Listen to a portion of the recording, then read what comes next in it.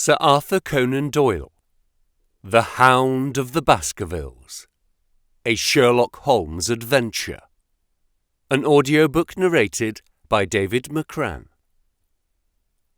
Chapter 1. Mr. Sherlock Holmes. Mr. Sherlock Holmes, who was usually very late in the mornings, save upon those infrequent occasions when he was up all night, was seated at the breakfast table. I stood upon the hearth-rug and picked up the stick which our visitor had left behind him the night before. It was a fine, thick piece of wood, bulbous-headed, of the sort which is known as a Penang lawyer. Just under the head was a broad silver band, nearly an inch across. To James Mortimer, M.R.C.S., from his friends of the C.C.H., was engraved upon it, with the date 1884. It was just such a stick as the old-fashioned family practitioner used to carry, dignified, solid, and reassuring. "Well, Watson, what do you make of it?" Holmes was sitting with his back to me, and I had given him no sign of my occupation. "How did you know what I was doing? I believe you have eyes in the back of your head." "I have, at least, a well-polished silver-plated coffee-pot in front of me," said he.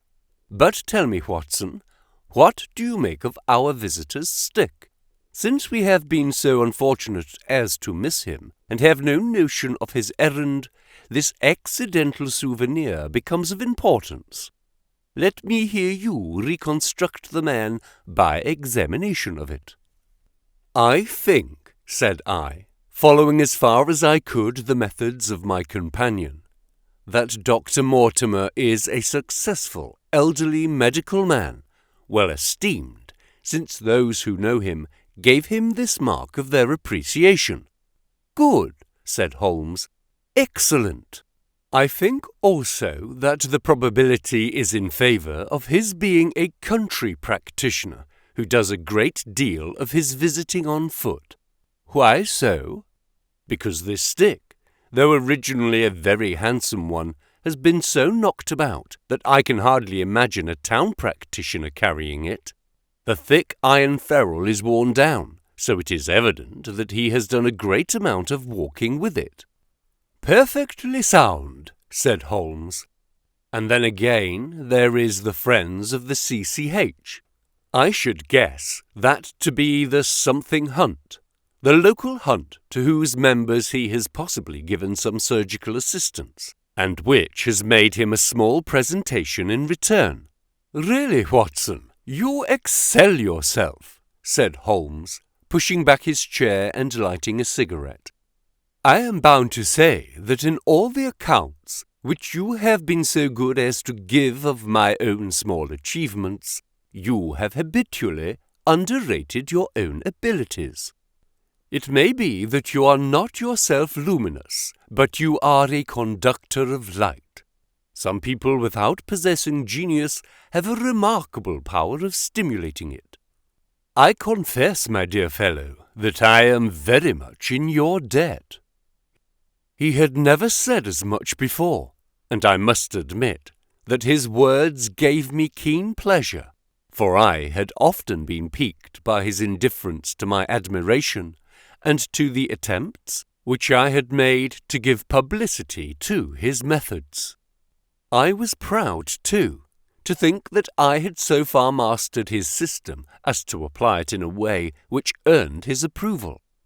He now took the stick from my hands and examined it for a few minutes with his naked eyes.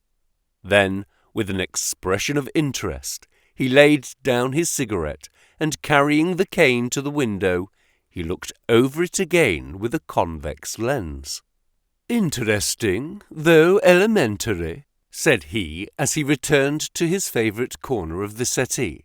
"There are certainly one or two indications upon the stick. It gives us the basis for several deductions." "Has anything escaped me?" I asked with some self-importance. "I trust that there is nothing of consequence which I have overlooked." I'm afraid, my dear Watson, that most of your conclusions were erroneous.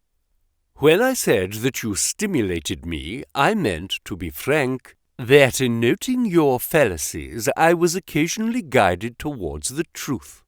Not that you are entirely wrong in this instance. The man is certainly a country practitioner, and he walks a good deal. Then I was right. To that extent. But that was all. No, my dear Watson, not all, by no means all. I would suggest, for example, that a presentation to a doctor is more likely to come from a hospital than from a hunt, and that when the initials CC are placed before that hospital, the words Charing Cross very naturally suggest themselves. You may be right. The probability lies in that direction, and if we take this as our working hypothesis, we have a fresh basis from which to start our construction of this unknown visitor. Well then, supposing that CCH does stand for Charing Cross Hospital, what further inferences may we draw? Do none suggest themselves? You know my methods. Apply them. I can only think of the obvious conclusion that the man has practised in town before going to the country. I think that we may venture a little farther than this. Look at it in this light. On what occasion would it be most probable that such a presentation would be made? When would his friends unite to give him a pledge of their goodwill? Obviously at the moment when Dr. Mortimer withdrew from the service of the hospital in order to start in practice for himself. We know that there has been a presentation. We believe there has been a change from a town hospital to a country practice. Is it then stretching our inference too far to say that the presentation was on the occasion of the change? It certainly seems probable. Now you will observe that he could not have been on the staff of the hospital, since only a man well established in a London practice could hold such a position, and such a one would not drift into the country. What was he then? If he was in the hospital and yet not on the staff, he could only have been a house surgeon or a house physician, little more than a senior student. And he left 5 years ago. The date is on the stick. So, your grave, middle-aged family practitioner vanishes into thin air, my dear Watson, and there emerges a young fellow under 30, amiable, unambitious, absent-minded, and the possessor of a favourite dog, which I should describe roughly as being larger than a terrier and smaller than a mastiff. I laughed incredulously as Sherlock Holmes leaned back in his settee and blew little wavering rings of smoke up to the ceiling. As to the latter part, I have no means of checking you, said I, but at least it is not difficult to find out a few particulars about the man's age and professional career. From my small medical shelf, I took down the medical directory and turned up the name. There were several Mortimers, but only one who could be our visitor. I read his record aloud. Mortimer, James, MRCS, 1882, Gripen, Dartmoor, Devon. House surgeon from 1882 to 1884 at Charing Cross Hospital. Winner of the Jackson Prize for Comparative Pathology with essay entitled Is Disease a Reversion? Corresponding member of the Swedish Pathological Society. Author of Some Freaks of Atavism, Lancet, 1882. Do We Progress? Journal of Psychology, March 1883. Medical Officer for the parishes of Gripen, Thorsley and High Barrow. No mention of that local hunt, Watson, said Holmes with a mischievous smile. But a country doctor, as you very astutely observed. I think that I am fairly justified in my inferences. As to the adjectives I said, if I remember right, amiable, unambitious, and absent-minded. It is my experience that it is only an amiable man in this world who receives testimonials, only an unambitious one who abandons a London career for the country, and only an absent-minded one who leaves his stick and not his visiting card after waiting an hour in your room. And the dog has been in the habit of carrying this stick behind his master. Being a heavy stick, the dog has held it tightly by the middle, and the marks of his teeth are very plainly visible. The dog's jaw, as shown in the space between these marks, is too broad, in my opinion, for a terrier, and not broad enough for a mastiff. It may have been, yes, by Jove, it is a curly-haired spaniel.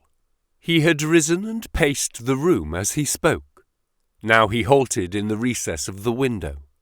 There was such a ring of conviction in his voice that I glanced up in surprise. "My dear fellow, how can you possibly be so sure of that?" "For the simple reason that I see the dog himself on our very doorstep, and there is the ring of its owner. Don't move, I beg you, Watson. He is a professional brother of yours, and your presence may be of assistance to me. Now is the dramatic moment of fate, Watson, when you hear a step upon the stair which is walking into your life, and you know not whether for good or ill. What does Dr. James Mortimer, the man of science, ask of Sherlock Holmes, the specialist in crime? Come in." The appearance of our visitor was a surprise to me, since I had expected a typical country practitioner.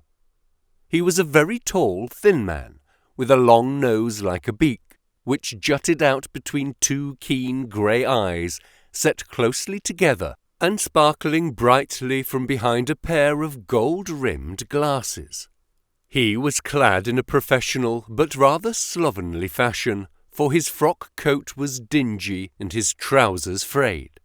Though young, his long back was already bowed, and he walked with a forward thrust of his head and a general air of peering benevolence. As he entered, his eyes fell upon the stick in Holmes's hand, and he ran towards it with an exclamation of joy. "I'm so very glad," said he. "I was not sure whether I'd left it here or in the shipping office. I would not lose that stick for the world." "A presentation, I see," said Holmes. "Yes, sir." "From Charing Cross Hospital?" "From one or two friends there on the occasion of my marriage."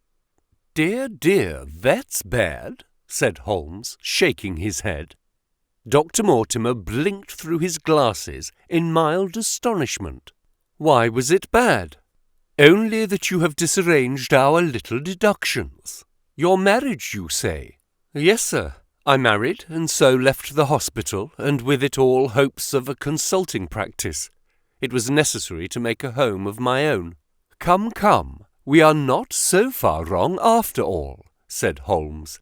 "And now, Dr. James Mortimer. Mr., sir, Mr., a humble MRCS, and a man of precise mind, evidently. A dabbler in science, Mr. Holmes, a picker-up of shells on the shores of the great unknown ocean. I presume that it is Mr. Sherlock Holmes who I am addressing, and not— No, this is my friend Dr. Watson. Glad to meet you, sir. I have heard your name mentioned in connection with that of your friend. You interest me very much, Mr. Holmes.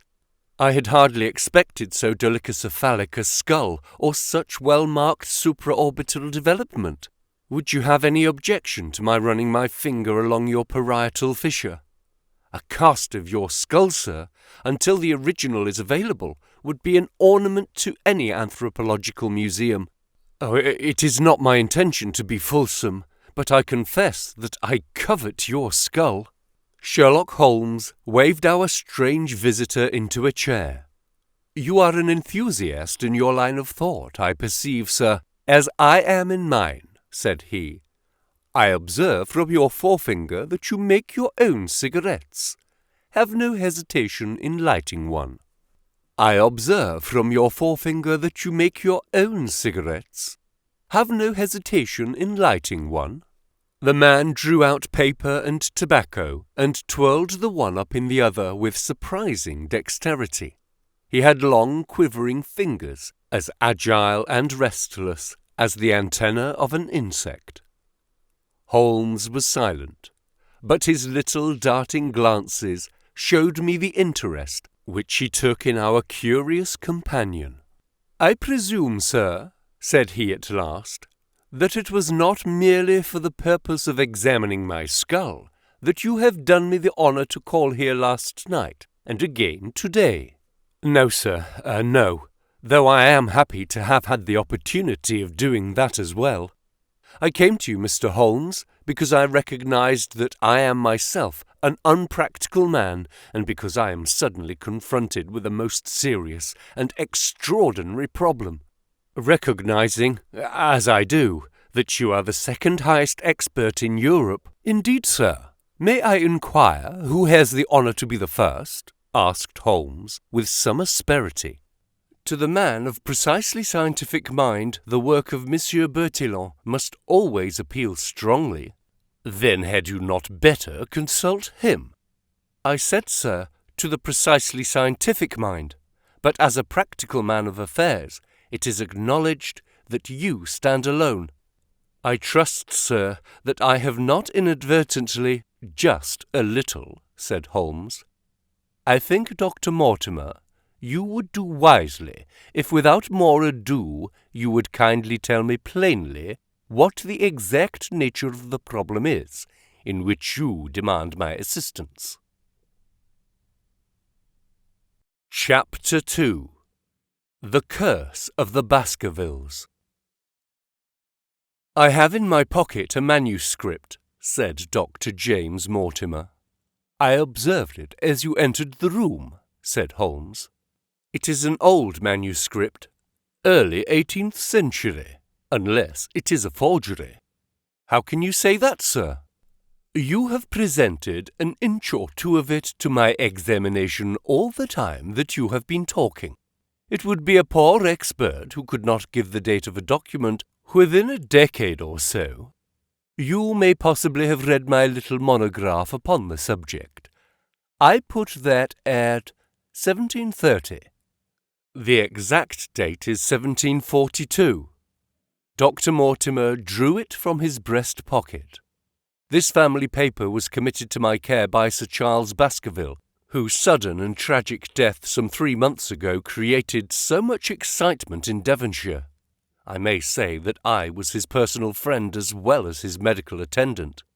He was a strong-minded man, sir, shrewd, practical, and as unimaginative as I am myself. Yet he took this document very seriously, and his mind was prepared for just such an end as did eventually overtake him. Holmes stretched out his hand for the manuscript and flattened it upon his knee. "You will observe, Watson, the alternative use of the long S and the short. It is one of several indications which enable me to fix the date." I looked over his shoulder at the yellow paper and the faded script. At the head was written Baskerville Hall, and below in large, scrawling figures, 1742. It appears to be a statement of some sort. Yes, it is a statement of a certain legend which runs in the Baskerville family. But I understand that it is something more modern and practical upon which you wish to consult me. Most modern.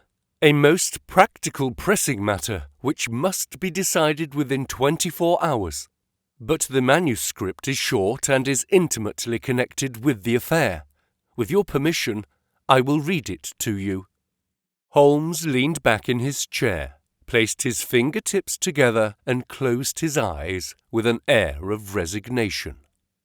Dr. Mortimer turned the manuscript to the light and read in a high, cracking voice the following curious, old-world narrative.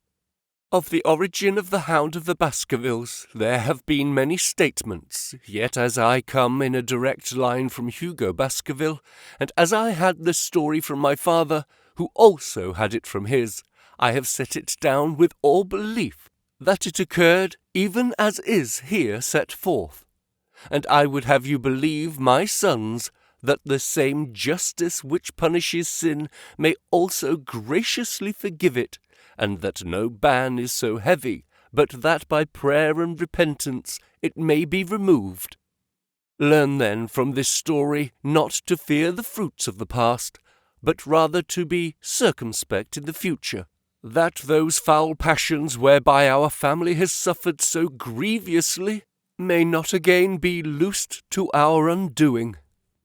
Know then that in the time of the great rebellion, the history of which by the learned Lord Clarendon I must earnestly commend to your attention, this manor of Baskerville was held by Hugo of that name, nor can it be gainsaid that he was a most wild, profane, and godless man. This, in truth, his neighbours might have pardoned, seeing the saints have never flourished in those parts, but there was in him a certain wanton and cruel humour which made his name a byword through the West. It chanced that this Hugo came to love, if indeed so dark a passion may be known under so bright a name, the daughter of a yeoman who held lands near the Baskerville estate. But the young maiden, being discreet and of good repute, would ever avoid him, for she feared his evil name. So it came to pass that one Michaelmas this Hugo, with 5 or 6 of his idle and wicked companions, stole down upon the farm and carried off the maiden, her father and brothers being from home, as he well knew. When they had brought her to the hall, the maiden was placed in an upper chamber, while Hugo and his friends sat down to a long carouse, as was their nightly custom. Now, the poor lass upstairs was like to have her wits turned at the singing and shouting and terrible oaths which came up from below her, for they say that the words used by Hugo Baskerville when he was in wine were such as might blast the man who said them. At last, in the stress of her fear, she did that which might have daunted the bravest or most active man, for by the aid of the growth of ivy which covered, and still covers, the south wall, she came down from under the eaves, and so homeward across the moor, there being 3 leagues betwixt the hall and her father's farm. It chanced that some little time later Hugo left his guests to carry food and drink, with other worse things, perchance, to his captive, and so found the cage empty and the bird escaped. Then, as it would seem, he became as one that hath the devil, for rushing down the stairs into the dining hall, he sprung upon the great table, flagons and trenchers flying before him, and he cried aloud before all the company that he would that very night render his body and soul to the powers of evil, if he might but overtake the wench. And while the revellers stood aghast at the fury of the man, one more wicked or, it may be, more drunken than the rest, cried out that they should put the hounds upon her. Whereat Hugo ran from the house, crying to his grooms that they should saddle his mare and unkennel the pack, and giving the hounds a kerchief of the maid's, he swung them into line, and so off full cry in the moonlight over the moor. Now for some space the revellers stood agape, unable to understand all that had been done in such haste. But anon their bemused wits awoke to the nature of the deed which was like to be done upon the moorlands. Everything was now in an uproar, some calling for their pistols, some for their horses, and some for another flask of wine. But at length some sense came back to their crazed minds, and the whole of them, 13 in number, took horse and started in pursuit. The moon shone clear above them, and they rode swiftly abreast, taking that course which the maid must needs have taken if she were to reach her own home. They had gone a mile or 2 when they passed one of the night shepherds upon the moorlands, and they cried to him to know if he had seen the hunt. And the man, as the story goes, was so crazed with fear that he could scarce speak. But at last he said that he had indeed seen the unhappy maiden, with the hounds upon her track. "But I have seen more than that," said he, "for Hugo Baskerville passed me upon his black mare, and there ran mute behind him such a hound of hell as God forbid should ever be at my heels." So the drunken squires cursed the shepherd and rode onward. But soon their skins turned cold, for there came a galloping across the moor, and the black mare, dabbled with white froth, went past with trailing bridle and empty saddle. Then the revellers rode close together, for a great fear was on them, but they still followed over the moor, though each, had he been alone, would have been right glad to have turned his horse's head. Riding slowly in this fashion, they came at last upon the hounds. These, though known for their valour and their breed, were whimpering in a cluster at the head of a deep dip, or goyle, as we call it upon the moor, some slinking away, and some, with starting hackles and staring eyes, gazing down the narrow valley before them. The company had come to a halt, more sober men, as you may guess, than when they started. The most of them would by no means advance, but 3 of them, the boldest, or it may be the most drunken, rode forward down the goyle. Now it opened into a broad space, in which stood 2 of those great stones, still to be seen there, which were set by certain forgotten peoples in the days of old. The moon was shining bright upon the clearing, and there in the centre lay the unhappy maid where she had fallen, dead of fear and of fatigue.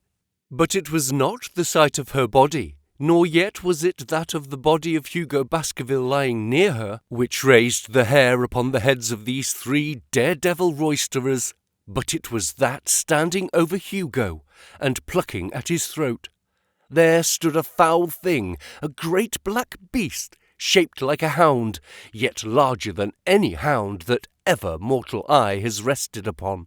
And even as they looked, the thing tore the throat out of Victor Hugo Baskerville, on which, as it turned its blazing eyes and dripping jaws upon them, the 3 shrieked with fear and rode for dear life, still screaming across the moor.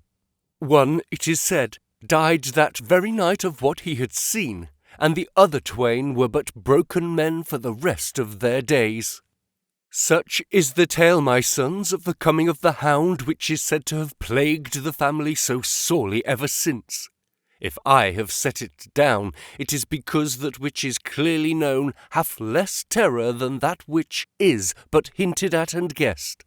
Nor can it be denied that many of the family have been unhappy in their deaths, which have been sudden, bloody, and mysterious. Yet may we shelter ourselves in the infinite goodness of Providence, which would not forever punish the innocent beyond that 3rd or 4th generation which is threatened in Holy Writ. To that Providence, my sons, I hereby commend you, and I counsel you by way of caution to forbear from crossing the moor in those dark hours when the powers of evil are exalted. This from Hugo Baskerville to his sons Roger and John, with instructions that they say nothing thereof to their sister Elizabeth. When Dr. Mortimer had finished reading this singular narrative, he pushed his spectacles up on his forehead and stared across at Mr. Sherlock Holmes. The latter yawned and tossed the end of his cigarette into the fire. "Well," said he, "do you not find it interesting?" "To a collector of fairy tales." Dr. Mortimer drew a folded newspaper out of his pocket. "Now, Mr. Holmes, we will give you something a little more recent. This is the Devon County Chronicle of May 14th of this year. It is a short account of the facts elicited at the death of Sir Charles Baskerville, which occurred a few days before that date." My friend leaned a little forward, and his expression became intent. Our visitor readjusted his glasses and began. The recent sudden death of Sir Charles Baskerville, whose name has been mentioned as the probable Liberal candidate for Mid-Devon at the next election, has cast a gloom over the county. Though Sir Charles had resided at Baskerville Hall for a comparatively short period, his amiability of character and extreme generosity had won the affection and respect of all who had been brought into contact with him. In these days of nouveau riche, it is refreshing to find a case where the scion of an old county family which has fallen upon evil days is able to make his own fortune and to bring it back with him to restore the fallen grandeur of his line. Sir Charles, as is well known, made large sums of money in South African speculation. More wise than those who go on until the wheel turns against them, he realized his gains and returned to England with them. It is only 2 years since he took up his residence at Baskerville Hall, and it is common talk how large were those schemes of reconstruction and improvement which have been interrupted by his death. Being himself childless, it was his openly expressed desire that the whole countryside should, within his own lifetime, profit by his good fortune, and many will have personal reasons for bewailing his untimely end. His generous donations to local and county charities have been frequently chronicled in these columns. The circumstances connected with the death of Sir Charles cannot be said to have been entirely cleared up by the inquest, but at least enough has been done to dispose of those rumours to which local superstition has given rise. There is no reason whatever to suspect foul play, or to imagine that death could be from any but natural causes. Sir Charles was a widower, and a man who may be said to have been in some ways of an eccentric habit of mind. In spite of his considerable wealth, he was simple in his personal tastes, and his indoor servants at Baskerville Hall consisted of a married couple named Barrymore, the husband acting as butler, and the wife as housekeeper. Their evidence, corroborated by that of several friends, tends to show that Sir Charles's health has for some time been impaired, and points especially to some affection of the heart manifesting itself in changes of colour, breathlessness, and acute attacks of nervous depression. Dr. James Mortimer, the friend and medical attendant of the deceased, has given evidence to the same effect. The facts of the case are simple. Sir Charles Baskerville was in the habit every night before going to bed of walking down the famous yew alley of Baskerville Hall. The evidence of the Barrymores shows that this had been his custom. On the 4th of May, Sir Charles had declared his intention of starting next day for London, and had ordered Barrymore to prepare his luggage. That night he went out as usual for his nocturnal walk, in the course of which he was in the habit of smoking a cigar. He never returned. At 12 o'clock, Barrymore, finding the hall door still open, became alarmed and, lighting a lantern, went in search of his master. The day had been wet, and Sir Charles's footmarks were easily traced down the alley. Halfway down this walk there is a gate which leads out onto the moor. There were indications that Sir Charles had stood for some little time here. He then proceeded down the alley, and it was at the far end of it that his body was discovered. One fact which has not been explained is the statement of Barrymore that his master's footprints altered their character from the time that he passed the moor gate, and that he appeared from thence onward to have been walking upon his toes. One Murphy, a gipsy horse-dealer, was on the moor at no great distance at the time, but he appears, by his own confession, to have been the worse for drink. He declares that he heard cries, but is unable to state from which direction they came. No signs of violence were to be discovered upon Sir Charles's person, and though the doctor's evidence pointed to an almost incredible facial distortion, so great that Dr. Mortimer refused at first to believe that it was indeed his friend and patient who lay before him. It was explained that that is a symptom which is not unusual in cases of dyspnea and death from cardiac exhaustion. This explanation was borne out by the post-mortem examination, which showed long-standing organic disease, and the coroner's jury returned a verdict in accordance with the medical evidence. It is well that this is so, for it is obviously of the utmost importance that Sir Charles's heir should settle at the Hall and continue the good work which has been so sadly interrupted. Had the prosaic finding of the coroner not finally put an end to the romantic stories which have been whispered in connection with the affair, it might have been difficult to find a tenant for Baskerville Hall. It is understood that the next of kin is Mr. Henry Baskerville, if he be still alive, the son of Sir Charles Baskerville's younger brother. The young man, when last heard of, was in America, and inquiries are being instituted with a view to informing him of his good fortune.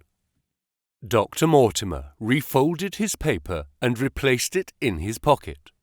Those are the public facts, Mr. Holmes, in connection with the death of Sir Charles Baskerville. "I must thank you," said Sherlock Holmes, "for calling my attention to a case which certainly presents some features of interest.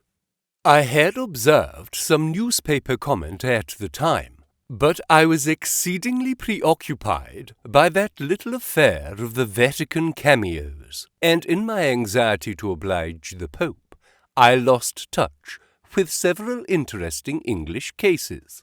This article, you say, contains all the public facts?" "It does." "Then let me have the private ones." He leaned back, put his fingertips together, and assumed his most impassive and judicial expression. "In doing so," said Dr. Mortimer, who had begun to show signs of some strong emotion, "I am telling that which I have not confided to anyone.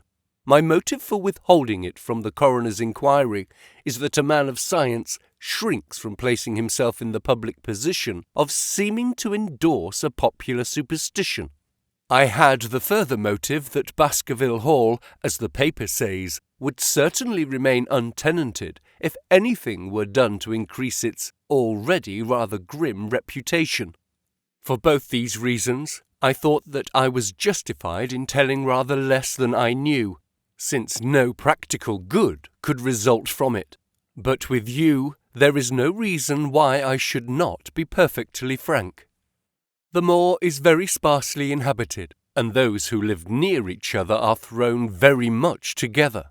For this reason I saw a good deal of Sir Charles Baskerville. With the exception of Mr. Frankland, of Lafter Hall, and Mr. Stapleton, the naturalist, there are no other men of education within many miles. Sir Charles was a retiring man, but the chance of his illness brought us together, and a community of interests in science kept us so. He had brought back much scientific information from South Africa, and many a charming evening we have spent together discussing the comparative anatomy of the Bushman and the Hottentot. Within the last few months it became increasingly plain to me that Sir Charles's nervous system was strained to the breaking point. He had taken this legend which I have read you exceedingly to heart, so much so that, although he would walk in his own grounds, nothing would induce him to go out upon the moor at night. Incredible as it may appear to you, Mr. Holmes, he was honestly convinced that a dreadful fate overhung his family, and certainly the records which he was able to give of his ancestors were not encouraging. The idea of some ghastly presence constantly haunted him, and on more than one occasion he has asked me whether I had on my medical journeys at night ever seen any strange creature or heard the baying of a hound. The latter question he put to me several times, and always with a voice which vibrated with excitement. I can well remember driving up to his house in the evening some 3 weeks before the fatal event, He chanced to be at his hall door. I had descended from my gig and was standing in front of him when I saw his eyes fix themselves over my shoulder and stare past me with an expression of the most dreadful horror. I whisked round and had just time to catch a glimpse of something which I took to be a large black calf passing at the head of the drive. So excited and alarmed was he that I was compelled to go down to the spot where the animal had been and look around for it. It was gone, however, and the incident appeared to make the worst impression upon his mind. I stayed with him all the evening, and it was on that occasion, to explain the emotion which he had shown, that he confided to my keeping that narrative which I read to you when I first came. I mention this small episode because it assumes some importance in view of the tragedy which followed, but I was convinced at the time that the matter was entirely trivial and that his excitement had no justification. It was at my advice that Sir Charles was about to go to London. His heart was, I knew, affected, and the constant anxiety in which he lived, however chimerical the cause of it might be, was evidently having a serious effect upon his health. I thought that a few months among the distractions of town would send him back a new man. Mr. Stapleton, a mutual friend, who was much concerned at his state of health, was of the same opinion. At the last instant came this terrible catastrophe. On the night of Sir Charles's death, Barrymore the butler, who made the discovery, sent Perkins the groom on horseback to me, and as I was sitting up late, I was able to reach Baskerville Hall within an hour of the event. I checked and corroborated all the facts which were mentioned at the inquest.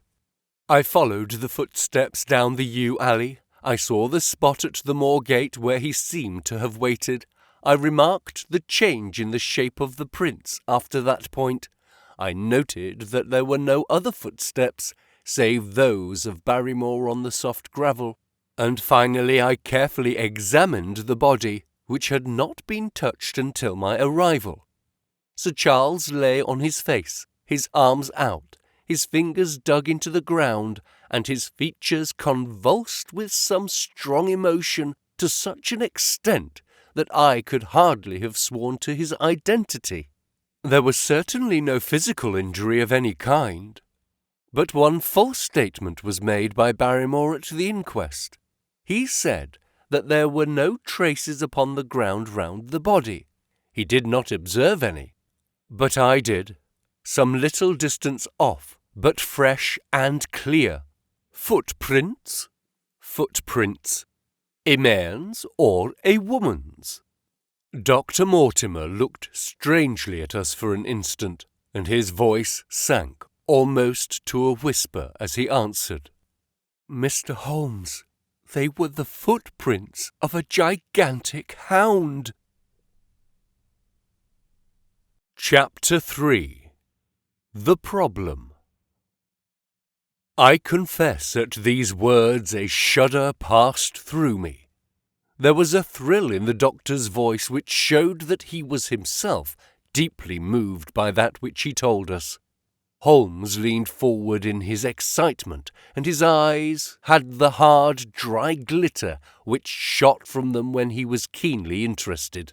"You saw this? As clearly as I see you. And you said nothing? What was the use? How was it that no one else saw it? The marks were some 20 yards from the body, and no one gave them a thought. I don't suppose I should have done so had I not known this legend. There are many sheepdogs on the moor. No doubt, but this was no sheepdog. You say it was large, enormous, but it had not approached the body. No. What sort of night was it? Damp and raw, but not actually raining. No. What is the alley like?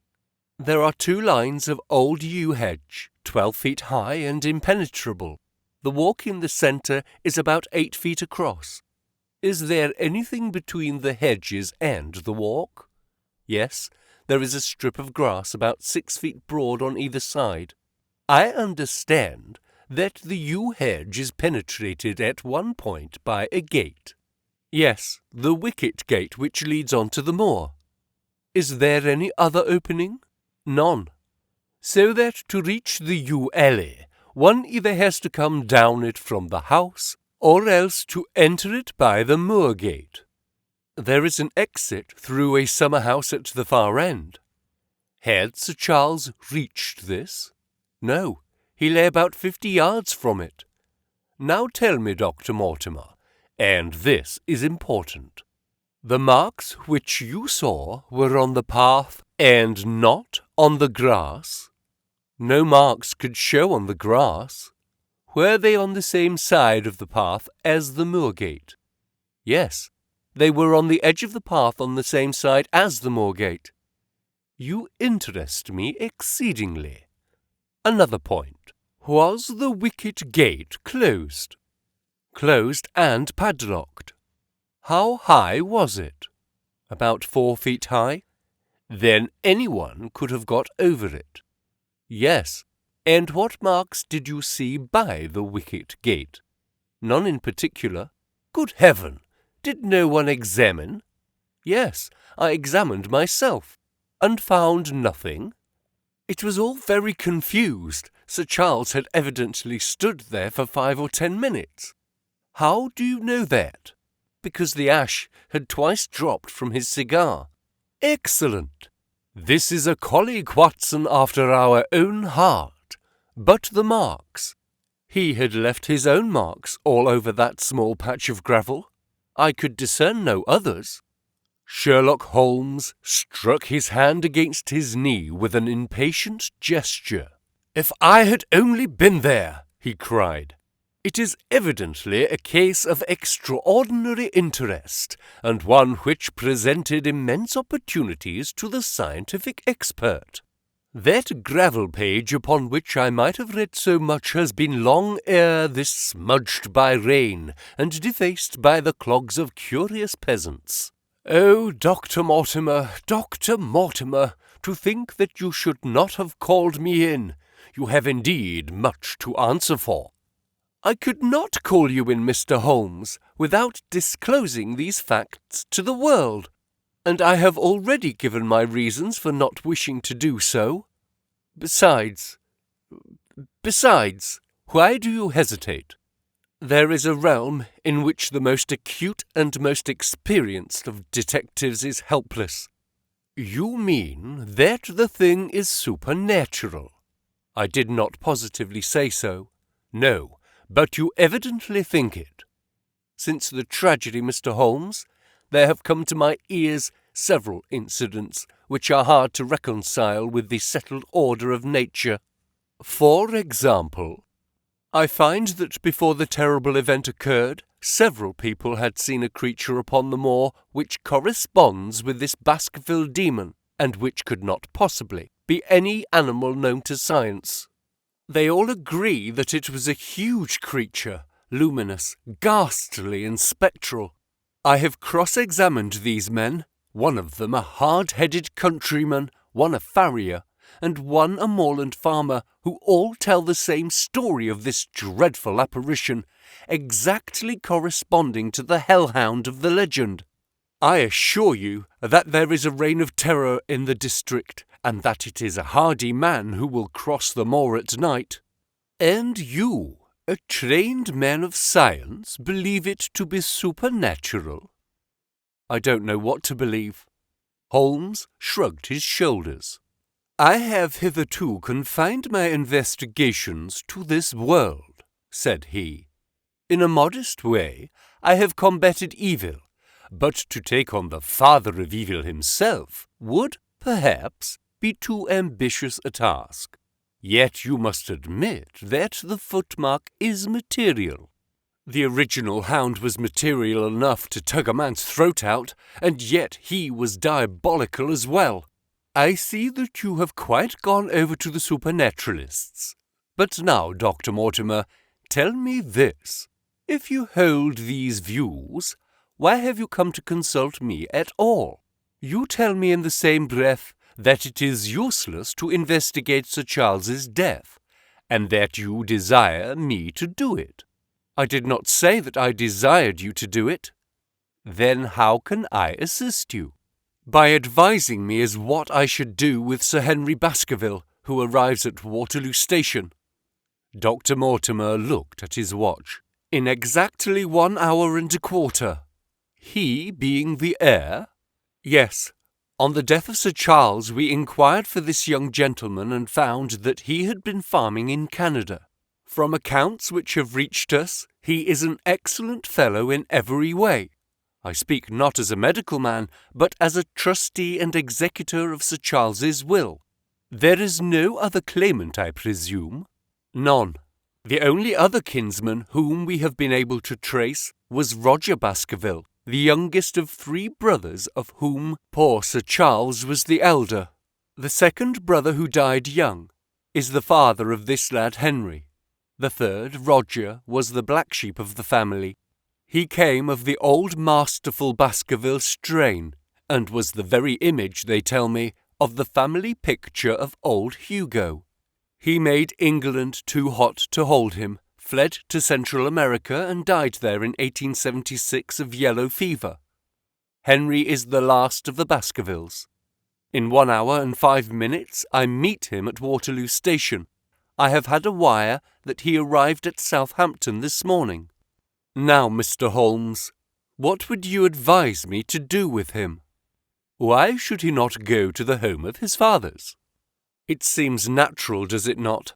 And yet, consider that every Baskerville who goes there meets with an evil fate. I feel sure that if Sir Charles could have spoken with me before his death, he would have warned me against bringing this, the last of the old race, and the heir to the great wealth, to that deadly place. And yet it cannot be denied that the prosperity of the whole poor bleak countryside depends upon his presence. All the good work which has been done by Sir Charles will crash to the ground if there is no tenant of the hall. I fear lest I should be swayed too much by my obvious interest in the matter, and that is why I bring the case before you and ask for your advice. Holmes considered for a little time. Put into plain words, the matter is this, said he. In your opinion, there is a diabolical agency which makes Dartmoor an unsafe abode for a Baskerville. That is your opinion? At least I might go the length of saying that there is some evidence that this may be so. Exactly. But surely, if your supernatural theory be correct, it could work the young man evil in London as easily as in Devonshire. A devil with merely local powers like a parish vestry would be too inconceivable a thing. You put the matter more flippantly, Mr. Holmes, than you would probably do if you were brought into personal contact with these things. Your advice, then, as I understand it, is that the young man will be as safe in Devonshire as in London. He comes in 50 minutes. What would you recommend? I recommend, sir, that you take a cab. Call off your spaniel, who is scratching at my front door, and proceed to Waterloo to meet Sir Henry Baskerville. And then you will say nothing to him at all until I have made up my mind about the matter. How long will it take you to make up your mind? 24 hours. At 10 o'clock tomorrow, Dr. Mortimer, I will be much obliged to you if you will call upon me here, and it will be of help to me in my plans for the future if you will bring Sir Henry Baskerville with you. I will do so, Mr. Holmes. He scribbled the appointment on his shirt cuff and hurried off in his strange, peering, absent-minded fashion. Holmes stopped him at the head of the stair. Only one more question, Dr. Mortimer. You say that before Sir Charles Baskerville's death, several people saw this apparition upon the moor. 3 people did. Did any see it after? I have not heard of any. Thank you. Good morning. Holmes returned to his seat, with that quiet look of inward satisfaction which meant that he had a congenial task before him. Going out, Watson? Unless I can help you. No, my dear fellow, it is at an hour of action that I turn to you for aid. But this is splendid, really unique from some points of view. When you pass Bradley's, would you ask him to send up a pound of the strongest shag tobacco? Thank you. It would be as well if you could make it convenient not to return before evening.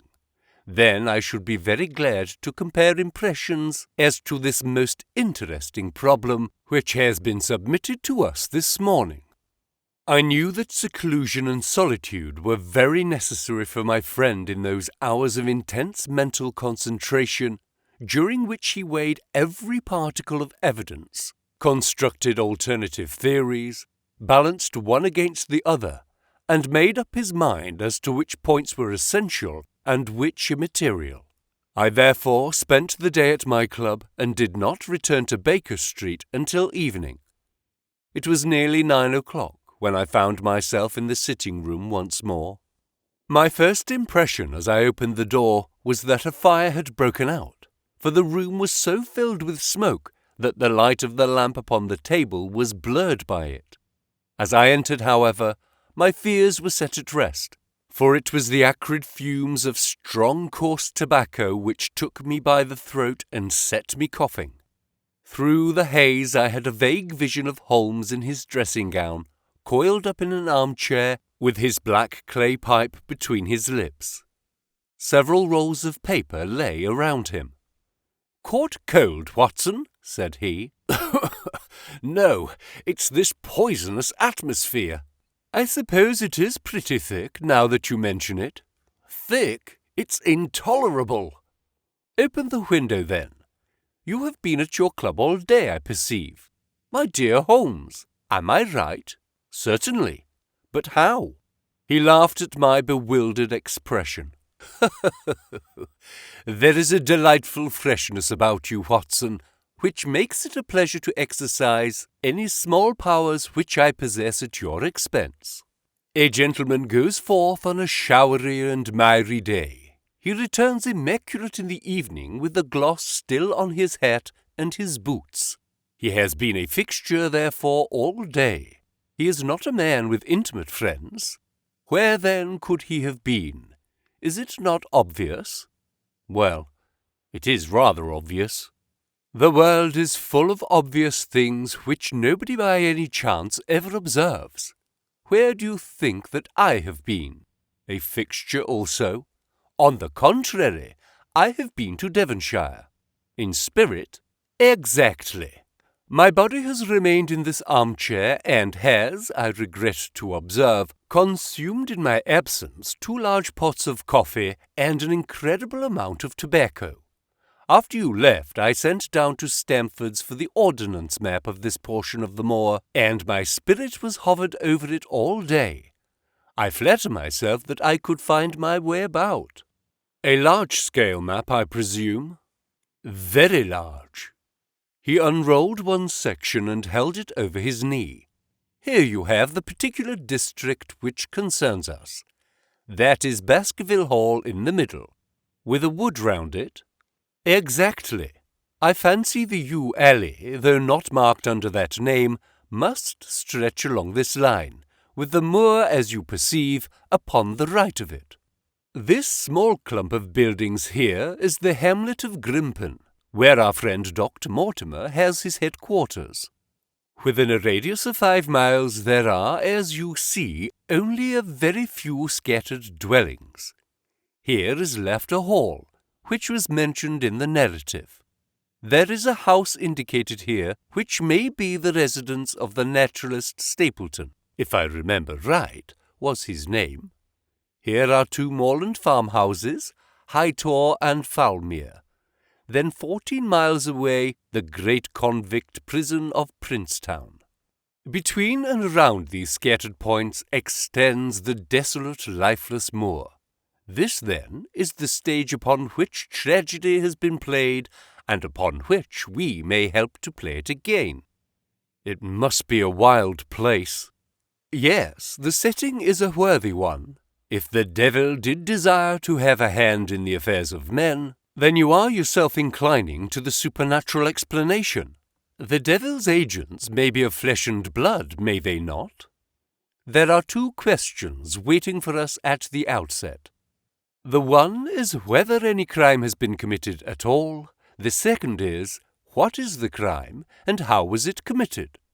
Of course, if Dr. Mortimer's surmise should be correct, and we are dealing with forces outside the ordinary laws of nature, there is an end to our investigation. But we are bound to exhaust all other hypotheses before falling back upon this one.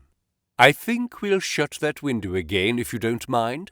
It is a singular thing, but I find that a concentrated atmosphere helps a concentration of thought. I have not pushed it to the length of getting into a box to think, but that is the logical outcome of my convictions. Have you turned the case over in your mind? Yes, I've thought a good deal of it in the course of the day. What do you make of it? It is very bewildering. It has certainly a character of its own. There are points of distinction about it. That change in the footprints, for example. What do you make of that? Mortimer said that the man had walked on tiptoe down that portion of the alley. He only repeated what some fool had said at the inquest. Why should a man walk on tiptoe down the alley? What then? He was running, Watson, running desperately, running for his life, running until he burst his heart and fell dead upon his face. Running from what? There lies our problem. There are indications that the man was crazed with fear before ever he began to run. How can you say that? I am presuming that the cause of his fears came to him across the moor.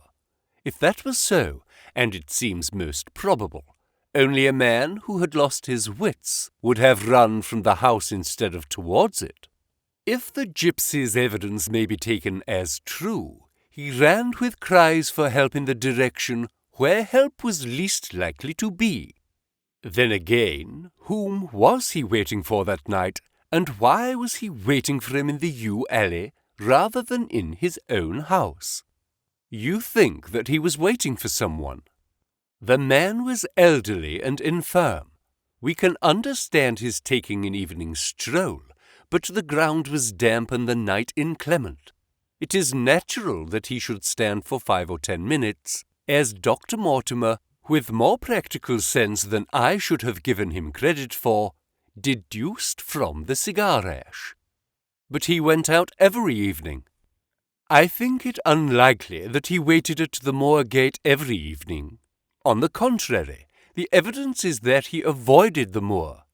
That night he waited there. It was the night before he made his departure for London. The thing takes shape, Watson. It becomes coherent. Might I ask you to hand me my violin, and we will postpone all further thought upon this business until we have had the advantage of meeting Dr. Mortimer and Sir Henry Baskerville in the morning. Chapter 4. Sir Henry Baskerville. Our breakfast table was cleared early, and Holmes waited in his dressing gown for the promised interview. Our clients were punctual to their appointment, for the clock had just struck 10 when Dr. Mortimer was shown up, followed by the young baronet. The latter was a small, alert, dark-eyed man about 30 years of age, very sturdily built, with thick black eyebrows and a strong, pugnacious face.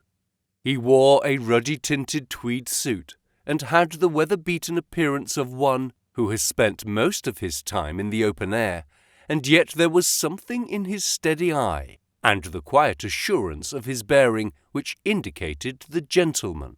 "This is Sir Henry Baskerville," said Dr. Mortimer. "Why, yes," said he. "And the strange thing is, Mr. Sherlock Holmes, that if my friend here had not proposed coming round to you this morning, I should have come on my own account. I understand that you think out little puzzles, and I've had one this morning which wants more thinking about than I am able to give it. Pray take a seat, Sir Henry." Do I understand you to say that you have yourself had some remarkable experience since you arrived in London? Nothing much of importance, Mr. Holmes. Only a joke, as like as not. It was this letter, if you can call it a letter, which reached me this morning. He laid an envelope upon the table, and we all bent over it. It was of common quality, greyish in colour. The address, Sir Henry Baskerville, Northumberland Hotel, was printed in rough characters, the postmark Charing Cross, and the date of posting the preceding evening.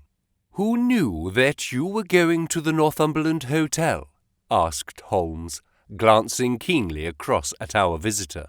"No one could have known. We only decided after I met Dr. Mortimer." "But Dr. Mortimer was no doubt already stopping there."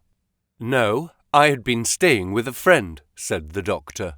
"There was no possible indication that we intended to go to this hotel." "Someone seems to be very deeply interested in your movements." Out of the envelope he took half a sheet of foolscap paper, folded it into 4. This he opened and spread flat upon the table. Across the middle of it, a single sentence had been formed by the expedient of pasting printed words upon it. It ran, "As you value your life or your reason, keep away from the moor." The word "more" only was printed in ink. "Now," said Sir Henry Baskerville, "perhaps you will tell me, Mr. Holmes, what in thunder is the meaning of that, and who is it that takes so much interest in my affairs?" "What do you make of it, Dr. Mortimer?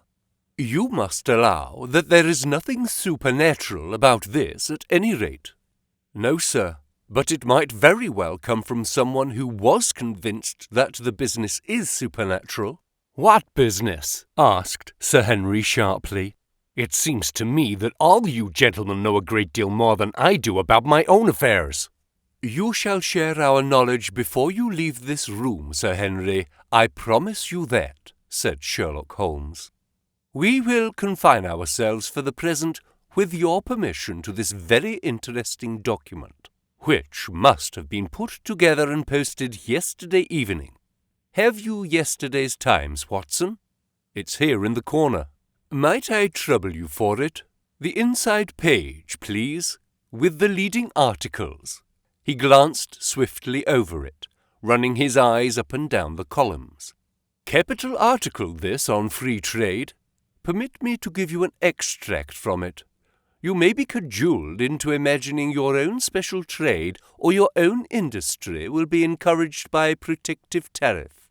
But it stands to reason that such legislation must in the long run keep away wealth from the country, diminish the values of our imports, and lower the general conditions of life in this land." "What do you think of that, Watson?" cried Holmes in high glee, rubbing his hands together with satisfaction. Dr. Mortimer looked at Holmes with an air of professional interest, and Sir Henry Baskerville turned a pair of puzzled dark eyes upon me.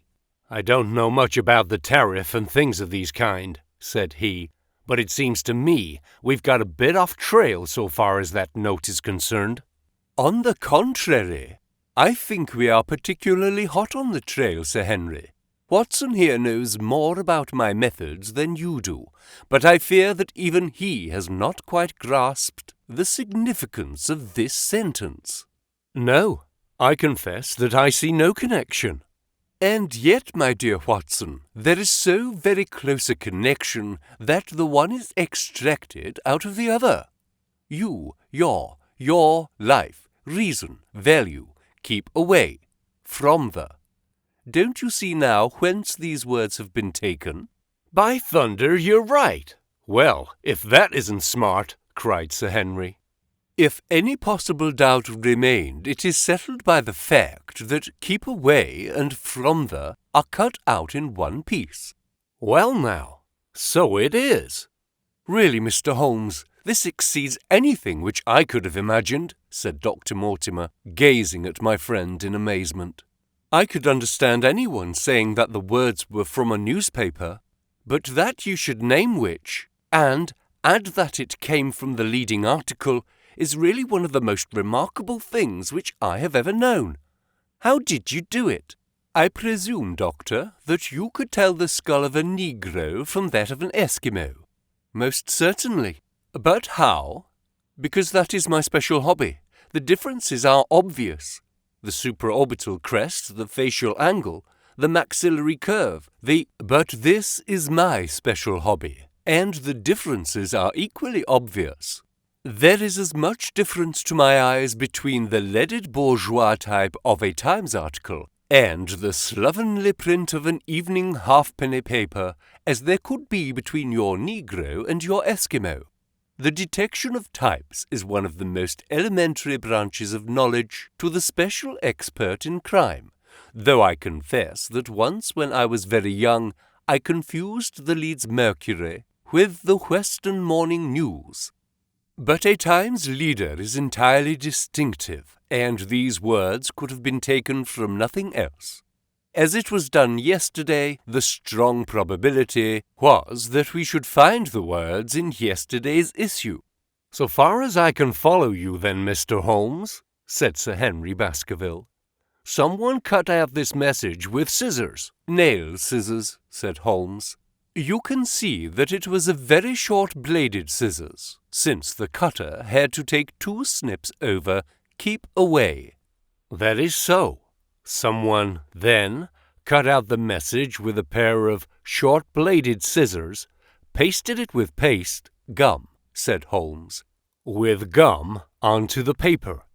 But I want to know why the word more should have been written. Because he could not find it in print.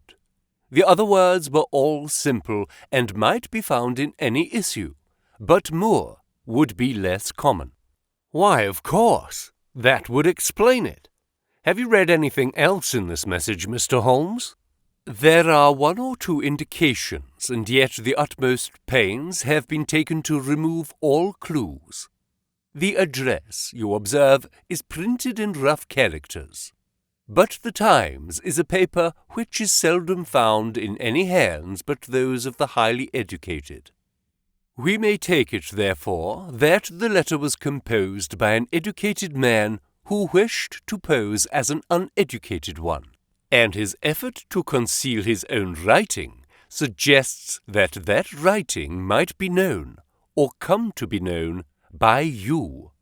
Again, you will observe that the words are not gummed on in an accurate line, but that some are much higher than others. Life, for example, is quite out of its proper place. That may point to carelessness, or it may point to agitation and hurry upon the part of the cutter. On the whole, I incline to the latter view, since the matter was evidently important, and it is unlikely that the composer of such a letter would be careless. If he were in a hurry, it opens up the interesting question why he should be in a hurry, since any letter posted up to early morning would reach Sir Henry before he would leave his hotel.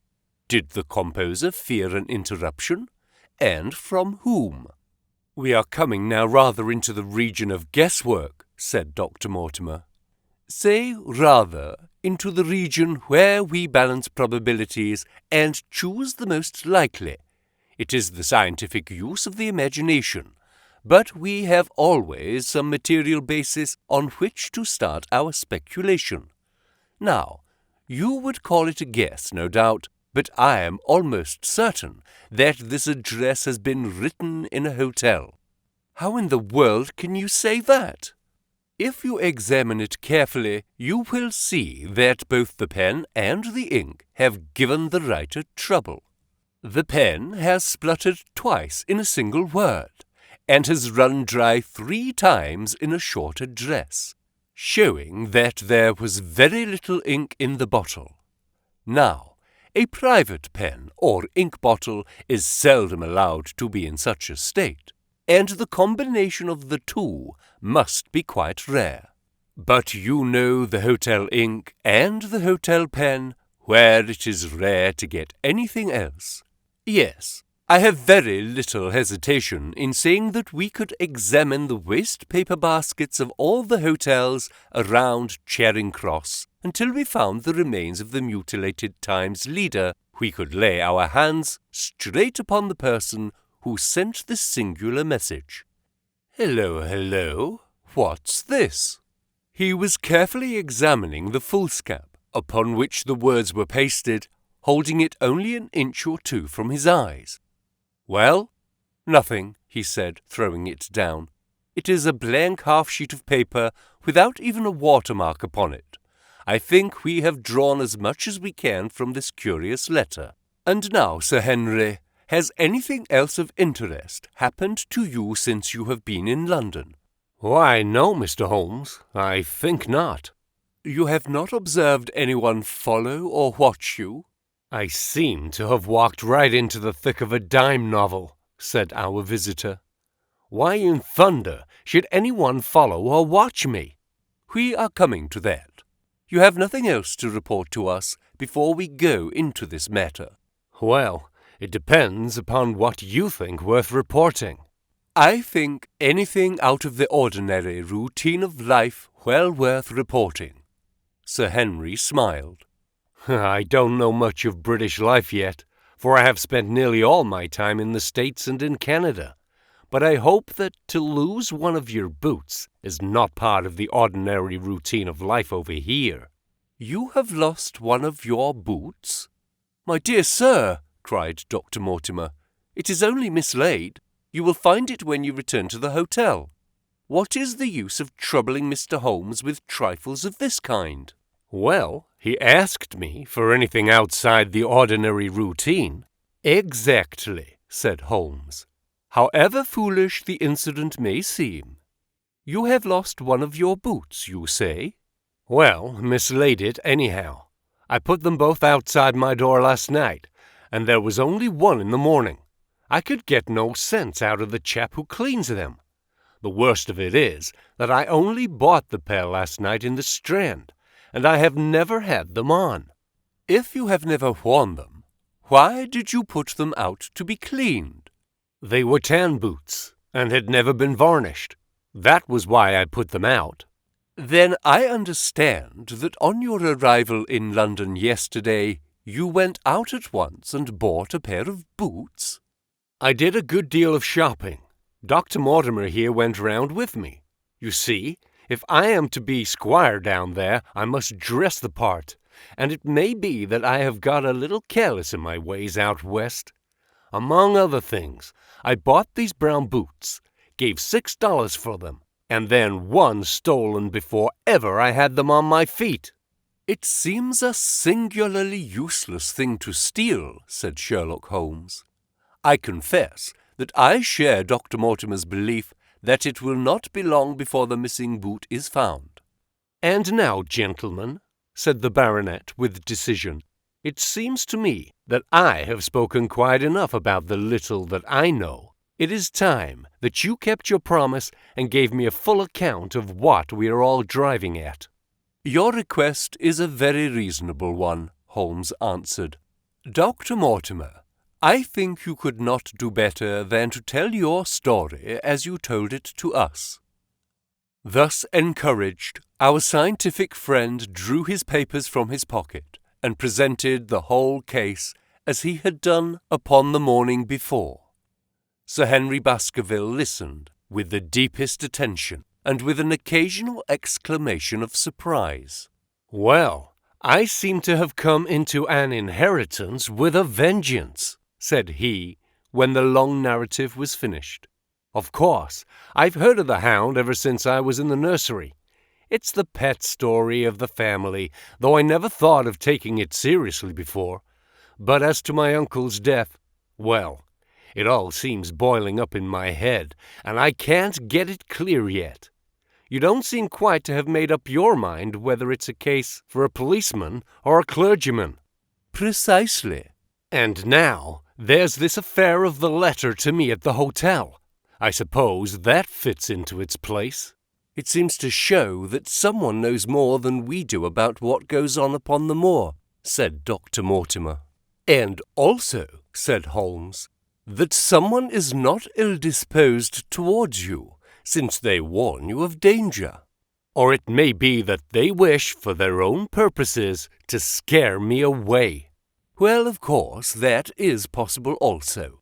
I am very much indebted to you, Dr. Mortimer, for introducing me to a problem which presents several interesting alternatives.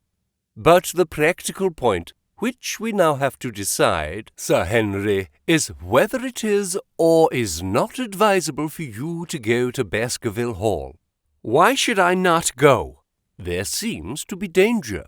Do you mean danger from this family fiend, or do you mean danger from human beings? Well, that is what we have to find out. Whichever it is, my answer is fixed. There is no devil in hell, Mr. Holmes, and there is no man upon earth who can prevent me from going to the home of my own people, and you may take that to be my final answer. His dark brows knitted, and his face flushed to a dusky red as he spoke. It was evident that the fiery temper of the Baskervilles was not extinct in this, their last representative. Meanwhile, said he, I have hardly had time to think over all that you have told me. It's a big thing for a man to have to understand and to decide at one sitting. I should like to have a quiet hour by myself to make up my mind. Now, look here, Mr. Holmes. It's 11:30 now, and I'm going back right away to my hotel. Suppose you and your friend, Dr. Watson, come round and lunch with us at 2. I'll be able to tell you more clearly then how this thing strikes me. Is that convenient to you, Watson? Perfectly. Then you may expect us. Shall I have a cab called? I'd prefer to walk, for this affair has flurried me rather. I'll join you in a walk with pleasure, said his companion. Then we meet again at 2 o'clock. Au revoir and good morning. We heard the steps of our visitors descend the stair and the bang of the front door. In an instant, Holmes had changed from the languid dreamer to the man of action. Your hat and boots, Watson, quick! Not a moment to lose. He rushed into his room in his dressing gown and was back again in a few seconds in a frock coat. We hurried together down the stairs and into the street. Dr. Mortimer and Baskerville were still visible about 200 yards ahead of us in the direction of Oxford Street. Shall I run on and stop them? Not for the world, my dear Watson. I'm perfectly satisfied with your company, if you will tolerate mine. Our friends are wise, for it is certainly a very fine morning for a walk. He quickened his pace until we had decreased the distance which divided us by about half. Then, still keeping 100 yards behind, we followed into Oxford Street and so down Regent Street. Our friends stopped and stared into a shop window upon which Holmes did the same. An instant afterwards, he gave a little cry of satisfaction, and, following the direction of his eager eyes, I saw that a hansom cab, with a man inside, which had halted on the other side of the street, was now proceeding slowly onward again. There's our man, Watson. Come along. We'll have a good look at him, if we can do no more. At that instant I was aware of a bushy black beard and a pair of piercing eyes turned upon us through the side window of the cab. Instantly the trap door at the top flew up, something was screamed to the driver, and the cab flew madly off down Regent Street. Holmes looked eagerly round for another, but no empty one was in sight. Then he dashed in wild pursuit amid the stream of the traffic, but the start was too great, and already the cab was out of sight. There now, said Holmes bitterly, as he emerged panting and white with vexation from the tide of vehicles. Was ever such bad luck and such bad management too, Watson? Watson, if you are an honest man, you will record this also and set it against my successes. Who was the man? I have no idea. A spy? Well, it was evident from what we have heard that Baskerville has been very closely shadowed by someone since he has been in town. How else could it be known so quickly that it was the Northumberland Hotel which he had chosen? If they had followed him the first day, I argued that they would follow him also the second. You may have observed that I twice strolled over to the window while Dr. Mortimer was reading his legend. Yes, I remember. I was looking out for loiterers in the street, but I saw none. We are dealing with a very clever man, Watson. This matter cuts very deep, and though I have not finally made up my mind whether it is a benevolent or a malevolent agency which is in touch with us, I am conscious always of power and design.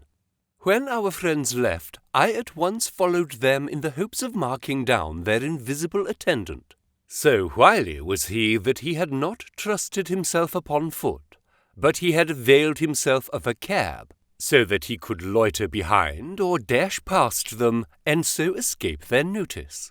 His method had the additional advantage that if they were to take a cab, he was all ready to follow them. It has, however, one obvious disadvantage. It puts him in the power of the cabman. Exactly. Oh, what a pity we did not get the number. My dear Watson, clumsy as I have been, you surely do not seriously imagine that I neglected to get the number. Number 2704 is our man, but that is of no use to us for the moment. I fail to see how you could have done more. On observing the cab, I should have instantly turned and walked in the other direction. I should then at my leisure have hired a second cab, and followed the first at a respectful distance, or better still, have driven to the Northumberland Hotel and waited there. When our unknown had followed Baskerville home, we should have had the opportunity of playing his own game upon himself, and seeing where he made for. As it is, by an indiscreet eagerness, which was taken advantage of with extraordinary quickness and energy by our opponent, we have betrayed ourselves and lost our man. We had been sauntering slowly down Regent Street during this conversation, and Dr. Mortimer, with his companion, had long vanished in front of us. "There is no object in our following them," said Holmes. "The shadow has departed and will not return. We must see what further cards we have in our hands and play them with decision. Could you swear to that man's face within the cab?" I could swear only to the beard, and so could I, from which I gather that in all probability it was a false one. A clever man upon so delicate an errand has no use for a beard save to conceal his features. "Come in here, Watson." He turned into one of the district messenger offices, where he was warmly greeted by the manager. "Ah, Wilson, I see you have not forgotten the little case in which I had the good fortune to help you." "No, sir, indeed I have not. You saved my good name and perhaps my life." "Oh, my dear fellow, you exaggerate. I have some recollection, Wilson, that you had among your boys a lad named Cartwright, who showed some ability during the investigation." "Yes, sir, he is still with us." "Could you ring him up?" "Thank you, and I should be glad to have change of this £5 note." A lad of 14, with a bright, keen face, had obeyed the summons of the manager. He stood now gazing with great reverence at the famous detective. "Let me have the hotel directory," said Holmes. "Thank you. Now, Cartwright, there are the names of 23 hotels here, all in the immediate neighbourhood of Charing Cross. Do you see?" "Yes, sir." "You will visit each of these in turn." "Yes, sir." "You will begin in each case by giving the outside porter 1 shilling. Here are 23 shillings. "Yes, sir." "You will tell him that you want to see the waste paper of yesterday. You will say that an important telegram has miscarried and that you are looking for it. You understand?" "Yes, sir." "But what you are really looking for is the centre page of the Times, with some holes cut in it with scissors. Here is a copy of the Times. It is this page. You could easily recognize it, could you not?" "Yes, sir." In each case, the outside porter will send for the hall porter, to whom also you will give a shilling. Here are 23 shillings. You will then learn, in possibly 20 cases out of the 23, that the waste of the day before has been burned or removed. In the 3 other cases, you will be shown a heap of paper, and you will look for this page of the Times among it. The odds are enormously against your finding it. There are 10 shillings over in case of emergencies. Let me have a report by wire at Baker Street before evening.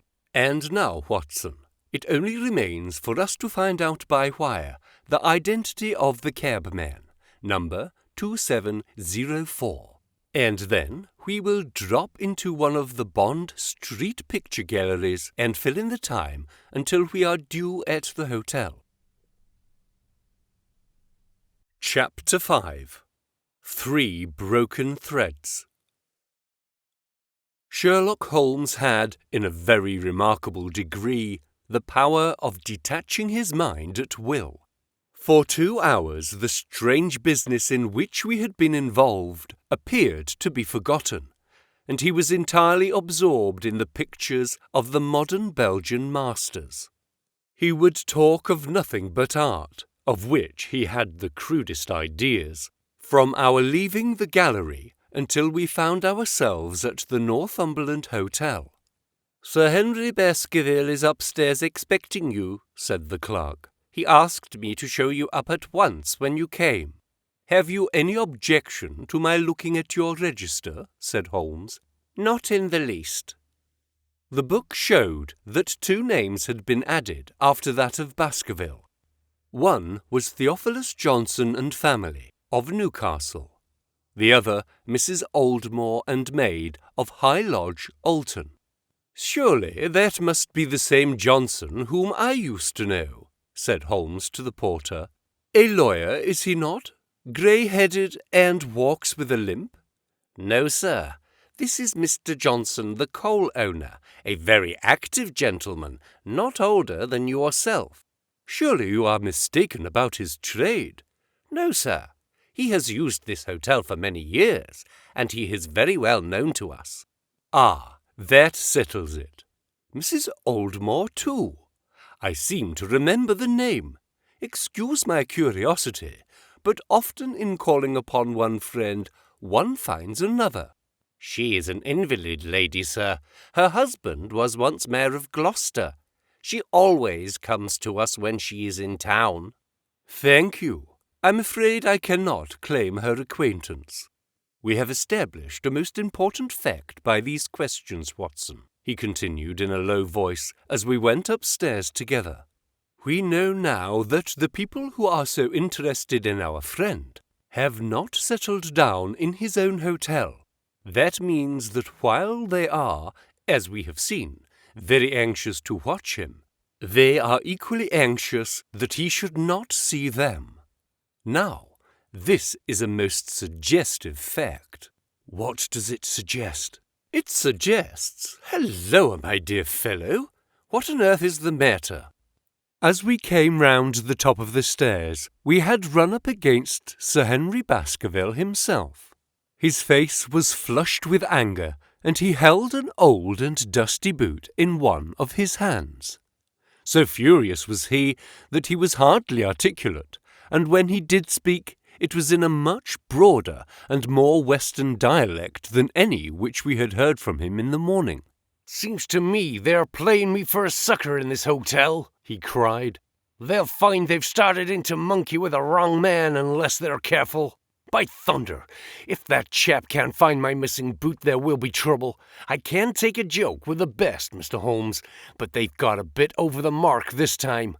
"Still looking for your boot?" "Yes, sir, and I mean to find it." "But surely you said that it was a new brown boot." "So it was, sir, and now it's an old black one." "What? You don't mean to say—" "That's just what I do mean to say. I only had 3 pairs in the world, the new brown, the old black, and the patent leathers which I'm wearing. Last night they took one of my brown ones, and today they have sneaked one of the black." "Well, have you got it?" Speak out, man, and don't stand staring." An agitated German waiter had appeared upon the scene. "No, sir. I have made inquiry all over the hotel, but I can hear no word of it." "Well, either that boot comes back before sundown, or I'll see the manager, and I'll tell him that I go straight out of this hotel." "It shall be found, sir. I promise you that, if you will have a little patience, it will be found." "Mind it is, for it's the last thing of mine that I'll lose in this den of thieves." Well, Mr. Holmes, you'll excuse my troubling you about such a trifle." "I think it's well worth troubling about." "Why? You look very serious over it." "How do you explain it?" "I just don't attempt to explain it. It seems the very maddest, queerest thing that ever happened to me." "The queerest, perhaps," said Holmes thoughtfully. "What do you make of it yourself?" "Well, I don't profess to understand it yet. This case of yours is very complex, Sir Henry. When taken in conjunction with your uncle's death, I am not sure that all of the 500 cases of capital importance which I have handled, there is one which cuts so deep. But we hold several threads in our hands, and the odds are that one or other of them guides us to the truth. We may waste time in following the wrong one, but sooner or later we must come upon the right." We had a pleasant luncheon in which little was said of the business which had brought us together. It was in the private sitting-room to which we afterwards repaired that Holmes asked Baskerville what were his intentions. "To go to Baskerville Hall." "And when?" "At the end of the week." "On the whole," said Holmes, "I think that your decision is a wise one. I have ample evidence that you are being dogged in London, and amid the millions of this great city it is difficult to discover who these people are or what their object can be. If their intentions are evil, they might do you a mischief, and we should be powerless to prevent it. You didn't know, Dr. Mortimer, that you were followed this morning from my house?"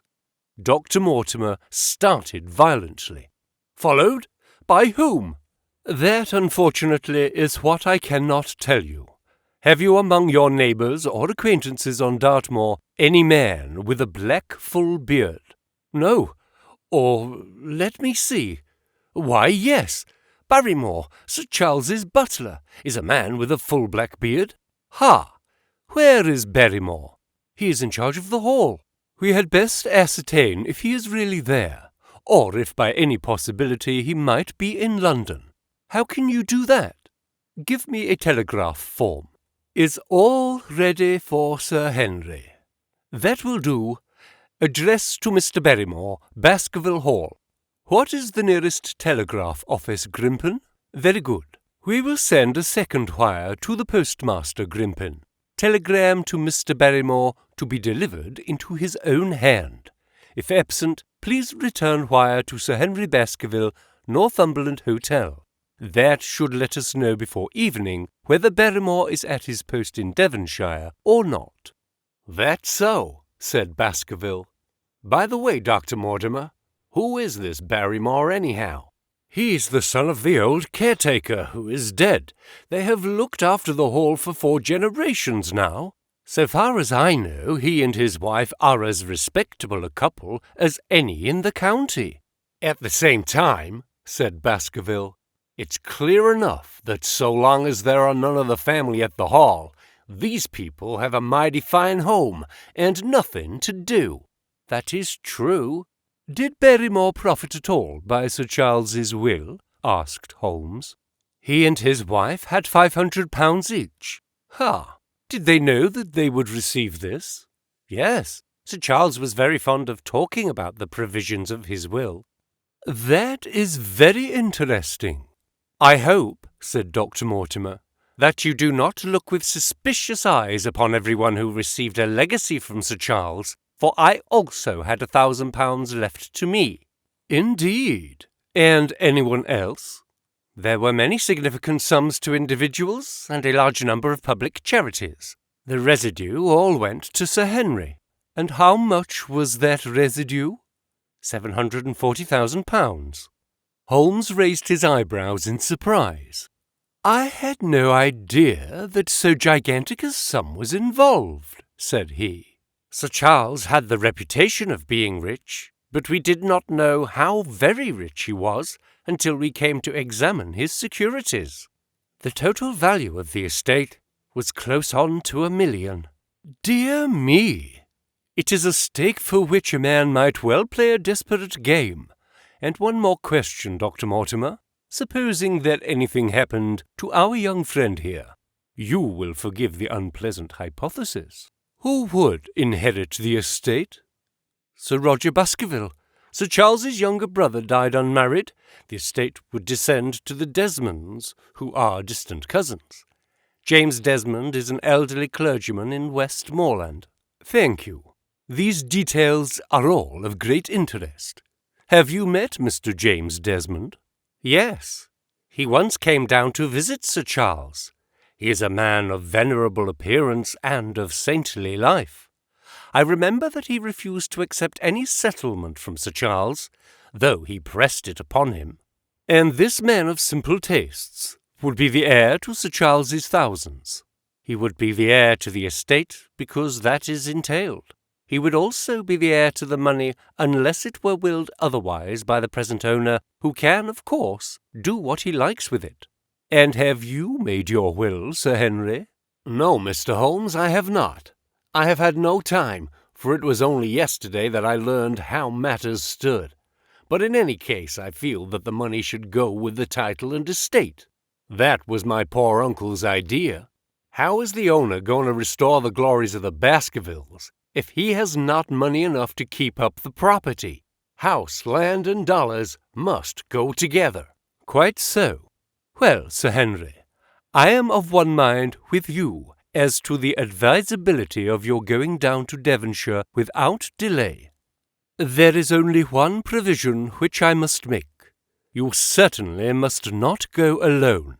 Dr. Mortimer returns with me. But Dr. Mortimer has his practice to attend to, and his house is miles away from yours.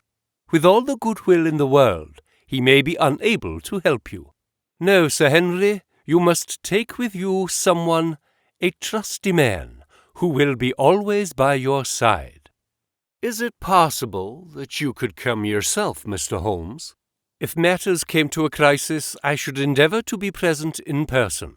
But you can understand that, with my extensive consulting practice, and with the constant appeals which reach me from many quarters, it is impossible for me to be absent from London for an indefinite time.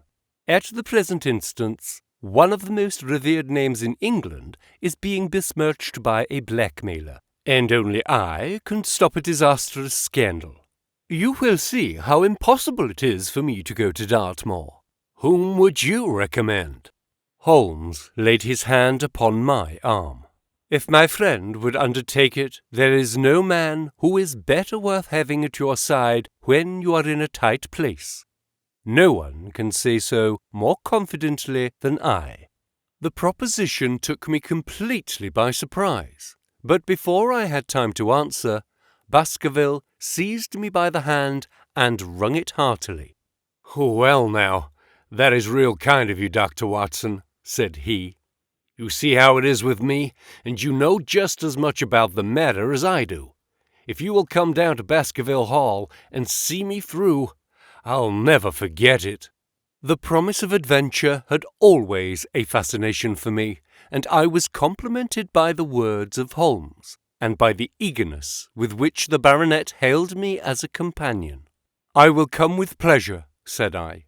"I do not know how I could employ my time better." "And you will report very carefully to me," said Holmes. "When such a crisis comes, as it will do, I will direct how you shall act. I suppose that by Saturday all might be ready?" "Would that suit Dr. Watson?" "Perfectly. Then on Saturday, unless you hear to the contrary, we shall meet at the 10:30 train from Paddington." We had risen to depart when Baskerville gave a cry of triumph, and diving into one of the corners of the room, he drew a brown boot from under a cabinet. "My missing boot!" he cried. May all our difficulties vanish as easily, said Sherlock Holmes. But it is a very singular thing, Dr. Mortimer remarked. I searched this room carefully before lunch. And so did I, said Baskerville. Every inch of it. There was certainly no boot in it then. In that case, the waiter must have placed it there while we were lunching. The German was sent for, but professed to know nothing of the matter, nor could any inquiry clear it up. Another item had been added to that constant and apparently purposeless series of small mysteries which had succeeded each other so rapidly. Setting aside the whole grim story of Sir Charles's death, we had a line of inexplicable incidents, all within the limits of 2 days, which included the receipt of the printed letter, the black-bearded spy in the hansom, the loss of the new brown boot, the loss of the old black boot, and now the return of the new brown boot. Holmes sat in silence in the cab as we drove back to Baker Street, and I knew from his drawn brows and keen face that his mind, like my own, was busy in endeavouring to frame some scheme into which all these strange and apparently disconnected episodes could be fitted. All afternoon and late into the evening he sat lost in tobacco and thought. Just before dinner, 2 telegrams were handed in. The first ran, "Have just heard that Barrymore is at the Hall, Baskerville." The second, "Visited 23 hotels as directed, but sorry to report unable to trace cut sheets of Times, Cartwright." There go my 2 threats, Watson. There is nothing more stimulating than a case where everything goes against you. We must cast round for another scent. We still have the cabman who drove the spy. Exactly. I have wired to get his name and address from the official registry. I should not be surprised if this were an answer to my question. The ring at the bell proved to be something even more satisfactory than an answer, however, for the door opened, and a rough-looking fellow entered who was evidently the man himself. "I got a message from the head office that a gent at this address had been inquiring for 2704, said he. "I've driven my cab this 7 years, and never a word of complaint. I came here straight from the yard to ask you, to your face, what you had against me." "I have nothing in the world against you, my good man," said Holmes. "On the contrary, I have half a sovereign for you if you will give me a clear answer to my questions." "Well, I've had a good day and no mistake," said the cabman with a grin. "What was it you wanted to ask, sir?" "First of all, your name and address, in case I want you again." "John Clayton, 3 Turpey Street, the Borough. My cab is out of Shipley's Yard near Waterloo Station." Sherlock Holmes made a note of it. "Now, Clayton, tell me all about the fare who came and watched this house at 10 o'clock this morning and afterwards followed the 2 gentlemen down Regent Street." The man looked surprised and a little embarrassed. "Why, there's no good my telling you things, for you seem to know as much as I do already," said he. "The truth is that the gentleman told me that he was a detective and that I was to say nothing about him to anyone." "My good fellow, this is a very serious business, and you may find yourself in a pretty bad position if you try to hide anything from me. You say that your fare told you that he was a detective?" "Yes, he did." "When did he say this?" "When he left me." "Did he say anything more?"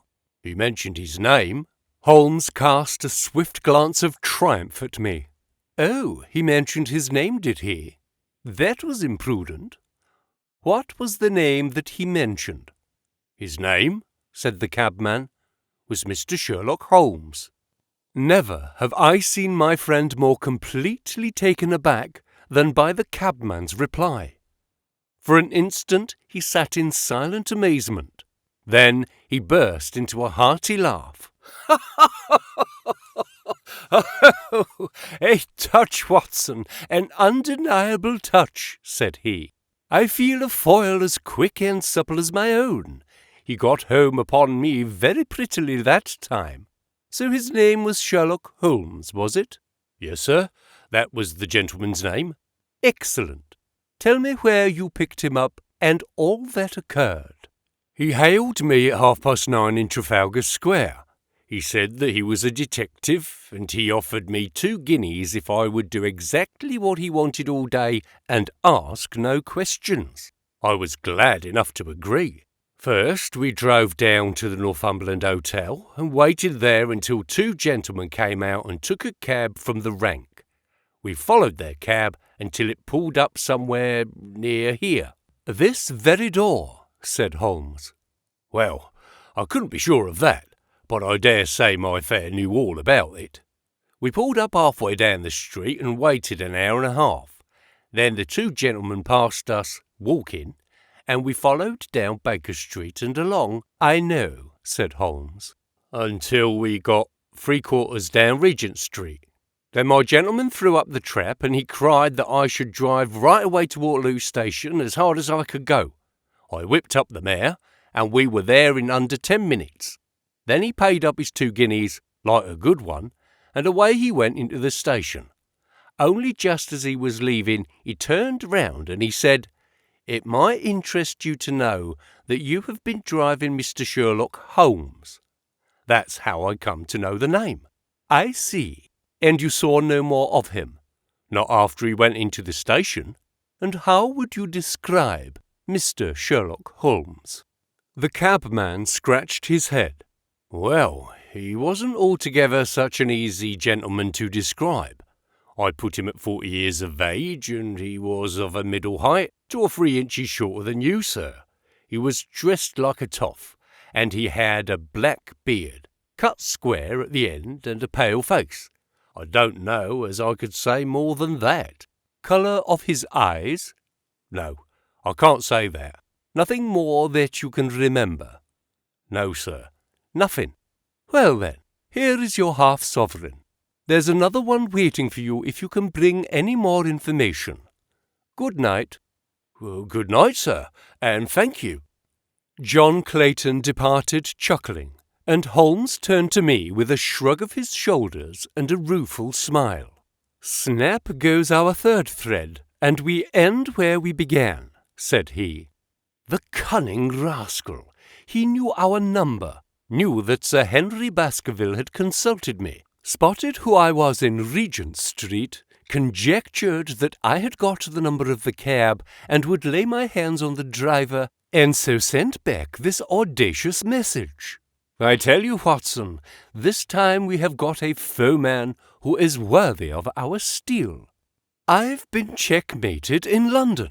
I can only wish you better luck in Devonshire. But I'm not easy in my mind about it. About what? About sending you. It is an ugly business, Watson, an ugly, dangerous business, and the more I see of it, the less I like it.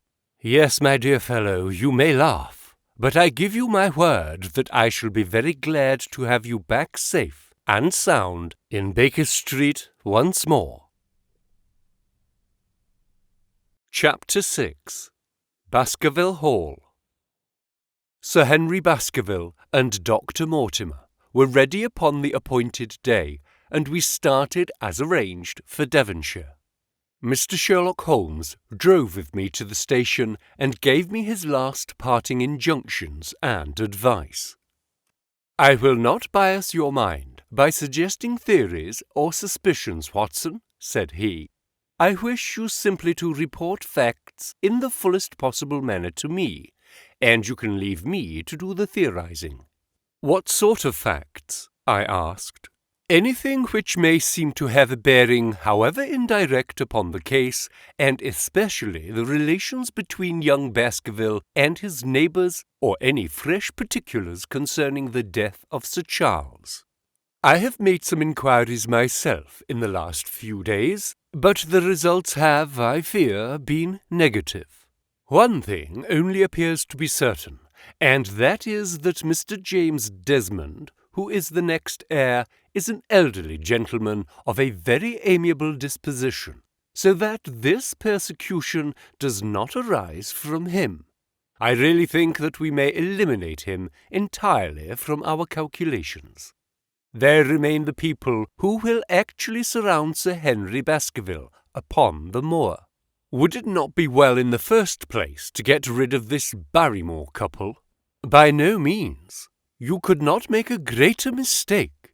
If they are innocent, it would be a cruel injustice, and if they are guilty, we should be giving up all chance of bringing it home to them. No, we will preserve them upon our list of suspects. Then there is a groom at the hall, if I remember right. There are 2 moorland farmers. There is our friend Dr. Mortimer, whom I believe to be entirely honest, and there is his wife, of whom we know nothing. There is this naturalist, Stapleton, and there is his sister, who is said to be a young lady of attractions. There is Mr. Frankland, of Lafter Hall, who is also an unknown factor, and there are 1 or 2 other neighbours. These are the folk who must be your very special study. I will do my best. You have arms, I suppose? Yes, I thought it as well to take them. Most certainly. Keep your revolver near you night and day, and never relax your precautions. Our friends had already secured a first-class carriage, and were waiting for us upon the platform. No, we have no news of any kind, said Dr. Mortimer in answer to my friend's questions. I can swear to one thing, and that is that we have not been shadowed during the last 2 days. We have never gone out without keeping a sharp watch, and no one could have escaped our notice. You have always kept together, I presume? Except yesterday afternoon. I usually give up one day to pure amusement when I come to town, so I spent it at the Museum of the College of Surgeons. And I went to look at the folk in the park, said Baskerville. But we had no trouble of any kind. It was imprudent all the same, said Holmes, shaking his head and looking very grave. I beg you, Sir Henry, that you will not go about alone. Some great misfortune will befall you if you do. Did you get your other boot? No, sir, it's gone forever. Indeed. That is very interesting. Well, goodbye, he added, as the train began to glide down the platform. Bear in mind, Sir Henry, one of the phrases in that queer old legend which Dr. Mortimer has read to us, and avoid the moor in those hours of darkness, when the powers of evil are exalted. I looked back at the platform when we had left it far behind, and saw the tall, austere figure of Holmes standing motionless and gazing after us. The journey was a swift and pleasant one, and I spent it in making the more intimate acquaintance of my 2 companions, and with playing with Dr. Mortimer's spaniel. In a very few hours the brown earth had become ruddy, the brick had changed to granite, and red cows grazed in well-hedged fields, where the lush grasses and more luxuriant vegetation spoke of a richer, if a damper, climate. Young Baskerville stared eagerly out of the window, and cried aloud with delight as he recognized the familiar features of the Devon scenery. "I've been over a good part of the world since I left it, Dr. Watson," said he, "but I have never seen a place to compare with it." "I never saw a Devonshire man who did not swear by his county," I remarked. "It depends upon the breed of men quite as much as on the county," said Dr. Mortimer. "A glance at our friend here reveals the round head of the Celt, which carries inside it the Celtic enthusiasm and power of attachment. Poor Sir Charles's head was of a very rare type, half Gaelic, half Ivernian in its characteristics. But you were very young when you last saw Baskerville Hall, were you not?" "I was a boy in my teens at the time of my father's death, and had never seen the hall, for he lived in a little cottage on the south coast. Thence I went straight to a friend in America. I tell you, it is all as new to me as it is to Dr. Watson, and I am as keen as possible to see the moor." "Are you? Then your wish is easily granted, for there is your first sight of the moor," said Dr. Mortimer, pointing out of the carriage window. Over the green squares of the fields and the low curve of a wood, there rose in the distance a grey, melancholy hill, with a strange jagged summit, dim and vague in the distance, like some fantastic landscape in a dream. Baskerville sat for a long time, his eyes fixed upon it, and I read upon his eager face how much it meant to him, this first sight of that strange spot, where the men of his blood had held sway so long and left their mark so deep. There he sat, with his tweed suit and his American accent, in the corner of a prosaic railway carriage, and yet as I looked at his dark and expressive face, I felt more than ever how true a descendant he was of that long line of high-blooded, fiery and masterful men.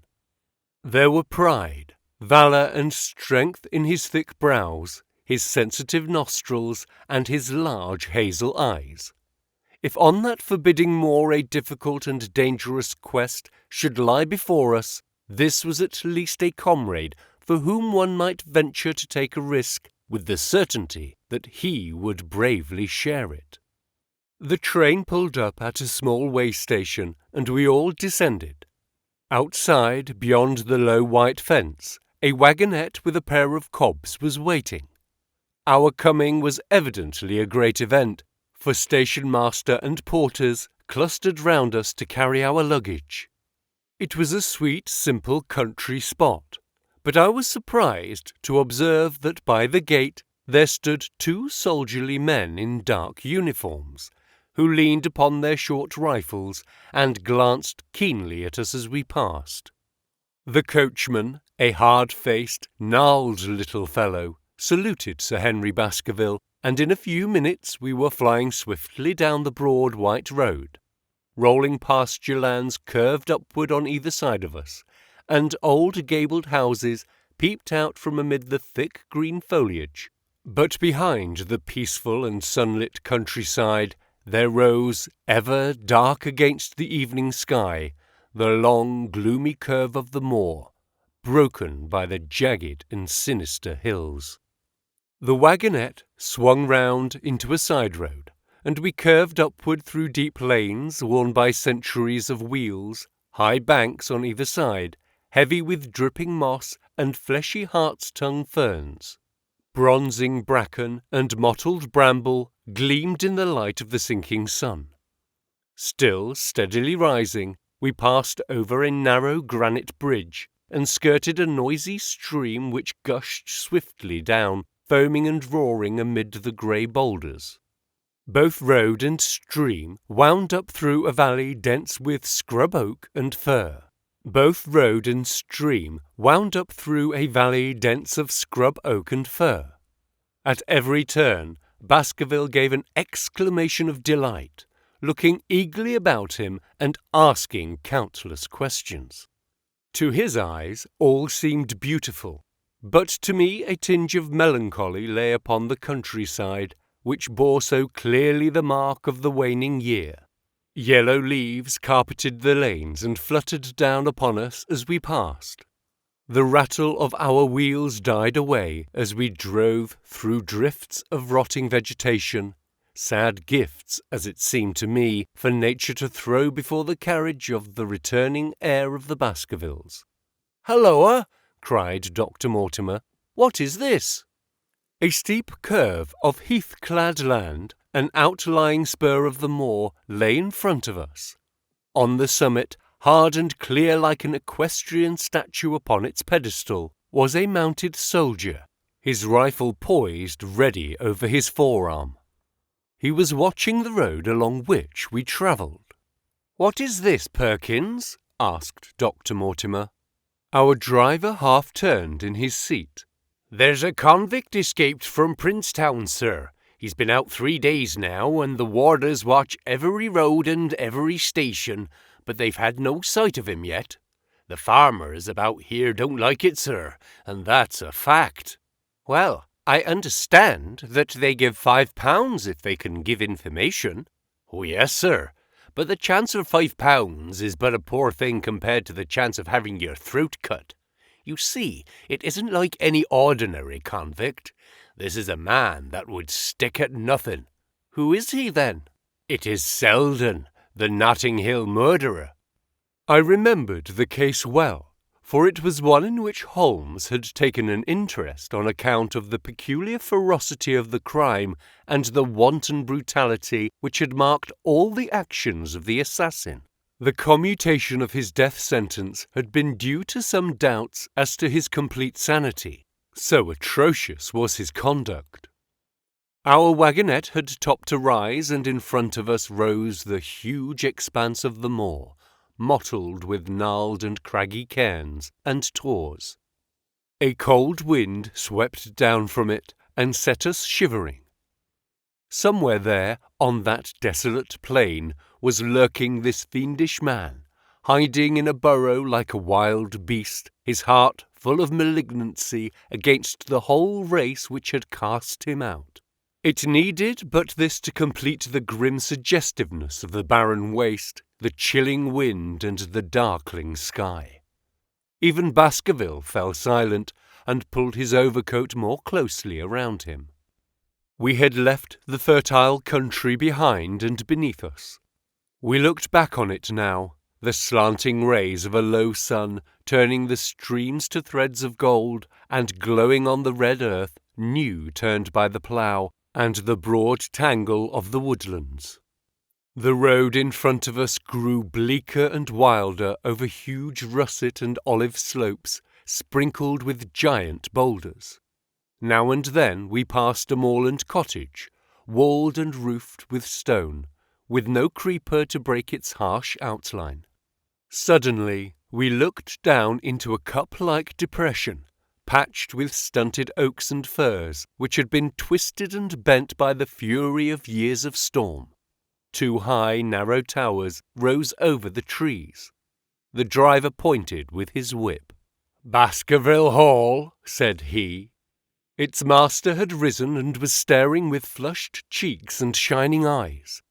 A few minutes later we had reached the lodge gates, a maze of fantastic tracery in wrought iron, with weather-bitten pillars on either side, blotched with lichens, and surmounted by the boar's heads of the Baskervilles.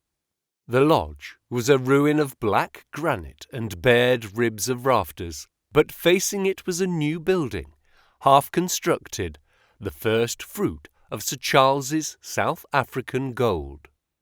Through the gateway we passed into the avenue, where the wheels were again hushed amid the leaves, and the old trees shot their branches in a sombre tunnel over our heads. Baskerville shuddered as he looked up the long dark drive to where the house glimmered like a ghost at the farther end. "Was it here?" he asked in a low voice. No, the yew alley is on the other side." The young heir glanced round with a gloomy face. "It's no wonder my uncle felt as if trouble were coming on him in such a place as this," said he. "It's enough to scare any man. I'll have a row of electric lamps up here inside of 6 months, and you won't know it again, with 1,000 candle-power Swan and Edison right here in front of the hall door." The avenue opened up into a broad expanse of turf, and the house lay before us. In the fading light, I could see that the centre was a heavy block of building from which a porch projected. The whole front was draped in ivy, with a patch clipped bare here and there where a window or a coat of arms broke through the dark veil. From this central block rose the twin towers, ancient, crenellated, and pierced with many loopholes. To the right and left of the turrets were more modern wings of black granite. A dull light shone through heavy mullioned windows, and from the high chimneys which rose from the steep, high-angled roof there sprang a single black column of smoke. "Welcome, Sir Henry. Welcome to Baskerville Hall." A tall man had stepped from the shadow of the porch to open the door of the wagonette. The figure of a woman was silhouetted against the yellow light of the hall. She came out and helped the man to hand down our bags. "You don't mind my driving straight home, Sir Henry?" said Dr. Mortimer. My wife is expecting me. Surely you will stay and have some dinner? No, I must go. I shall probably find some work awaiting me. I would stay to show you over the house, but Barrymore will be a better guide than I. Goodbye, and never hesitate night or day to send for me if I can be of service. The wheels died away down the drive, while Sir Henry and I turned into the hall, and the door clanged heavily behind us. It was a fine apartment in which we found ourselves, large, lofty, and heavily raftered with huge bulks of age-blackened oak. In the great old-fashioned fireplace behind the high iron dogs, a log fire crackled and snapped. Sir Henry and I held out our hands to it, for we were numb from our long drive. Then we gazed round us at the high thin window of old stained glass, the oak panelling, the stags' heads, the coats of arms upon the walls, all dim and sombre in the subdued light of the central lamp. "It's just as I imagined it," said Sir Henry. "Is it not the very picture of an old family home? To think that this should be the same hall in which for 500 years my people have lived. It strikes me solemn to think of it." I saw his dark face lit up with a boyish enthusiasm as he gazed about him. The light beat upon him where he stood, but long shadows trailed down the walls and hung like a black canopy above him. Barrymore had returned from taking our luggage to our rooms. He stood in front of us now, with the subdued manner of a well-trained servant. He was a remarkable-looking man, tall, handsome, with a square black beard and pale, distinguished features. "Would you wish dinner to be served at once, sir? Is it ready?" "In a very few minutes, sir. You will find hot water in your rooms. My wife and I will be happy, Sir Henry, to stay with you until you have made your fresh arrangements. But you will understand that under the new conditions this house will require a considerable staff." "What new conditions?" "I only meant, sir, that Sir Charles led a very retired life, and we were able to look after his wants. You would, naturally, wish to have more company, and so you will need changes in your household." "Do you mean that your wife and you wish to leave?" "Only when it is quite convenient to you, sir." "But your family have been with us for several generations, have they not? I should be sorry to begin my life here by breaking an old family connection." I seemed to discern some signs of emotion upon the butler's white face. "I feel that also, sir, and so does my wife. But to tell the truth, sir, we were both very much attached to Sir Charles, and his death gave us a shock and made these surroundings very painful to us. I fear that we shall never again be easy in our minds at Baskerville Hall." "But what do you intend to do?" "I have no doubt, sir, that we shall succeed in establishing ourselves in some business. Sir Charles's generosity has given us the means to do so. And now, sir, perhaps I'd best show you to your rooms." A square balustraded gallery ran round the top of the old hall, approached by a double stair. From this central point, 2 long corridors extended the whole length of the building, from which all the bedrooms opened. My own was in the same wing as Baskervilles, and almost next door to it. These rooms appeared to be much more modern than the central part of the house, and the bright paper and numerous candles did something to remove the sombre impression which our arrival had left upon my mind. But the dining room which opened out of the hall was a place of shadow and gloom. It was a long chamber with a step separating the dais, where the family sat, from the lower portion reserved for their dependents. At one end, a minstrel's gallery overlooked it. Black beams shot across above our heads, with a smoke-darkened ceiling beyond them. With rows of flaring torches to light it up, and the colour and rude hilarity of an old-time banquet, it might have softened. But now, when two black-clothed men sat in a little circle of light thrown by a shaded lamp, one's voice became hushed and one's spirit subdued. A dim line of ancestors in every variety of dress, from the Elizabethan knight to the buck of the Regency, stared down upon us and daunted us by their silent company. We talked little, and I for one was glad when the meal was over and we were able to retire into the modern billiard room and smoke a cigarette. "My word, it isn't a very cheerful place," said Sir Henry. "I suppose one can tone down to it, but I feel a bit out of the picture at present. I don't wonder that my uncle got a little jumpy if he lived all alone in such a house as this. However, if it suits you, we'll retire early tonight, and perhaps things may seem more cheerful in the morning." I drew aside my curtains before I went to bed and looked out from my window. It opened upon the grassy space which lay in front of the hall door. Beyond, two copses of trees moaned and swung in a rising wind. A half-moon broke through the rifts of racing clouds. In its cold light, I saw beyond the trees a broken fringe of rocks and the long, low curve of the melancholy moor. I closed the curtain, feeling that my last impression was in keeping with the rest. And yet, it was not quite the last.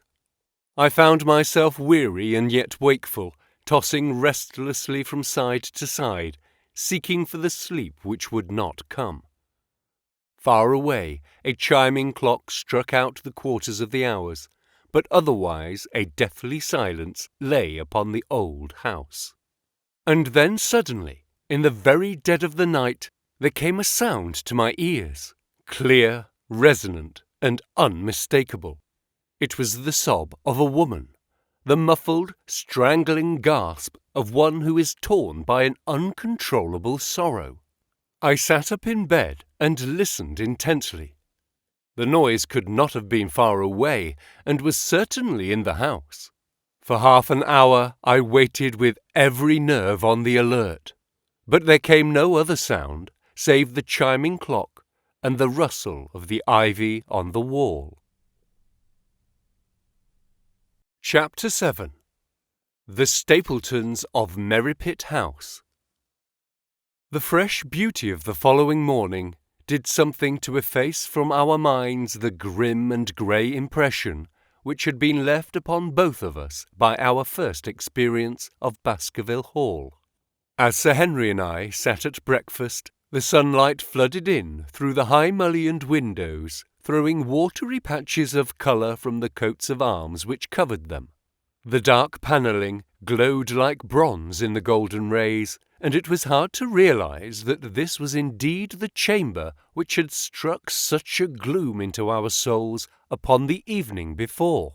"I guess it's ourselves and not the house that we have to blame," said the baronet.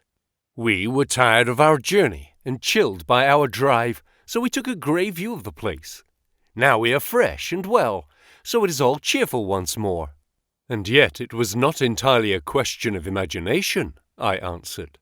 "Did you, for example, happen to hear someone, a woman I think, sobbing in the night?" "That is curious, for I did, when I was half asleep, fancy that I heard something of the sort. I waited quite a time, but there was no more of it, so I concluded that it was all a dream."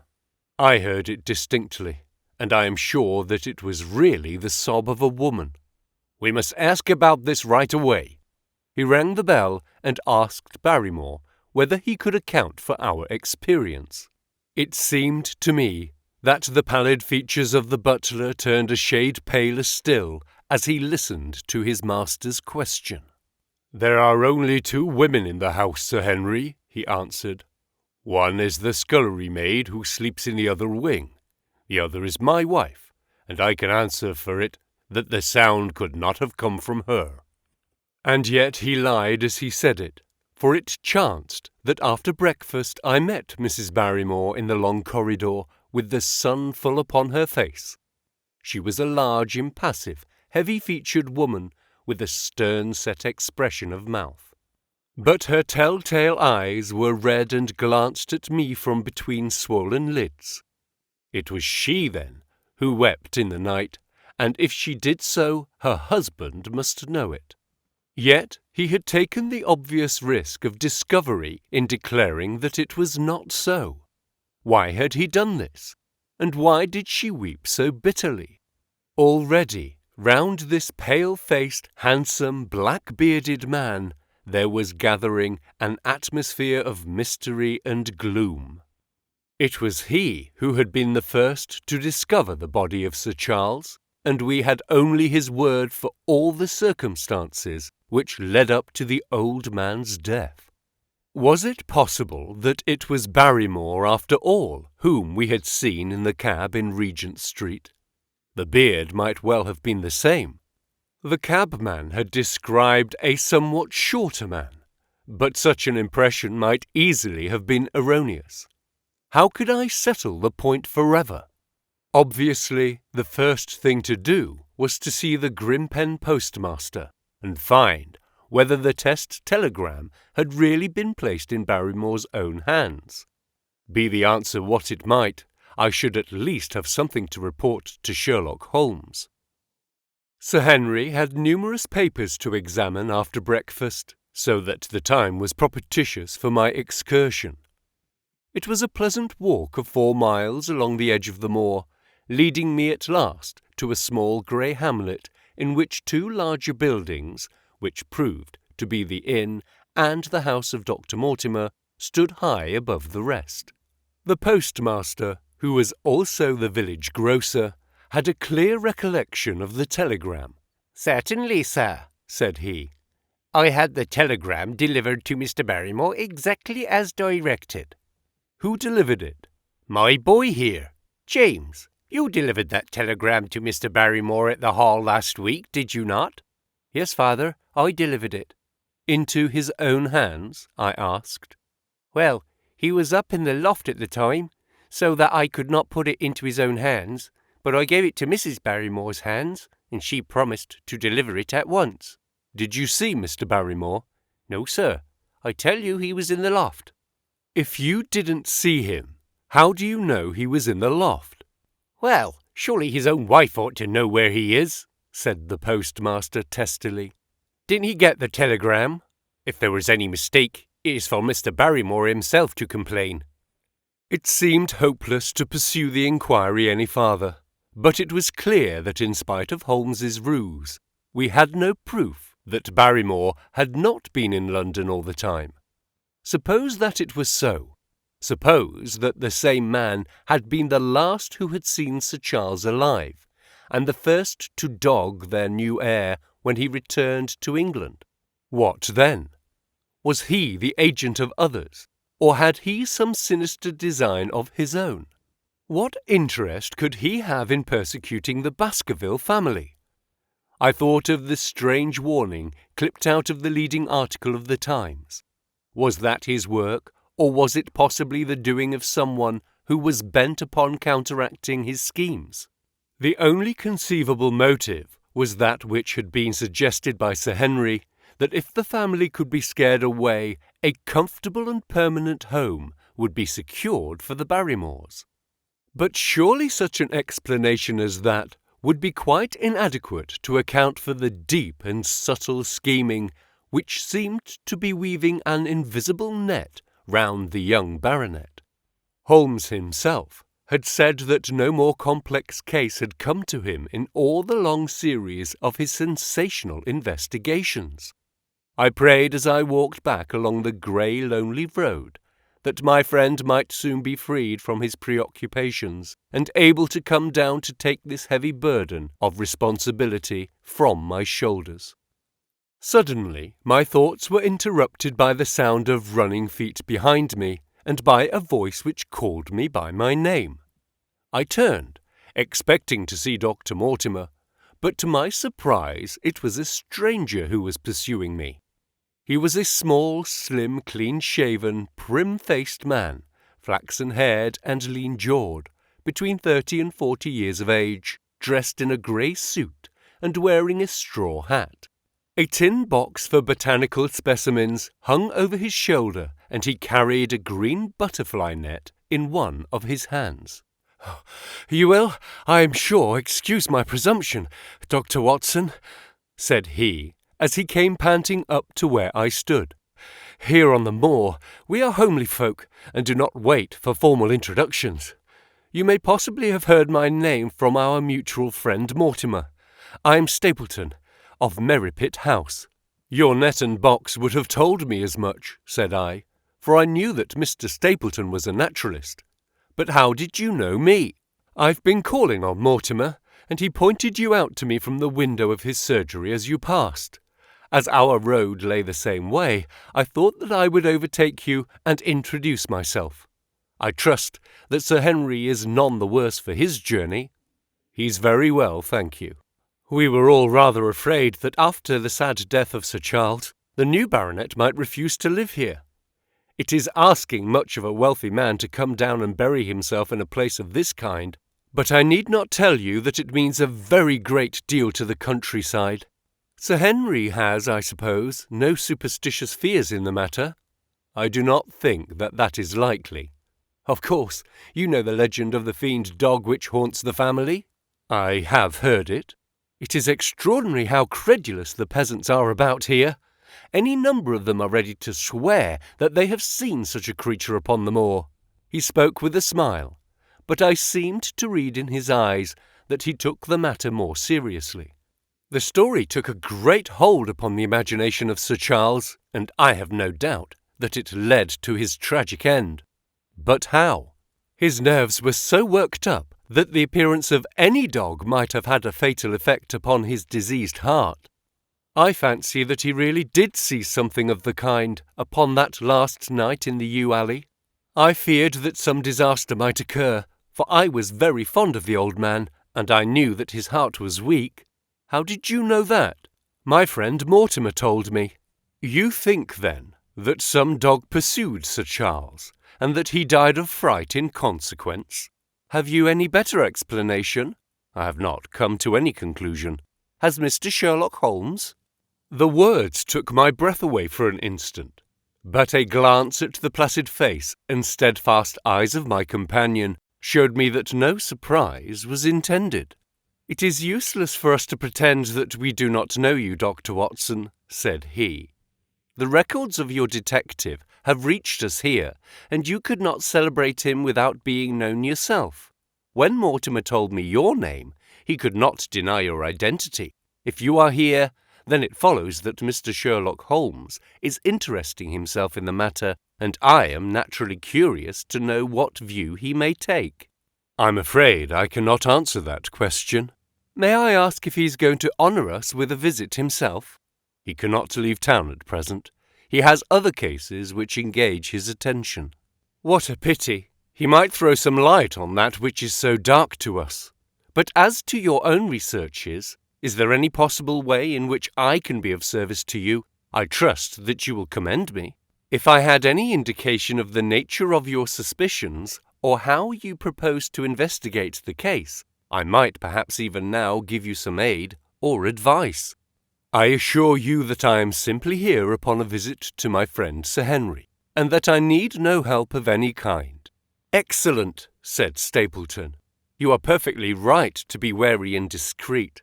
I am justly reproved for what I feel is an unjustifiable intrusion, and I promise you that I will not mention the matter again." We had come to a point where a narrow grassy path struck off from the road and wound away across the moor. A steep, boulder-sprinkled hill lay upon the right, which had in bygone days been cut into a granite quarry.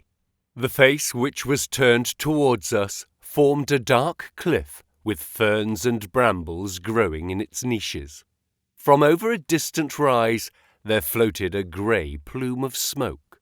"A moderate walk along this moor path brings us to Merripit House," said he. "Perhaps you will spare an hour, that I may have the pleasure of introducing you to my sister." My first thought was that I should be by Sir Henry's side, but then I remembered the pile of papers and bills with which his study table was littered. It was certain that I could not help with those. And Holmes had expressly said that I should study the neighbours upon the moor. I accepted Stapleton's invitation, and we turned together down the path. "It is a wonderful place, the moor," said he, looking round over the undulating downs, long green rollers with crests of jagged granite foaming up into fantastic surges. "You never tire of the moor. You cannot think the wonderful secrets which it contains. It is so vast, and so barren, and so mysterious." "You know it well, then?" "I have only been here 2 years. The residents would call me a newcomer. We came shortly after Sir Charles settled, but my tastes led me to explore every part of the country road, and I should think that there are few men who know it better than I do." "Is it hard to know?" "Very hard. You see, for example, this great plain to the north here, with the queer hills breaking out of it. Do you observe anything remarkable about that?" "It would be a rare place for a gallop." "You would naturally think so, and the thought has cost several their lives before now. You notice those bright green spots scattered thickly over it?" "Yes, they seem more fertile than the rest." Stapleton laughed. "That is the great Grimpen Mire," said he. "A false step yonder means death to man or beast. Only yesterday I saw one of the moor ponies wander into it. He never came out. I saw his head for quite a long time craning out of the bog hole, but it stuck him down at last.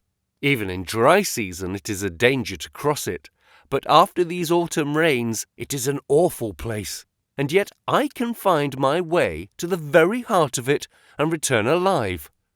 By George, there is another of those miserable ponies." Something brown was rolling and tossing among the green sedges. Then a long, agonized, writhing neck shot up, and a dreadful cry echoed over the moor. It turned me cold with horror, but my companion's nerves seemed to be stronger than mine. "It's gone," said he. "The mire has him. 2 in 2 days, and many more perhaps, for they get in the way of going there in the dry weather, and never know the difference until the mire has them in its clutches. It's a bad place, the great Grimpen Mire." "And you say you can penetrate it?" "Yes, there are 1 or 2 paths which a very active man can take. I have found them out." "But why should you wish to go in so horrible a place?" "Well, you see the hills beyond? They are really islands cut off on all sides by the impassable mire, which has crawled round them in the course of years. That is where the rare plants and the butterflies are, if you have the wit to reach them. I shall try my luck some day." He looked at me with a surprised face. "For God's sake, put such an idea out of your mind," said he. "Your blood would be upon my head. I assure you that there would not be the least chance of your coming back alive. It is only by remembering certain complex landmarks that I am able to do it." "Hello!" I cried. "What is that?" A long, low moan, indescribably sad, swept over the moor. It filled the whole air, and yet it was impossible to say whence it came. From a dull murmur, it swelled into a deep roar, and then sank back into a melancholy, throbbing murmur once again. Stapleton looked at me with a curious expression in his face. "Queer place, the moor," said he. "But what is it?" "The peasants say it is the hound of the Baskervilles calling for its prey. I've heard it once or twice before, but never quite so loud." I looked round, with a chill of fear in my heart, at the huge, swelling plain, mottled with the green patches of rushes. Nothing stirred over the vast expanse, save a pair of ravens which croaked loudly from a tor behind us. "You are an educated man. You don't believe such nonsense as that," said I. "What do you think is the cause of so strange a sound?" "Bogs make queer noises sometimes. It's the mud settling, or the water rising, or something." No, that was a living voice.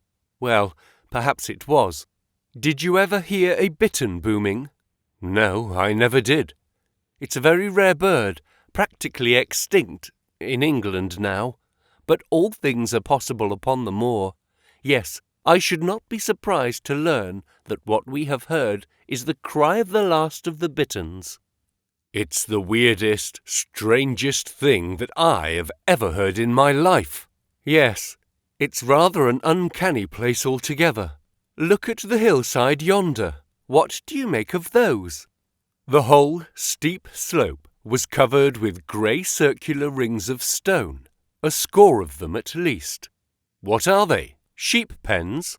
No, they are the homes of our worthy ancestors.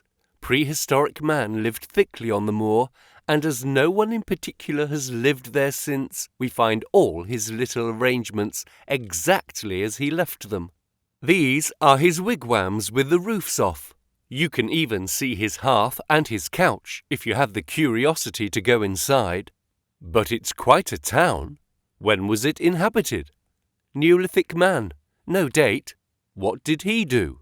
He grazed his cattle on these slopes, and he learned to dig for tin when the bronze sword began to supersede the stone axe. Look at the great trench in the opposite hill. That is his mark. Yes, you will find some very singular points about the moor, Dr. Watson. Oh, excuse me an instant. It is surely Cyclopides. A small fly or moth had fluttered across our path, and in an instant Stapleton was rushing with extraordinary energy and speed in pursuit of it.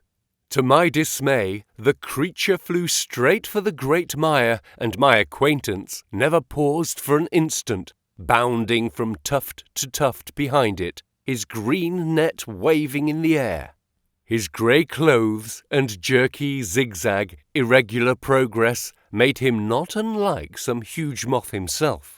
I was standing watching his pursuit with a mixture of admiration for his extraordinary activity and fear lest he should lose his footing in the treacherous mire, when I heard the sound of steps, and turning round found a woman near me upon the path. She had come from the direction in which the plume of smoke indicated the position of Merripit House, but the dip of the moor had hid her until she was quite close.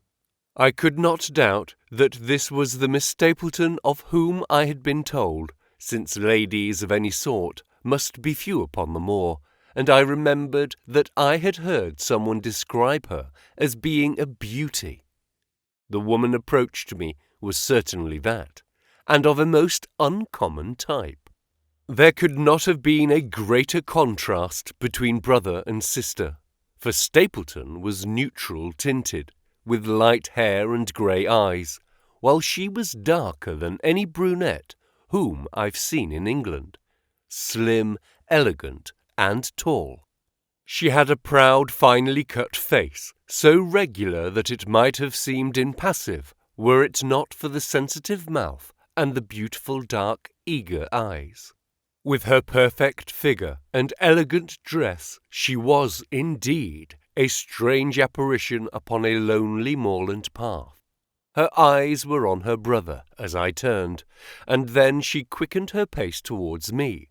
I had raised my hat and was about to make some explanatory remark, when her own words turned all my thoughts into a new channel. "Go back," she said. "Go straight back to London instantly." I could only stare at her in stupid surprise. Her eyes blazed at me, and she tapped the ground impatiently with her foot. "Why should I go back?" I asked. "I cannot explain." She spoke in a low, eager voice, with a curious lisp in her utterance. "But for God's sake, do what I ask you.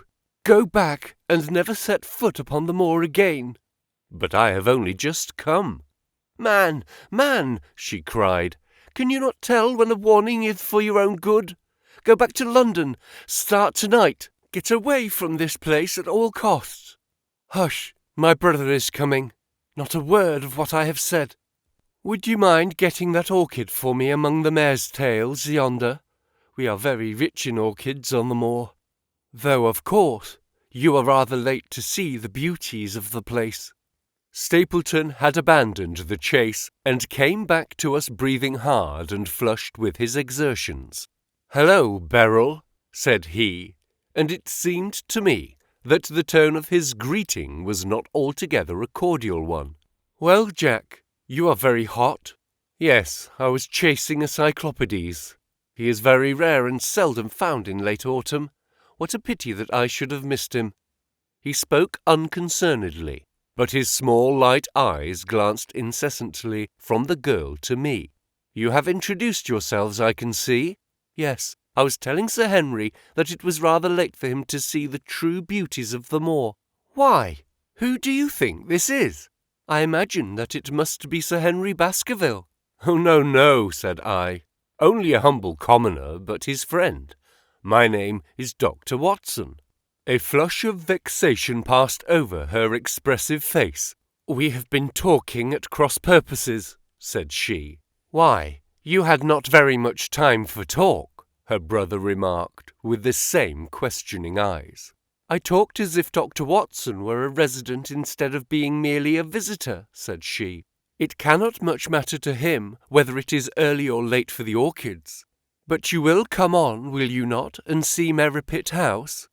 A short walk brought us to it, a bleak moorland house, once the farm of some grazier in the old prosperous days, but now put into repair and turned into a modern dwelling. An orchard surrounded it, but the trees, as is usual upon the moor, were stunted and nipped, and the effect of the whole place was mean and melancholy. We were admitted by a strange, wizened, rusty-coated old manservant, who seemed in keeping with the house. Inside, however, there were large rooms, furnished with an elegance in which I seemed to recognize the taste of the lady. As I looked from their windows at the interminable granite-flecked moor rolling unbroken to the farthest horizon, I could not but marvel at what could have brought this highly educated man and this beautiful woman to live in such a place. "Queer spot to choose, is it not?" said he, as if in answer to my thought. "And yet we manage to make ourselves fairly happy, do we not, Beryl?" "Quite happy," she said, but there was no ring of conviction in her words. "I had a school," said Stapleton. "It was in the North Country. The work to a man of my temperament was mechanical and uninteresting, but the privilege of living with youth, and of impressing them with one's own character and ideals, was very dear to me. However, the fates were against us. A serious epidemic broke out in the school, and 3 of the boys died. It never recovered from the blow, and much of my capital was irretrievably swallowed up. And yet, if it were not for the loss of the charming companionship of the boys, I could rejoice over my own misfortune, for, with my strong tastes for botany and zoology, I find an unlimited field of work here, and my sister is as devoted to nature as I am. All this, Dr. Watson, has been brought upon your head by your expression as you surveyed the moor out of our window." "It certainly did cross my mind that it might be a little dull, less for you perhaps than for your sister." "No, no, I am never dull," she said quickly. "We have our books, we have our studies, and we have our interesting neighbours. Dr. Mortimer is a most learned man in his own line. Poor Sir Charles, who was also an admirable companion. We knew him well, and miss him more than I can tell. Do you think that I should intrude if I were to call this afternoon and make the acquaintance of Sir Henry?" "I am sure that he would be delighted." "Then perhaps you would mention that I propose to do so. We may, in our humble way, do something to make things more easy for him until he becomes accustomed to his new surroundings. Will you come upstairs, Dr. Watson, and inspect my collection of Lepidoptera? I think it's the most complete one in the southwest of England. By the time that you have looked through them, lunch will be almost ready." But I was eager to get back to my charge. The melancholy of the moor, the death of the unfortunate pony, the weird sound which had been associated with the grim legend of the Baskervilles, All these things tinged my thoughts with sadness. Then on top of these more or less vague impressions, there had come the definite and distinct warning of Miss Stapleton, delivered with such intense earnestness that I could not doubt that some grave and deep reason lay behind it. I resisted all pressure to stay for lunch, and I set off at once upon my return journey, taking the grass-grown path by which we had come. It seems, however, that there must have been some short-cut for those who knew it, for before I had reached the road, I was astounded to see Miss Stapleton sitting upon a rock by the side of the track. Her face was beautifully flushed with her exertions, and she held her hand to her side. "I have run all the way in order to cut you off, Dr. Watson," said she. "I had not even time to put on my hat. I must not stop, or my brother may miss me. I wanted to say to you how sorry I am about the stupid mistake I made in thinking that you were Sir Henry. Please forget the words I said, which have no application whatever to you." "But I can't forget them, Miss Stapleton," said I. "I am Sir Henry's friend, and his welfare is a very close concern of mine. Tell me, why is it that you were so eager that Sir Henry should return to London?" "A woman's whim, Dr. Watson. When you know me better, you will understand that I cannot always give reasons for what I say or do." No, I remember the thrill in your voice. I remember the look in your eyes. Please be frank with me, Miss Stapleton, for ever since I have been here, I have been conscious of shadows all round me. Life has become like that great Grimpen mire, with little green patches everywhere into which one may sink, and with no guide to point the track. Tell me then, what is it that you meant, and I will promise to convey your warning to Sir Henry." An expression of irresolution passed for an instant over her face, but her eyes had hardened again when she answered me. "You make too much of it, Dr. Watson," said she. "My brother and I were very much shocked by the death of Sir Charles. We knew him very intimately, for his favourite walk was over the moor to our house. He was deeply impressed with the curse which hung over the family, and when this tragedy came, I naturally felt that there must be some grounds for the fears which he had expressed. I was distressed, therefore, when another member of the family came down to live here, and I felt that he should be warned of the danger which he will run. That was all which I intended to convey. But what is the danger? You know the story of the Hound? I do not believe in such nonsense." "But I do. If you have any influence with Sir Henry, take him away from a place which has always been fatal to his family. The world is wide.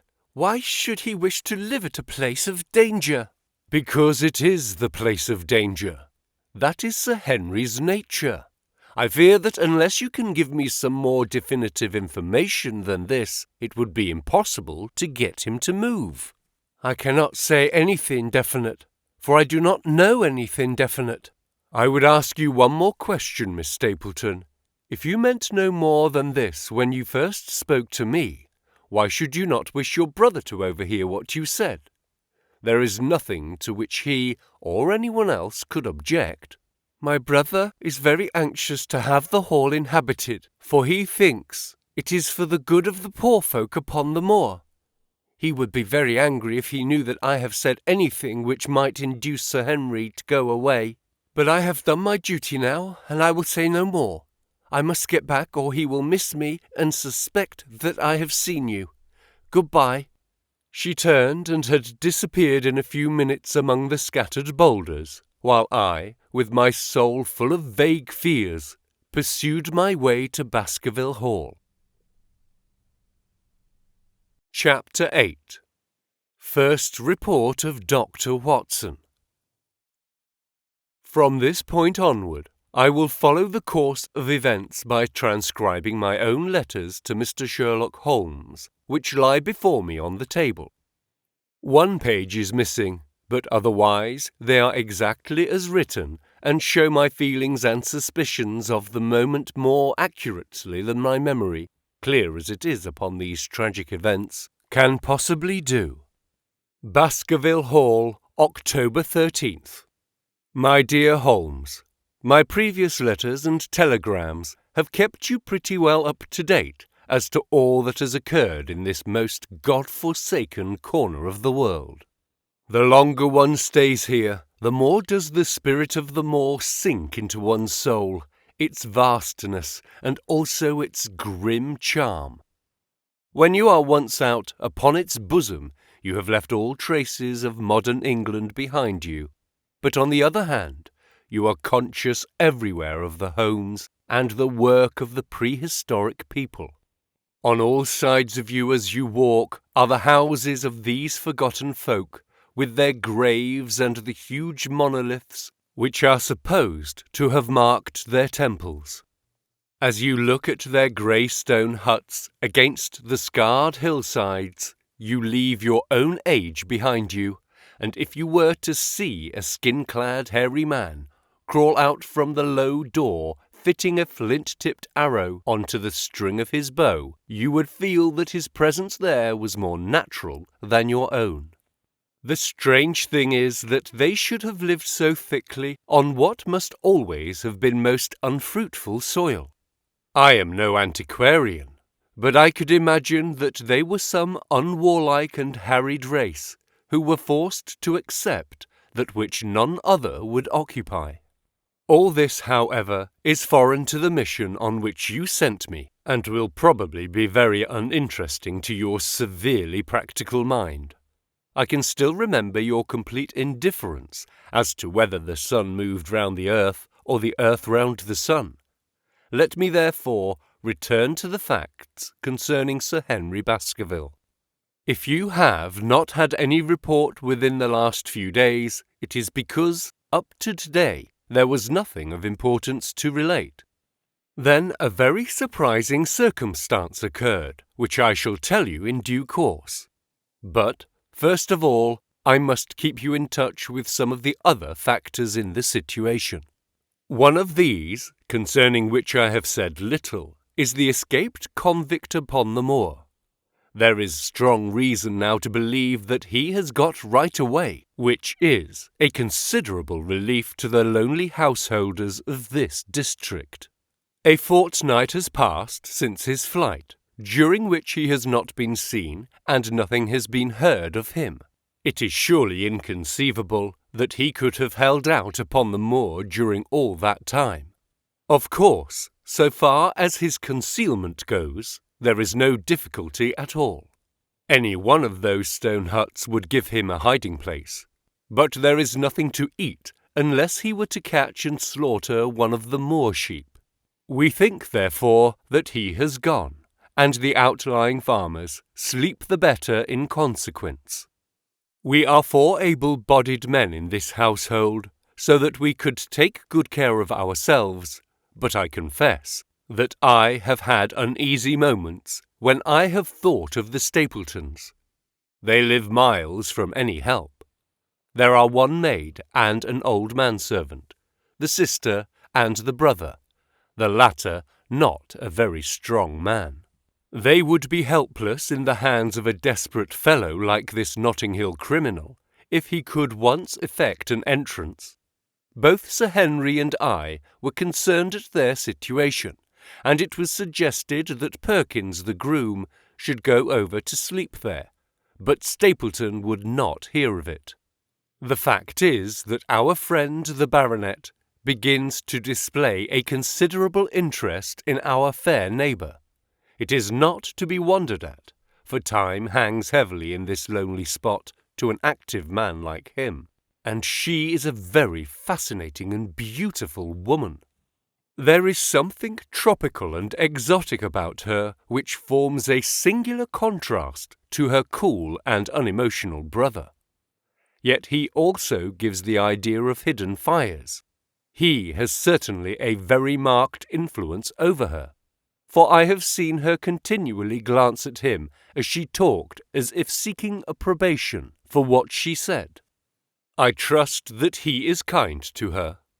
There is a dry glitter in his eyes, and a firm set of his thin lips, which goes with a positive and possibly a harsh nature. You would find him an interesting study. He came over to call upon Baskerville on that first day, and very next morning he took us both to show us the spot where the legend of the wicked Hugo is supposed to have had its origin. It was an excursion of some miles across the moor to a place which is so dismal that it might have suggested the story. We found a short valley between rugged tors, which led to an open grassy space flecked over with the white cotton grass. In the middle of it rose two great stones, worn and sharpened at the upper end, until they looked like the huge corroding fangs of some monstrous beast. In every way it corresponded with the scene of the old tragedy.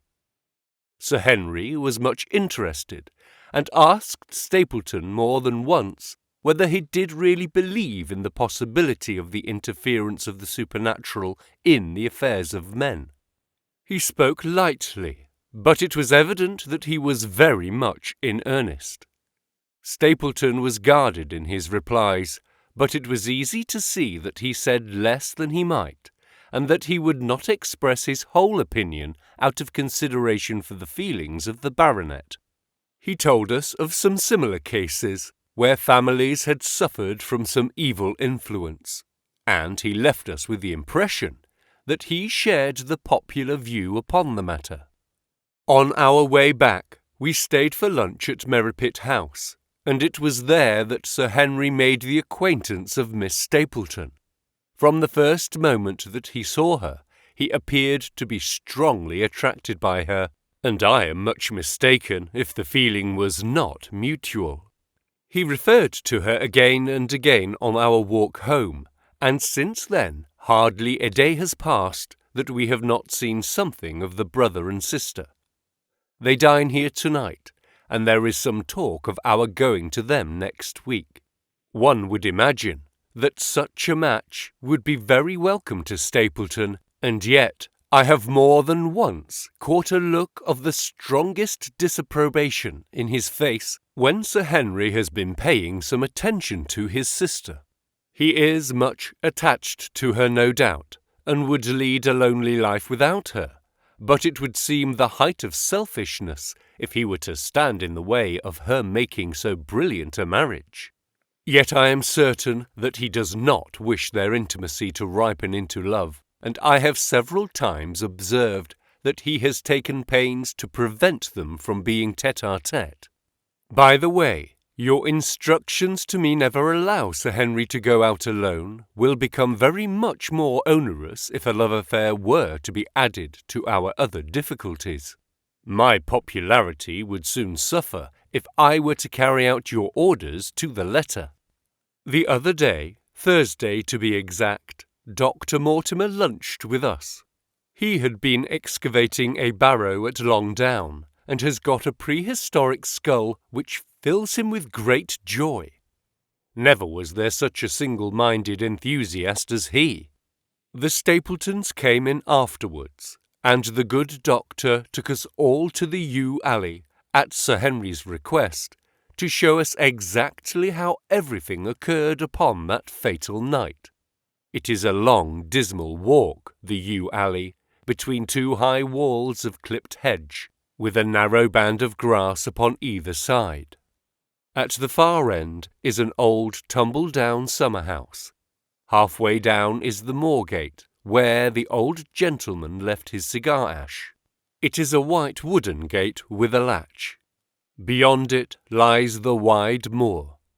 I remembered your theory of the affair and tried to picture all that had occurred. As the old man stood there, he saw something coming across the moor, something which terrified him so that he lost his wits and ran until he died of sheer horror and exhaustion. There was the long gloomy tunnel down which he fled. And from what? A sheepdog of the moor?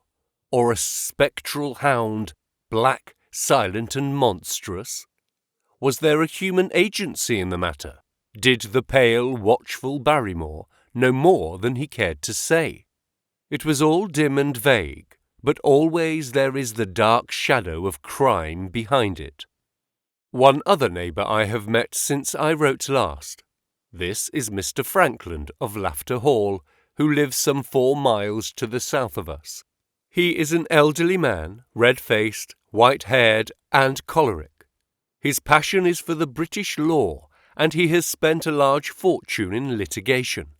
He fights for the mere pleasure of fighting, and is equally ready to take up either side of a question, so that it is no wonder that he has found it a costly amusement. Sometimes he will shut up a right-of-way and defy the parish to make him open it. At others he will, with his own hands, tear down some other man's gate and declare that a path has existed there from time immemorial, defying the owner to prosecute him for trespass. He is learned in old manorial and communal rights, and he applies his knowledge sometimes in favour of the villages of Fernworthy and sometimes against them, so that he is periodically either carried in triumph down the village street, or else burned in effigy, according to his latest exploit. He is said to have about 7 lawsuits upon his hands at present, which will probably swallow up the remainder of his fortune, and so draw his sting and leave him harmless for the future. Apart from the law, he seems a kindly, good-natured person, and I only mention him because you were particular that I should send some description of the people who surround us. He is curiously employed at present, for, being an amateur astronomer, he has an excellent telescope with which he lies upon the roof of his own house, and sweeps the moor all day in the hope of catching a glimpse of the escaped convict. If he would confine his energies to this, all would be well. But there are rumours that he intends to prosecute Dr. Mortimer for opening a grave without the consent of the next of kin, because he dug up the Neolithic skull in the barrow on Long Down. He helps to keep our lives from being monotonous, and gives a little comic relief where it is badly needed. And now, having brought you up to date in the escaped convict, the Stapletons, Dr. Mortimer, and Frankland of Laughter Hall, let me end on that which is most important, and tell you more about the Barrymores, and especially about the surprising development of last night. First of all, about the test telegram which you sent from London in order to make sure that Barrymore was really here. I have already explained that the testimony of the postmaster shows that the test was worthless, and that we have no proof one way or the other. I told Sir Henry how the matter stood, and he at once, in his downright fashion, had Barrymore up and asked him whether he had received the telegram himself. Barrymore said that he had. "Did the boy deliver it into your own hands?" asked Sir Henry. Barrymore looked surprised and considered for a little time. "No," said he. "I was in the box room at the time, and my wife brought it up to me. Did you answer it yourself?" "No. I told my wife what to answer, and she went down to write it." In the evening he recurred to the subject of his own accord. "I could not quite understand the object of your questions this morning, Sir Henry," said he. "I trust that they do not mean that I have done anything to forfeit your confidence." Sir Henry had to assure him that it was not so, and pacify him by giving him a considerable part of his old wardrobe, the London outfit having now all arrived. Mrs. Barrymore is of interest to me. She is a heavy, solid person, very limited, intensely respectable, and inclined to be puritanical. You could hardly conceive a less emotional subject. Yet I have told you how, on the first night here, I heard her sobbing bitterly, and since then I have more than once observed traces of tears upon her face. Some deep sorrow gnaws ever at my heart. Sometimes I wonder if she has a guilty memory which haunts her, and sometimes I suspect Barrymore of being a domestic tyrant. I have always felt that there was something singular and questionable in this man's character, But the adventure of last night brings all my suspicions to a head. And yet it may seem a small matter in itself. You are aware that I am not a very sound sleeper, and since I have been on guard in this house, my slumbers have been lighter than ever. Last night, about 2 a.m, I was aroused by a stealthy step passing my room. I rose, opened my door, and peeped out. A long black shadow was trailing down the corridor. It was thrown by a man who walked softly down the passage with a candle held in his hand. He was in shirt and trousers, with no covering to his feet. I could merely see the outline, but his height told me that it was Barrymore. He walked very slowly and circumspectly, and there was something indescribably guilty and furtive in his whole appearance. I have told you that the corridor is broken by the balcony which runs round the hall, but that it is resumed upon the farther side. I waited until he had passed out of sight, and then I followed him. When I came round the balcony, he had reached the end of the farther corridor, and I could see from the glimmer of light through an open door that he had entered one of the rooms. Now, all these rooms are unfurnished and unoccupied, so that his expedition became more mysterious than ever. The light shone steadily, as if he were standing motionless. I crept down the passage as noiselessly as I could, and peeped round the corner of the door. Barrymore was crouching at the window with the candle held against the glass. His profile was half turned towards me, and his face seemed to be rigid with expectation as he stared out into the blackness of the moor. For some minutes he stood watching intently. Then he gave a deep groan, and with an impatient gesture he put out the light. Instantly I made my way back to my room, and very shortly came the stealthy steps passing once more upon their return journey. Long afterwards, when I had fallen into a light sleep, I heard a key turn somewhere in a lock, but I could not tell whence the sound came.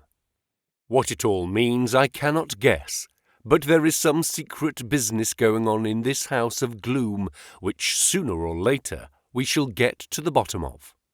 I do not trouble you with my theories, for you asked me to furnish you only with facts. I have had a long talk with Sir Henry this morning, and we have made a plan of campaign founded upon my observations of last night. I will not speak about it just now, but it should make my next report interesting reading. Chapter 9. Second Report of Dr. Watson. The Light upon the Moor. Baskerville Hall, October 15th. My dear Holmes, if I was compelled to leave you without much news during the early days of my mission, you must acknowledge that I am making up for lost time, and that events are now crowding thick and fast upon us. In my last report, I ended upon my top note with Barrymore at the window, and now I have quite a budget already which will, unless I am much mistaken, considerably surprise you. Things have taken a turn which I could not have anticipated. In some ways, they have within the last 48 hours become much clearer, and in some ways they have become more complicated. But I will tell you all, and you shall judge for yourself. Before breakfast on the morning following my adventure, I went down the corridor and examined the room in which Barrymore had been on the night before. The western window through which he had stared so intently has, I noticed, one peculiarity above all other windows in the house. It commands the nearest outlook on the moor. There is an opening between two trees which enables one from this point of view to look right down upon it, while from all the other windows it is only a distant glimpse which can be obtained. It follows, therefore, that Barrymore, since only this window would serve the purpose, must have been looking out for something or somebody upon the moor. The night was very dark, so that I can hardly imagine how he could have hoped to see anyone. It had struck me that it was possible that some love intrigue was on foot. That would have accounted for his stealthy movements and also for the uneasiness of his wife. The man is a striking-looking fellow, very well equipped to steal the heart of a country girl, so that this theory seemed to have something to support it. That opening of the door, which I had heard after I had returned to my room, might mean that he had gone out to keep some clandestine appointment. So I reasoned with myself in the morning, and I tell you the direction of my suspicions, however much the result may have shown that they were unfounded. But whatever the true explanation of Barrymore's movements might be, I felt that the responsibility of keeping them to myself until I could explain them was more than I could bear. I had an interview with the baronet in his study after breakfast, and I told him all that I had seen. He was less surprised than I had expected. I knew Barrymore walked about nights, and I had a mind to speak to him about it, said he. 2 or 3 times I have heard his steps in the passage coming and going, just about the hour you name. Perhaps, then, he pays a visit every night to that particular window, I suggested. Perhaps he does. If so, we should be able to shadow him and see what it is that he is after. I wonder what your friend Holmes would do if he were here. I believe that he would do exactly what you now suggest, said I. He would follow Barrymore and see what he did. Then we shall do it together. But surely he would hear us. The man is rather deaf, and in any case, we must take our chance of that. We'll sit up in my room tonight and wait until he passes. Sir Henry rubbed his hands with pleasure, and it was evident that he hailed the adventure as a relief to his somewhat quiet life upon the moor. The baronet has been in communication with the architect who prepared the plans for Sir Charles, and with a contractor from London, so that we may expect great changes to begin here soon. There have been decorators and furnishers up from Plymouth, and it is evident that our friend has large ideas and means to spare no pains or expense to restore the grandeur of his family. When the house is renovated and refurbished, all that he will need will be a wife to make it complete. Between ourselves, there are pretty clear signs that this will not be wanting if the lady is willing, for I have seldom seen a man more infatuated with a woman than he is with our beautiful neighbour, Miss Stapleton. And yet the course of true love does not run quite as smoothly as one would, under the circumstances, expect. Today, for example, its surface was broken by a very unexpected ripple, which has caused our friend considerable perplexity and annoyance.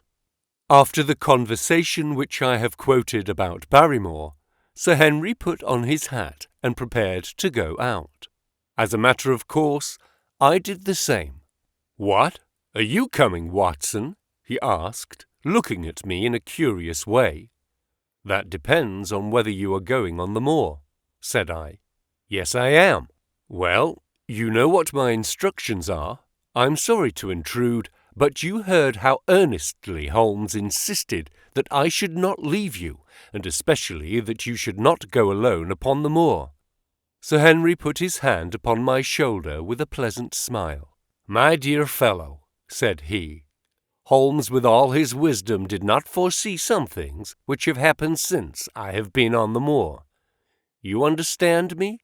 I am sure that you are the last man in the world who would wish to be a spoil-sport. I must go out alone." It put me in a most awkward position. I was at a loss what to say or what to do, and before I had made up my mind, he picked up his cane and was gone. But when I came to think the matter over, my conscience reproached me bitterly for having on any pretext allowed him to go out of my sight. I imagined what my feelings would be if I had to return to you and to confess that some misfortune had occurred through my disregard for your instructions. I assure you my cheeks flushed at the very thought. It might not even now be too late to overtake him, so I set off at once in the direction of Merripit House. I hurried along the road at the top of my speed without seeing anything of Sir Henry until I came to the point where the moor path branches off. There, fearing that perhaps I had come in the wrong direction after all, I mounted a hill from which I could command a view, the same hill which is cut into the dark quarry. Thence I saw him at once. He was on the moor path about a quarter of a mile off, and a lady was by his side who could only be Miss Stapleton. It was clear that there was already an understanding between them, and that they had met by appointment.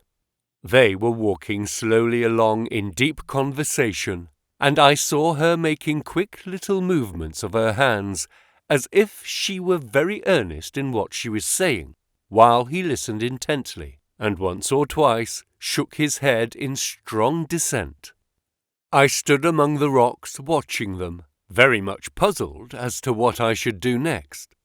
To follow them and break into their intimate conversation seemed to be an outrage, and yet my clear duty was never for an instant to let him out of my sight.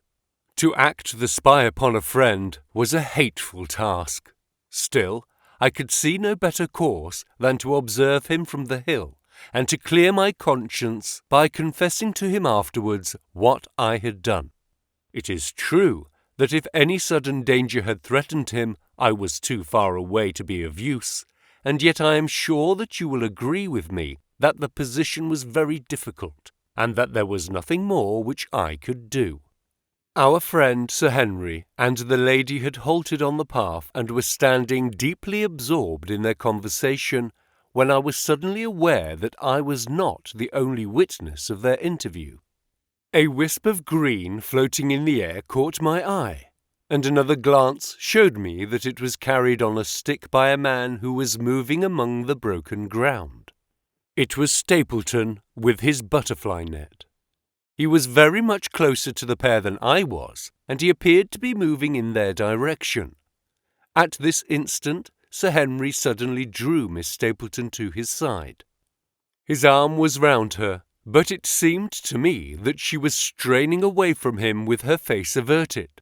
He stooped his head to hers, and she raised one hand as if in protest. Next moment I saw them spring apart and turn hurriedly round.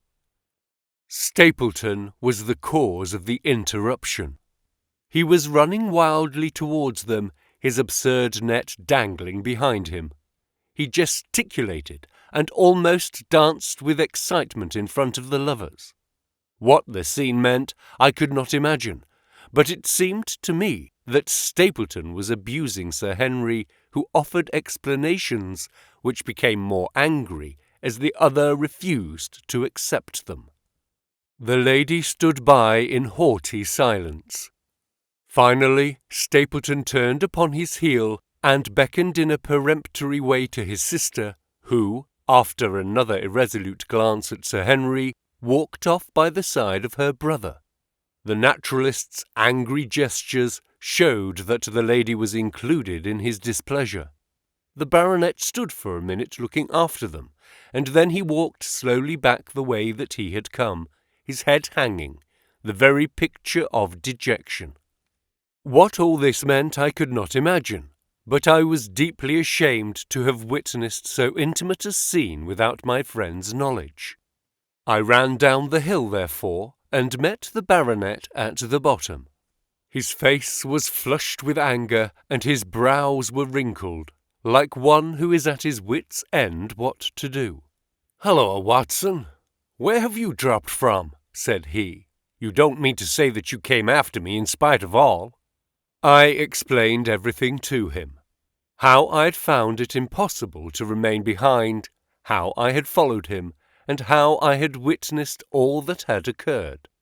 For an instant his eyes blazed at me, but my frankness disarmed his anger, and he broke at last into a rather rueful laugh. You'd have thought that the middle of that prairie a fairly safe place for a man to be private, said he. But by thunder, the whole countryside seems to have been out to see me do my wooing, and a mighty poor wooing at that. Where had you engaged a seat? I was on that hill. Quite in the back row, eh? But her brother was well up to the front. Did you see him come out on us? Yes, I did. Did he ever strike you as being crazy, this brother of hers? I can't say that he ever did. I dare say not. I always thought him sane enough until today, but you can take it from me that either he or I ought to be in a straitjacket. What's the matter with me anyhow? You've lived near me for some weeks, Watson. Tell me straight now, is there anything that would prevent me from making a good husband to a woman that I loved? I should say not. He can't object to my worldly position, so it must be myself that he has this down on. What is he against me? I never hurt a man or woman in my life that I know of, and yet he would not so much as let me touch the tips of her fingers. Did he say so? That and a deal more. I tell you, Watson, I've only known her these few weeks, but from the first I just felt that she was made for me, and she, too. She was happy when she was with me, and that I'll swear. There's a light in a woman's eyes that speaks louder than words. But he has never let us get together, and it was only today for the first time that I saw a chance of having a few words with her alone. She was glad to meet me, but when she did, it was not love that she would talk about, and she wouldn't have let me talk about it either if she could have stopped it. She kept coming back to it, that this was a place of danger, and that she would never be happy until I had left it. I told her that since I had seen her, I was in no hurry to leave it, and that if she really wanted me to go, the only way to work it was for her to arrange to go with me. With that, I offered in as many words to marry her, but before she could answer, down came this brother of hers, running at us with a face on him like a madman. He was just white with rage, and those light eyes of his were blazing with fury. What was I doing with the lady? How dare I offer attentions which were distasteful to her? Did I think that because I was a baronet I could do what I liked? If he had not been her brother, I should have known better how to answer him. As it was, I told him that my feelings towards his sister were such as I was not ashamed of, and that I hoped that she might honor me by becoming my wife. That seemed to make the matter no better. So then I lost my temper too, and I answered him rather more hotly than I should perhaps, considering that she was standing by. So it ended by his going off with her, as you saw, and here I am as badly puzzled a man as any in this county. Just tell me what it all means, Watson, and I'll owe you more than ever I can hope to pay. I tried one or two explanations, but indeed I was completely puzzled myself. Our friend's title, his fortune, his age, his character, and his appearance are all in his favour, and I know nothing against him, unless it be this dark fate which runs in his family. That his advances should be rejected so brusquely, without any reference to the lady's own wishes, and that the lady should accept the situation without protest, is very amazing. However, our conjectures were set at rest by a visit from Stapleton himself that very afternoon. He had come to offer apologies for his rudeness of the morning, and after a long private interview with Sir Henry in his study, the upshot of their conversation was that the breach is quite healed, and that we are to dine at Merripit House next Friday as a sign of it. I don't say now that he isn't a crazy man, said Sir Henry. I can't forget the look in his eyes when he ran at me this morning, but I must allow that no man could make a more handsome apology than he has done. Did he give any explanation of his conduct? His sister is everything in his life, he says. That is natural enough, and I am glad that he should understand her value. They have always been together, and according to his account, he has been a very lonely man with only her as a companion. so that the thought of losing her was really terrible to him. He had not understood, he said, that I was becoming attached to her, but when he saw with his own eyes that it was really so, and that she might be taken away from him, it gave him such a shock that for a time he was not responsible for what he said or did. He was very sorry for all that had passed, and he recognized how foolish and how selfish it was that he should imagine that he could hold a beautiful woman like his sister to himself for her whole life. If she had to leave him, he had rather it was to a neighbor like myself than to anyone else. But in any case, it was a blow to him, and it would take him some time before he could prepare himself to meet it. He would withdraw all opposition upon his part if I would promise for 3 months to let the matter rest and to be content with cultivating the lady's friendship during that time without claiming her love. This I promised, and so the matter rests. So there is one of our small mysteries cleared up. It is something to have touched bottom anywhere in this bog in which we are floundering. We now know why Stapleton looked with disfavour upon his sister's suitor, even when that suitor was so illegible a one as Sir Henry. And now I pass on to another thread which I have extricated out of the tangled skein, the mystery of the sobs in the night, of the tear-stained face of Mrs. Barrymore, of the secret journey of the butler to the western lattice window. Congratulate me, my dear Holmes, and tell me that I have not disappointed you as an agent, that you do not regret the confidence which you showed in me when you sent me down. All these things have by one night's work been thoroughly cleared. I have said by one night's work, but in truth it was by 2 nights' work, for on the first we drew entirely blank. I sat up with Sir Henry in his rooms until nearly 3 o'clock in the morning, but no sound of any sort did we hear except the chiming clock upon the stairs. It was a most melancholy vigil, and ended by each of us falling asleep in our chairs. Fortunately, we were not discouraged, and we determined to try again.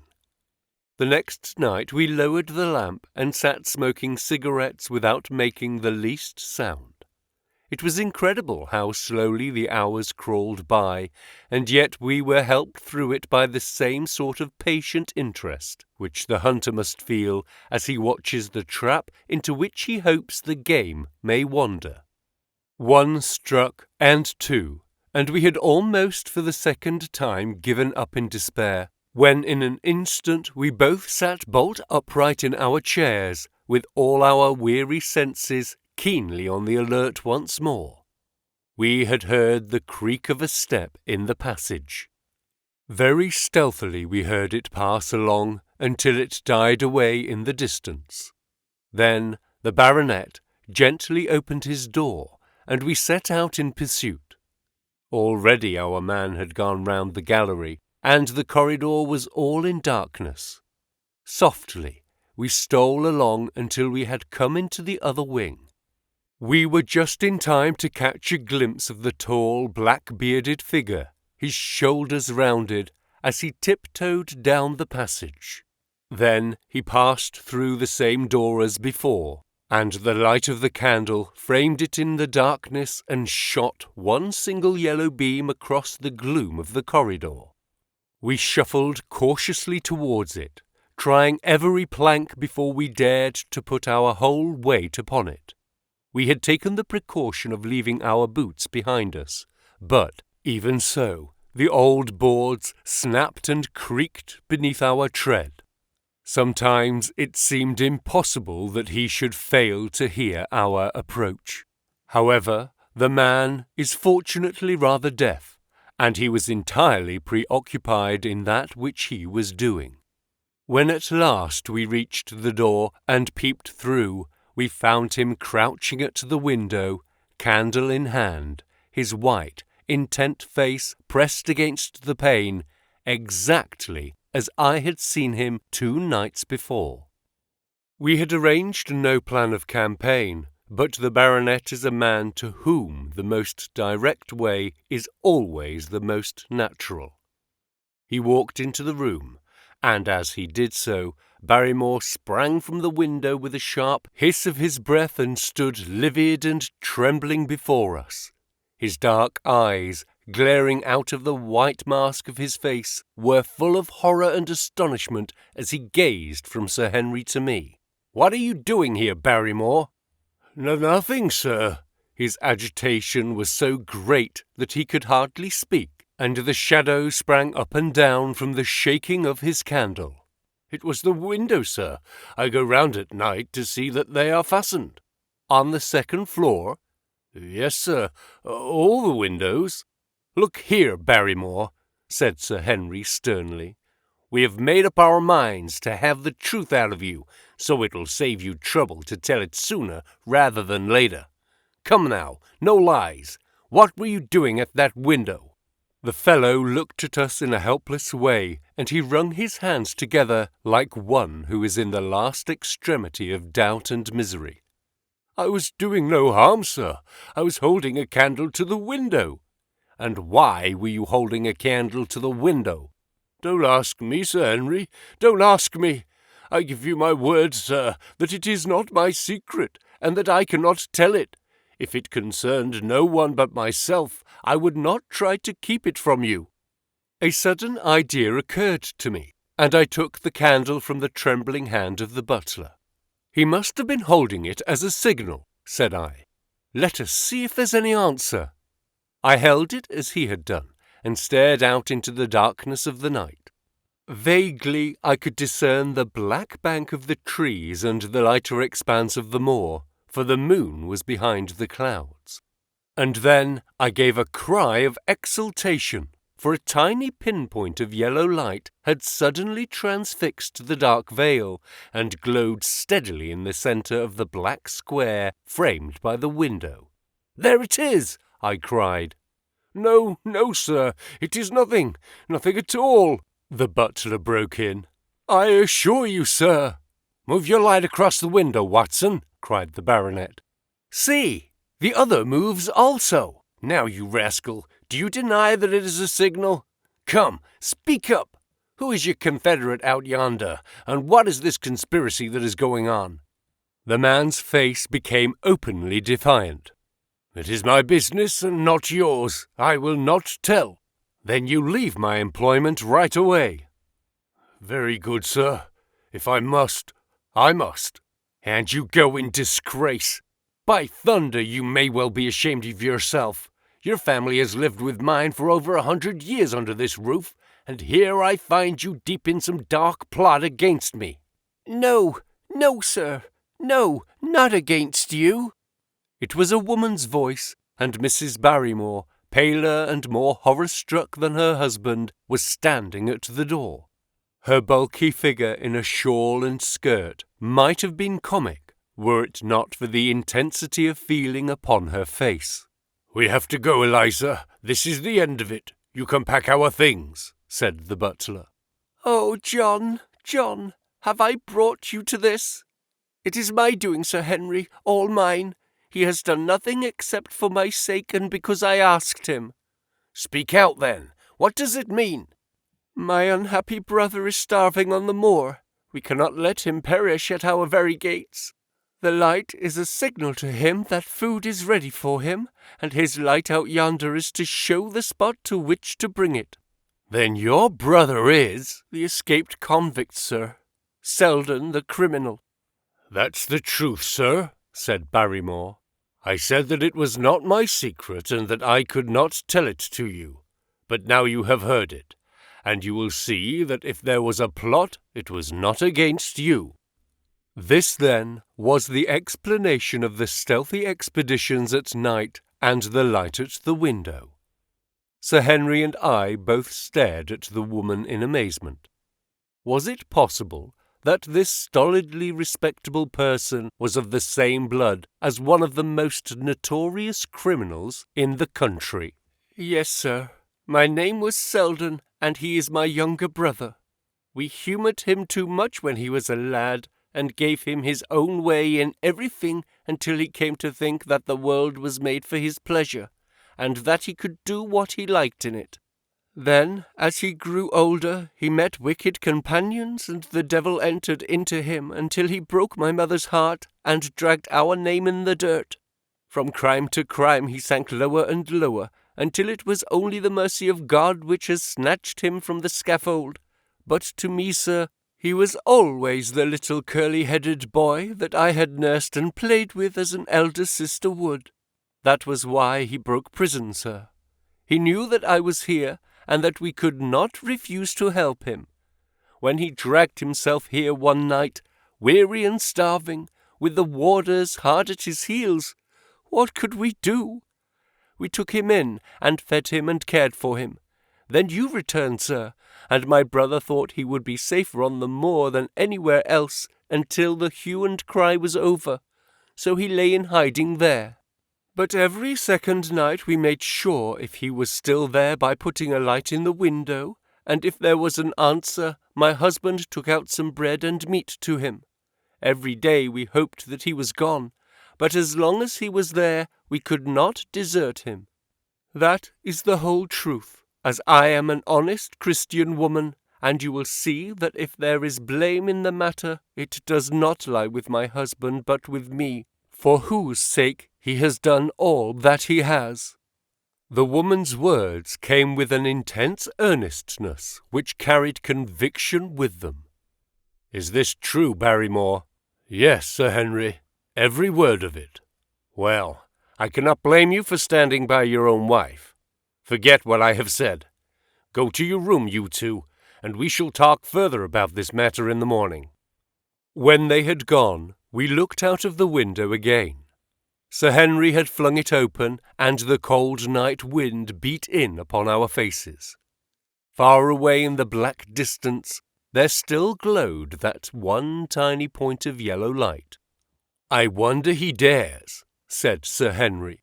"It may be so placed as to be only visible from here." "Very likely. How far do you think it is?" "Out by Cleft Tor, I think." "Not more than a mile or two off." "Hardly that." "Well, it cannot be far if Barrymore had to carry out the food to it. And he is waiting, this villain, beside that candle. By thunder, Watson, I'm going out to take that man." The same thought had crossed my own mind. It was not as if the Barrymores had taken us into their confidence. Their secret had been forced from them. The man was a danger to the community, an unmitigated scoundrel for whom there was neither pity nor excuse. We were only doing our duty in taking this chance of putting him back where he could do no harm. With his brutal and violent nature, others would have to pay the price if we held our hands. Any night, for example, our neighbours the Stapletons might be attacked by him, and it may have been the thought of this which made Sir Henry so keen upon the adventure. "I will come," said I. "Then get your revolver and put on your boots. The sooner we start, the better, as the fellow may put out his light and be off." In 5 minutes we were outside the door, starting upon our expedition. We hurried through the dark shrubbery amid the dull moaning of the autumn wind and the rustle of the falling leaves. The night air was heavy with the smell of damp and decay. Now and again the moon peeped out for an instant, but clouds were driving over the face of the sky, and just as we came out on the moor, a thin rain began to fall. The light still burned steadily in front. "Are you armed?" I asked. "I have a hunting crop." "We must close in on him rapidly, for he is said to be a desperate fellow. We shall take him by surprise and have him at our mercy before he can resist." "I say, Watson," said the baronet, "what would Holmes say to this? How about that hour of darkness in which the power of evil is exalted?" As if in answer to his words, there rose suddenly out of the vast gloom of the moor that strange cry which I had already heard upon the borders of the great Grimpen Mire. It came with the wind through the silence of the night, a long, deep mutter, then a rising howl, and then the sad moan in which it died away. Again and again it sounded, the whole air throbbing with it, strident, wild and menacing. The baronet caught my sleeve, and his face glimmered white through the darkness. "My God! What's that, Watson?" "I don't know. It's a sound they have on the moor. I heard it once before." It died away, and an absolute silence closed in upon us. We stood, straining our ears, but nothing came. "Watson," said the baronet, "it was the cry of a hound." My blood ran cold in my veins, for there was a break in his voice which told of the sudden horror which had seized him. "What do they call this sound?" he asked. "Who?" "The folk on the countryside." "Oh, they are ignorant people. Why should you mind what they call it? Tell me, Watson, what do they say of it?" I hesitated, but could not escape the question. "They say it is the cry of the Hound of the Baskervilles." He groaned and was silent for a few moments. "A hound it was," he said at last, "but it seemed to come from miles away, over yonder, I think. It was hard to say whence it came. It rose and fell with the wind. Isn't that the direction of the Great Grimpen Mire?" "Yes, it is." "Well, it was up there. Come now, Watson. Didn't you think yourself that it was the cry of a hound? I'm not a child. You need not fear to speak the truth." "Stapleton was with me when I heard it last. He said that it might be the calling of a strange bird." No, it was a hound. My God, can there be some truth in all these stories? Is it possible that I am really in danger from so dark a cause? You don't believe it, do you, Watson? No. And yet it was one thing to laugh about it in London, and it is another to stand out here in the darkness of the moor and to hear such a cry as that. And my uncle! There was the footprint of the hound beside him as he lay. It all fits together. I don't think that I am a coward, Watson, but that sound seemed to freeze my very blood. Feel my hand." It was as cold as a block of marble. "You'll be all right tomorrow. I don't think I'll get that cry out of my head. What do you advise that we do now? Shall we turn back?" "No, by thunder! We have come out to get our man, and we will do it. We after the convict, and a hellhound, as likely as not, after us. Come on, we'll see it through if all the fiends of the pit were loose upon the moor." We stumbled slowly along in the darkness, with the black loom of the craggy hills around us, and the yellow speck of light burning steadily in front. There is nothing so deceptive as the distance of a light upon a pitch-dark night, and sometimes the glimmer seemed to be far away upon the horizon, and sometimes it might have been within a few yards of us. But at last we could see whence it came, and then we knew that we were indeed very close. A guttering candle was stuck in a crevice of the rocks, which flanked it on each side, so as to keep the wind from it, and also to prevent it from being visible, save in the direction of Baskerville Hall. A boulder of granite concealed our approach, and crouching behind it, we gazed over it at the signal light. It was strange to see this single candle burning there in the middle of the moor, with no sign of life near it, just the one straight yellow flame and the gleam of the rock on each side of it. "What shall we do now?" whispered Sir Henry. "Wait here. He must be near his light.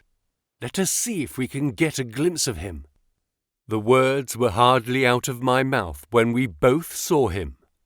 Over the rocks in the crevice of which the candle burned, there was thrust out an evil yellow face, a terrible animal face, all seamed and scored with vile passions. Foul with mire, with a bristling beard, and hung with matted hair, it might well have belonged to one of those old savages who dwelt in the burrows on the hillsides. The light beneath him was reflected in his small, cunning eyes, which peered fiercely to right and left through the darkness, like a crafty and savage animal who has heard the steps of the hunters. Something had evidently aroused his suspicions. It may have been that Barrymore had some private signal which we had neglected to give, or the fellow may have had some other reason for thinking that all was not well, but I could read his fears upon his wicked face.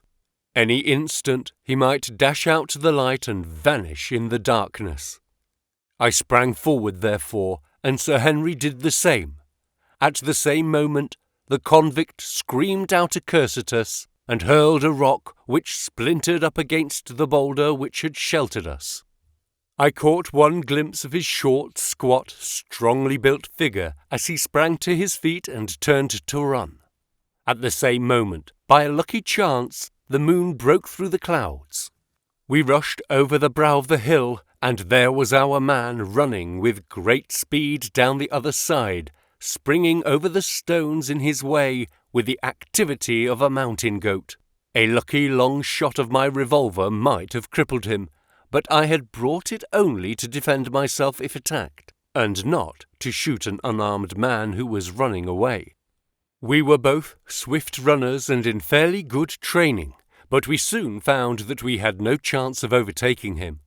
We saw him for a long time in the moonlight, until he was only a small speck, moving swiftly among the boulders upon the side of a distant hill.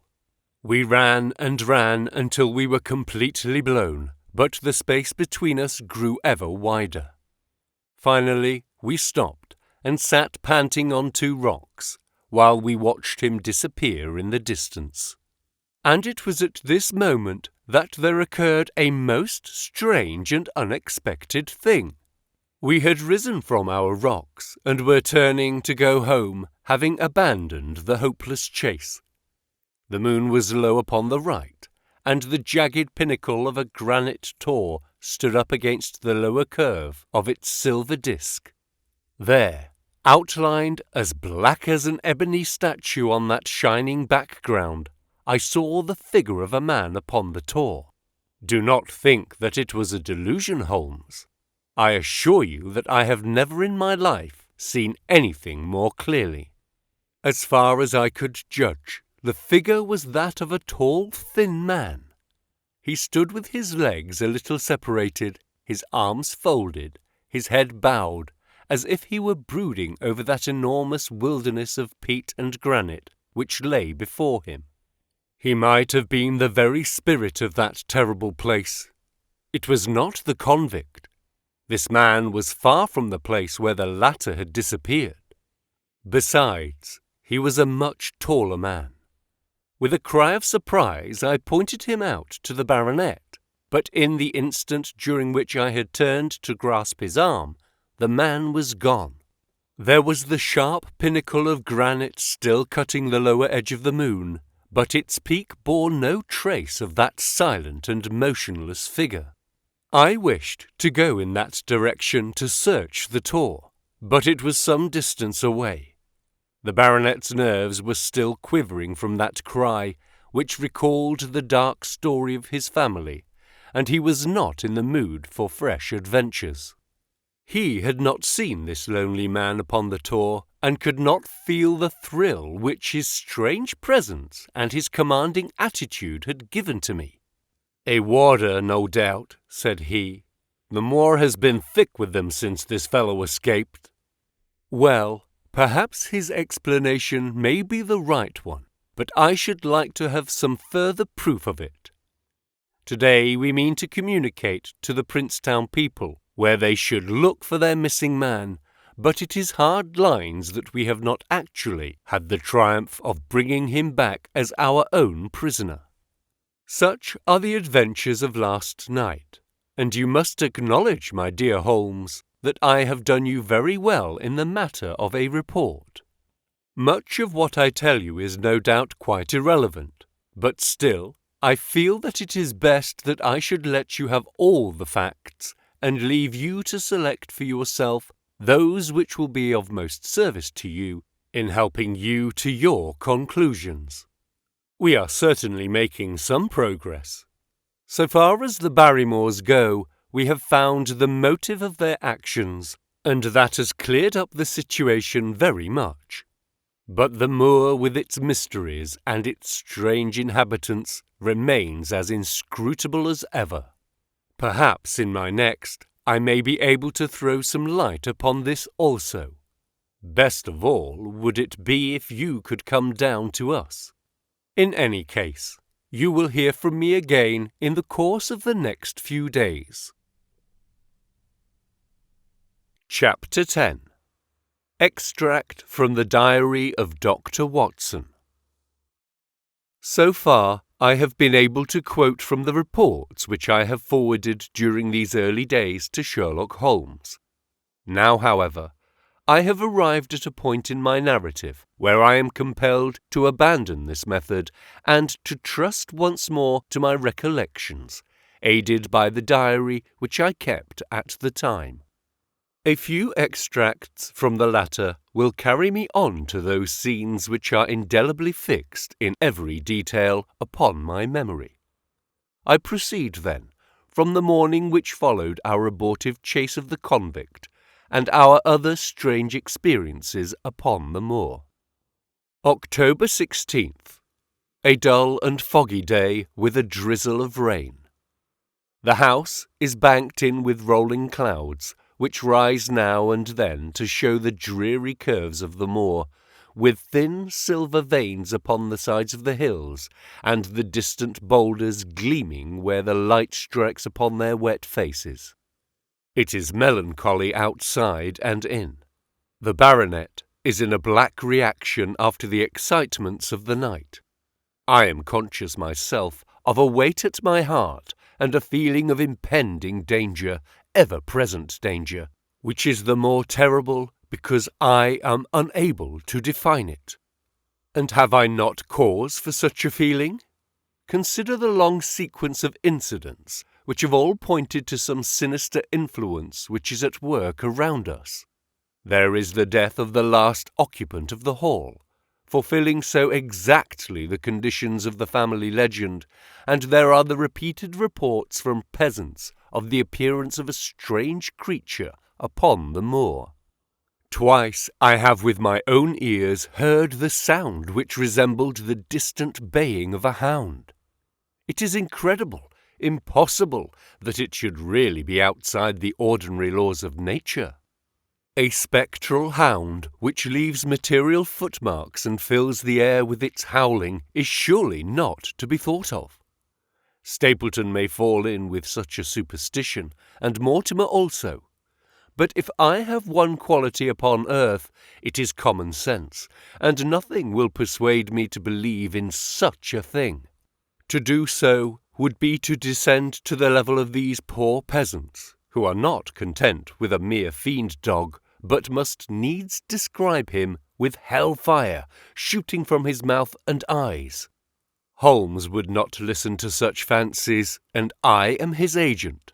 But facts are facts, and I have twice heard this crying upon the moor. Suppose that there were really some huge hound loose upon it. That would go far to explain everything. But where could such a hound lie concealed? Where did it get its food? Where did it come from? How was it that no one saw it by day? It must be confessed that the natural explanation offers almost as many difficulties as the other. And always, apart from the hound, there is the fact of the human agency in London, the man in the cab, and the letter which warned Sir Henry against the moor. This at least was real, but it might have been the work of a protecting friend as easily as of an enemy. Where is that friend or enemy now? Has he remained in London, or has he followed us down here? Could he be the stranger whom I saw upon the Tor? It is true that I have had only the one glance at him, and yet there are some things to which I am ready to swear. He is no one whom I've seen down here, and I have now met all the neighbours. The figure was far taller than that of Stapleton, far thinner than that of Frankland. Barrymore it might possibly have been, but we had left him behind us, and I am certain that he could not have followed us. A stranger then is still dogging us, just as a stranger dogged us in London. We have never shaken him off.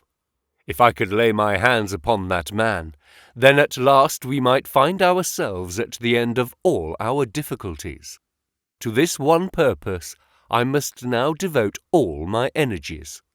My first impulse was to tell Sir Henry all my plans. My second and wisest one is to play my own game and speak as little as possible to anyone. He is silent and distrait. His nerves have been strangely shaken by that sound upon the moor. I will say nothing to add to his anxieties, but I will take my own steps to attain my own end. We had a small scene this morning after breakfast. Barrymore asked leave to speak with Sir Henry, and they were closeted in his study for some little time. Sitting in the billiard-room, I more than once heard the sound of voices raised, and I had a pretty good idea what the point was which was under discussion. After a time, the baronet opened his door and called for me. "Barrymore considers that he has a grievance," he said.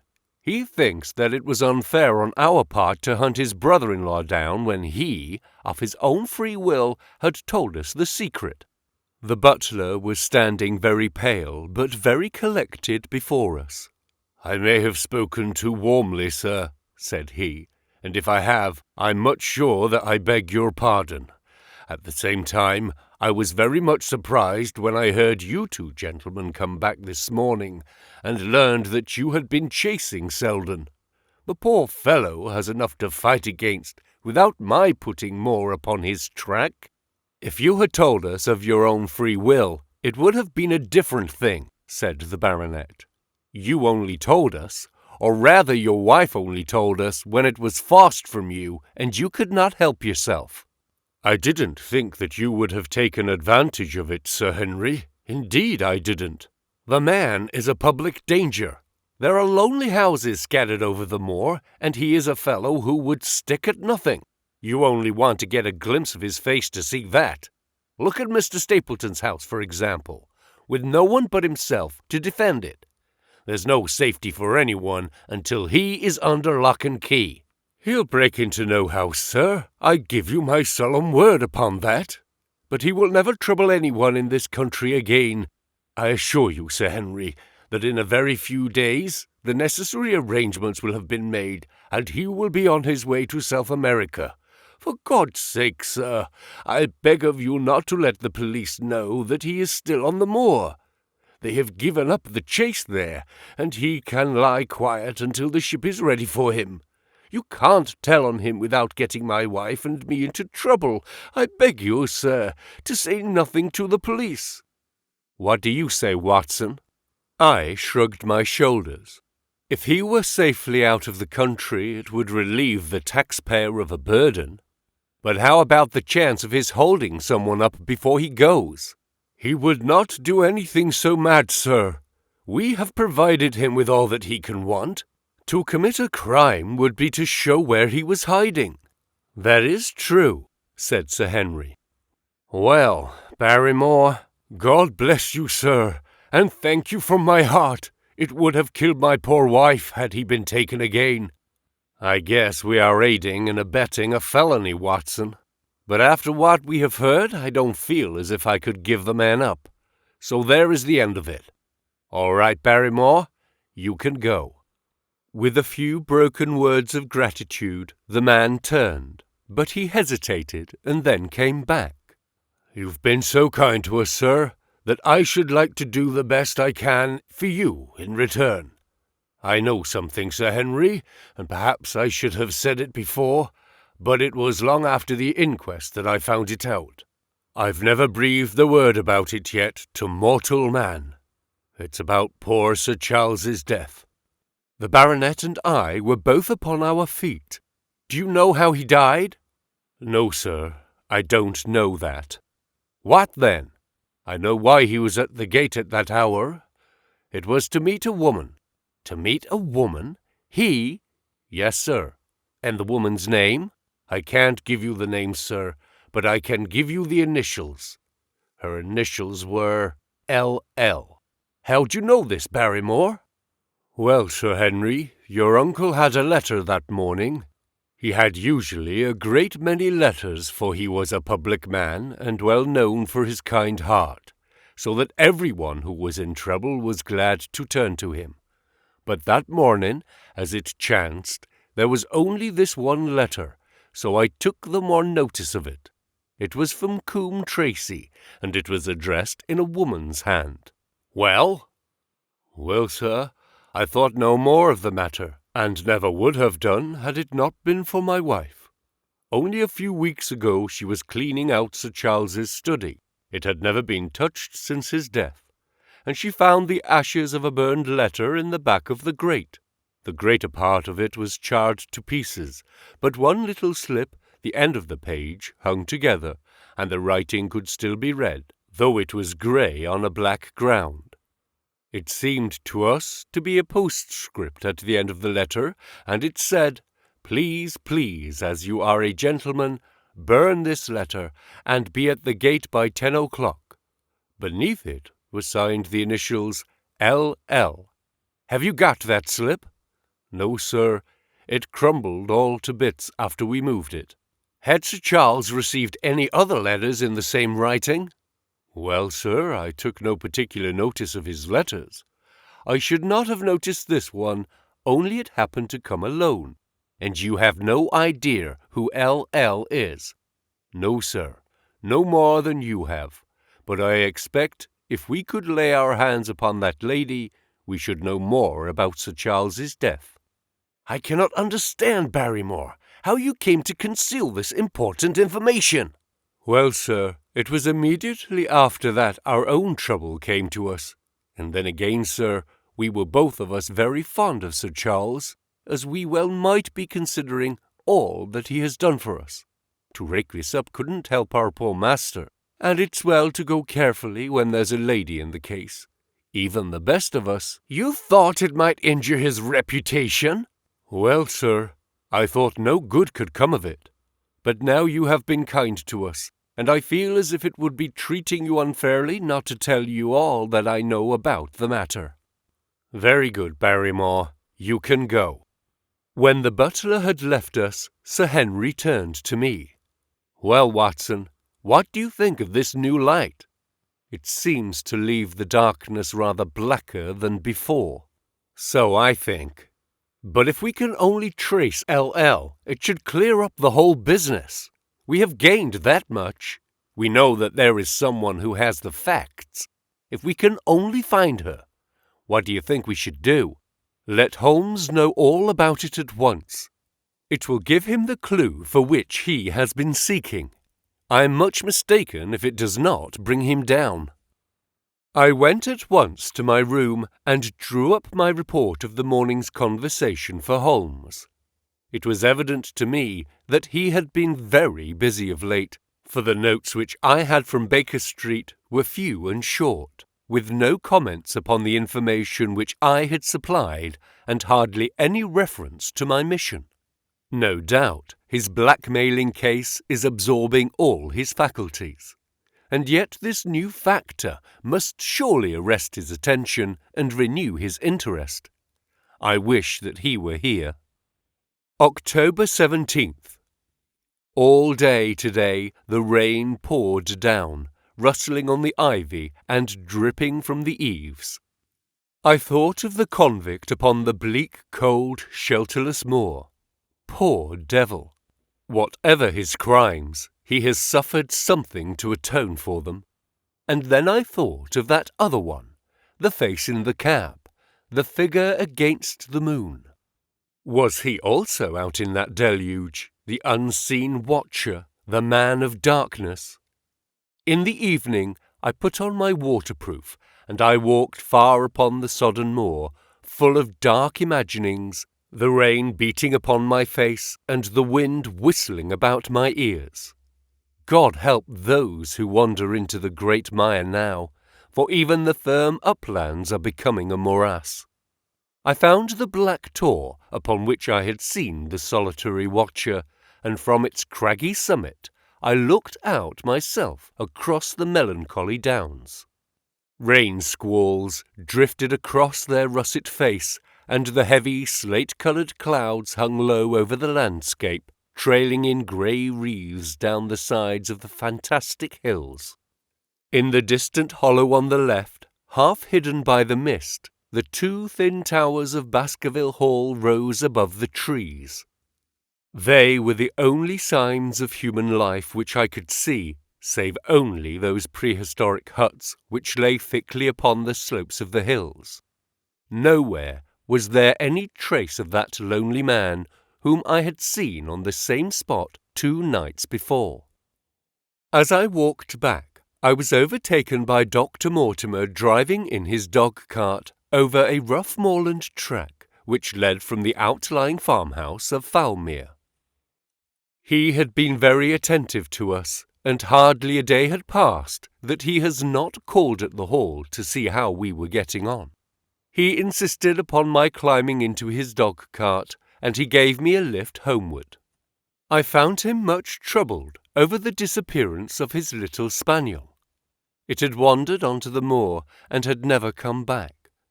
I gave him such consolation as I might, but I thought of the pony on the Gripen moor, and I do not fancy that he will see his little dog again. "By the way, Mortimer," said I, as we jolted along the road, "I suppose there are few people living within driving distance of this whom you do not know?" "Hardly any, I think." "Can you, then, tell me the name of any woman whose initials are L.L.? He thought for a few minutes. "No," said he.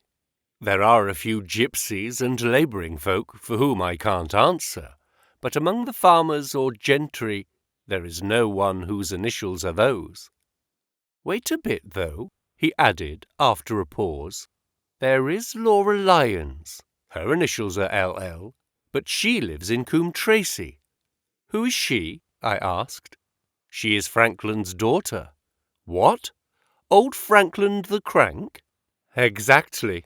She married an artist named Lyons who came sketching on the moor. He proved to be a blackguard and deserted her.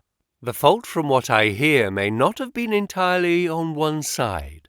Her father refused to have anything to do with her because she had married without his consent, and perhaps for 1 or 2 other reasons as well. So, between the old sinner and the young one, the girl has had a pretty bad time. How does she live?" "I fancy old Frankland allows her a pittance, but it cannot be more, for his own affairs are considerably involved. Whatever she may have deserved, one could not allow her to go hopelessly to the bad. Her story got about, and several of the people here did something to enable her to earn an honest living. Stapleton did for one, and Sir Charles for another. I gave a trifle myself. It was to set her up in a typewriting business." He wanted to know the object of my inquiries, but I managed to satisfy his curiosity without telling him too much, for there is no reason why we should take anyone into our confidence. Tomorrow morning I shall find my way to Coombe Tracey, and if I can see this Mrs. Laura Lyons, of equivocal reputation, a long step will have been made towards clearing one incident in this chain of mysteries. I am certainly developing the wisdom of the serpent, for when Mortimer pressed his questions to an inconvenient extent, I asked him casually to what type Franklin's skull belonged, and so heard nothing but craniology for the rest of our drive. I have not lived for years with Sherlock Holmes for nothing. I have only one other incident to record upon this tempestuous and melancholy day. This was my conversation with Barrymore just now, which gives me one more strong card which I can play in due time. Mortimer had stayed to dinner, and he and the baronet played écarté afterwards. The butler brought me my coffee into the library, and I took the chance to ask him a few questions. "Well," said I, "has this precious relation of yours departed, or is he still lurking out yonder? I don't know, sir. I hope to heaven that he has gone, for he has brought nothing but trouble here. I've not heard of him since I left out food for him last, and that was 3 days ago. Did you see him then? No, sir, but the food was gone when I next went that way. Then he was certainly there. So you would think, sir, unless it was the other man who took it. I sat with my coffee cup halfway to my lips and stared at Barrymore. You know that there is another man, then? Yes, sir. There is another man upon the moor. Have you seen him? No, sir. How do you know of him, then? Selden told me of him, sir, a week ago or more. He's in hiding, too, but he's not a convict as far as I can make out. I don't like it, Dr. Watson. I tell you straight, sir, that I don't like it. He spoke with a sudden passion of earnestness. Now listen to me, Barrymore. I have no interest in this matter but that of your master. I have come here with no object except to help him. Tell me, frankly, what is it that you don't like?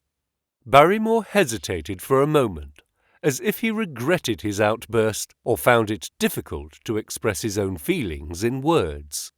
"It's all these goings-on, sir," he cried at last, waving his hand towards the rain-lashed window which faced the moor. "There's foul play somewhere, and there's black villainy brewing. To that I'll swear. Very glad I should be, sir, to see Sir Henry on his way back to London again. But what is it that alarms you? Look at Sir Charles's death. That was bad enough, for all that the coroner said. Look at the noises on the moor at night. There's not a man who would cross it after sundown if he was paid for it. Look at this stranger hiding out yonder, and watching and waiting. What's he waiting for? What does it mean? It means no good to anyone of the name of Baskerville, and very glad I shall be to be quit of it all on the day that Sir Henry's new servants are ready to take over the hall." "But about this stranger," said I. "Can you tell me anything about him? What did Selden say? Did he find out where he hid, or what he was doing?" "He saw him once or twice, but he said he's a deep one, and gives nothing away. At first he thought that he was the police, but soon he found out that he had some lay of his own. A kind of gentleman he was, as far as he could see, but what he was doing he could not make out." "And where did he say that he lived?" "Among the old houses on the hillside, the stone huts where the old folk used to live."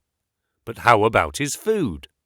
"Selden found out that he has got a lad who works for him, and brings him all he needs. I dare say he goes to Coombe Tracy for what he wants." "Very good, Barrymore. We may talk further of this some other time." When the butler had gone, I walked over to the black window, and I looked through a blurred pane at the driving clouds and at the tossing outline of the wind-swept trees. It is a wild night indoors, and what must it be in a stone hut upon the moor? What passion of hatred can it be which leads a man to lurk in such a place at such a time? And what deep and earnest purpose can he have which calls for such a trial? There, in that hut upon the moor, seems to lie the very centre of that problem which has vexed me so sorely. I swear that another day shall not have passed before I have done all that man can do to reach the heart of the mystery. Chapter 11. The Man on the Tour. The extract from my private diary, which forms the last chapter, has brought my narrative up to the 18th of October, a time when these strange events began to move swiftly towards their terrible conclusion. The incidents of the next few days are indelibly graven upon my recollection, and I can tell them without reference to the notes made at the time. I start, then, from the day which succeeded that upon which I had established two facts of great importance. The one that Mrs. Laura Lyons of Coombe Tracy had written to Sir Charles Baskerville and made an appointment with him at the very place and hour that he met his death. The other, that the lurking man upon the moor was to be found among the stone huts upon the hillside. With these two facts in my possession, I felt that either my intelligence or my courage must be deficient if I could not throw some further light upon these dark places. I had no opportunity to tell the baronet what I had learned about Mrs. Lyons upon the evening before, for Dr. Mortimer remained with him at cards until it was very late. At breakfast, however, I informed him about my discovery, and asked him whether he would care to accompany me to Coombe Tracey. At first he was very eager to come, but on second thoughts it seemed to both of us that if I went alone the results might be better. The more formal we made the visit, the less information we might obtain. I left Sir Henry behind, therefore, not without some prickings of conscience, and drove off upon my new quest. When I reached Coombe Tracey, I told Perkins to put up the horses, and I made inquiries for the lady whom I had come to interrogate. I had no difficulty in finding her rooms, which were central and well appointed. A maid showed me in without ceremony, and as I entered the sitting-room, a lady who was sitting before a Remington typewriter sprang up with a pleasant smile of welcome. Her face fell, however, when she saw that I was a stranger, and she sat down again and asked me the object of my visit. The first impression left by Mrs. Lyons was one of extreme beauty. Her eyes and hair were of the same rich hazel colour, and her cheeks, though considerably freckled, were flushed with the exquisite bloom of the brunette, the dainty pink which lurks at the heart of the sulphur rose. Admiration was, I repeat, the first impression. But the second was criticism. There was something subtly wrong with the face, some coarseness of expression, some hardness, perhaps, of eye, some looseness of lip, which marred its perfect beauty. But these, of course, are afterthoughts. At the moment I was simply conscious that I was in the presence of a very handsome woman, and that she was asking me the reasons for my visit. I had not quite understood until that instant how delicate my mission was. "I have the pleasure," said I, "of knowing your father." It was a clumsy introduction, and the lady made me feel it. "There is nothing in common between my father and me," she said. "I owe him nothing, and his friends are not mine. If it were not for the late Sir Charles Baskerville and some other kind hearts, I might have starved for all that my father cared." "It was about the late Sir Charles Baskerville that I have come here to see you." The freckles started out on the lady's face. "What can I tell you about him?" she asked, and her fingers played nervously over the stops of her typewriter. "You knew him, did you not?" "I have already said that I owe a great deal to his kindness. If I am able to support myself, it is largely due to the interest which he took in my unhappy situation." "Did you correspond with him?" The lady looked quickly up with an angry gleam in her hazel eyes. "What is the object of these questions?" she asked sharply. "The object is to avoid a public scandal. It is better that I should ask them here than that the matter should pass outside our control." She was silent, and her face was still very pale. At last she looked up with something reckless and defiant in her manner. "Well, I'll answer," she said. "What are your questions? Did you correspond with Sir Charles?" "I certainly wrote to him once or twice to acknowledge his delicacy and his generosity." "Have you the dates of those letters?" "No." "Have you ever met him?" "Yes, once or twice when he came into Coombe Tracey. He was a very retiring man, and he preferred to do good by stealth." "But if you saw him so seldom, and wrote so seldom, how did he know enough about your affairs to be able to help you, as you say that he has done?" She met my difficulty with the utmost readiness. "There were several gentlemen who knew my sad story and united to help me. One was Mr. Stapleton, a neighbour and intimate friend of Sir Charles's. He was exceedingly kind, and it was through him that Sir Charles learned about my affairs. I knew already that Sir Charles Baskerville had made Stapleton his almoner upon several occasions, so the lady's statement bore the impress of truth upon it. "Did you ever write to Sir Charles, asking him to meet you?" I continued. Mrs. Lyons flushed with anger again. "Really, sir, this is a very extraordinary question." "I'm sorry, madam, but I must repeat it." "Then I answer, certainly not." "Not on the very day of Sir Charles's death?" The flush had faded in an instant, and a deathly face was before me.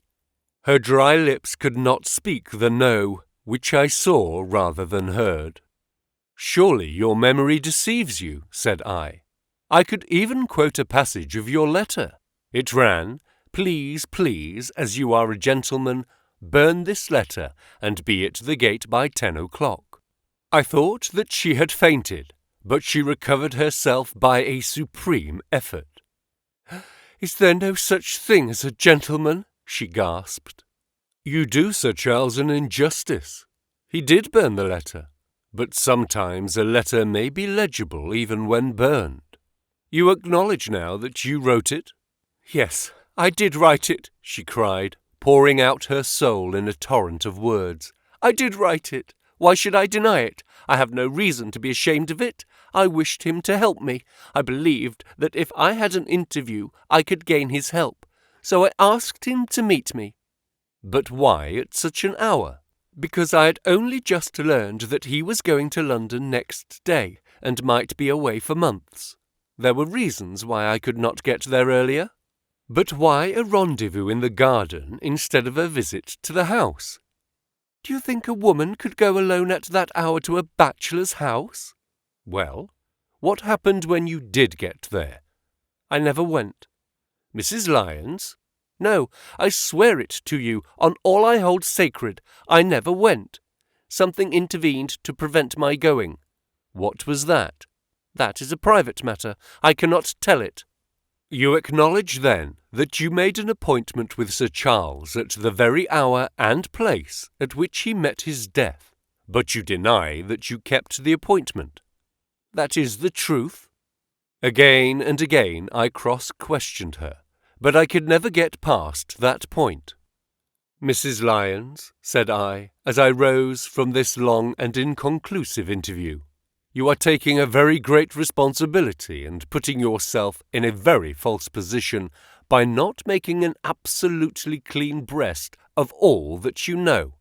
If I have to call in the aid of the police, you will find how seriously you are compromised. If your position is innocent, why did you in the first instant deny having written to Sir Charles upon that date?" "Because I feared that some false conclusion might be drawn from it, and that I might find myself involved in a scandal." "And why were you so pressing that Sir Charles should destroy your letter?" "If you have read the letter, you will know." "I did not say that I had read all the letter." "You quoted some of it." "I quoted the postscript. The letter had, as I said, been burned, and it was not all legible. I ask you once again why it was that you were so pressing that Sir Charles should destroy this letter which he received on the day of his death." "The matter is a very private one." "The more reason why you should avoid a public investigation." "I will tell you then. If you have heard anything of my unhappy history, you will know that I made a rash marriage, and had reason to regret it." "I have heard so much." "My life has been one incessant persecution from a husband whom I abhor. The law is upon his side, and every day I am faced by the possibility that he may force me to live with him. At the time that I wrote this letter to Sir Charles, I had learned that there was a prospect of my regaining my freedom if certain expenses could be met. It meant everything to me, peace of mind, happiness, self-respect, everything. I knew Sir Charles's generosity, and I thought that if he heard the story from my own lips, he would help me." "Then how is it that you did not go?" because I received help in the interval from another source. Why, then, did you not write to Sir Charles and explain this? So I should have done, had I not seen his death in the paper next morning. The woman's story hung coherently together, and all my questions were unable to shake it. I could only check it by finding if she had indeed instituted divorce proceedings against her husband at or about the time of the tragedy.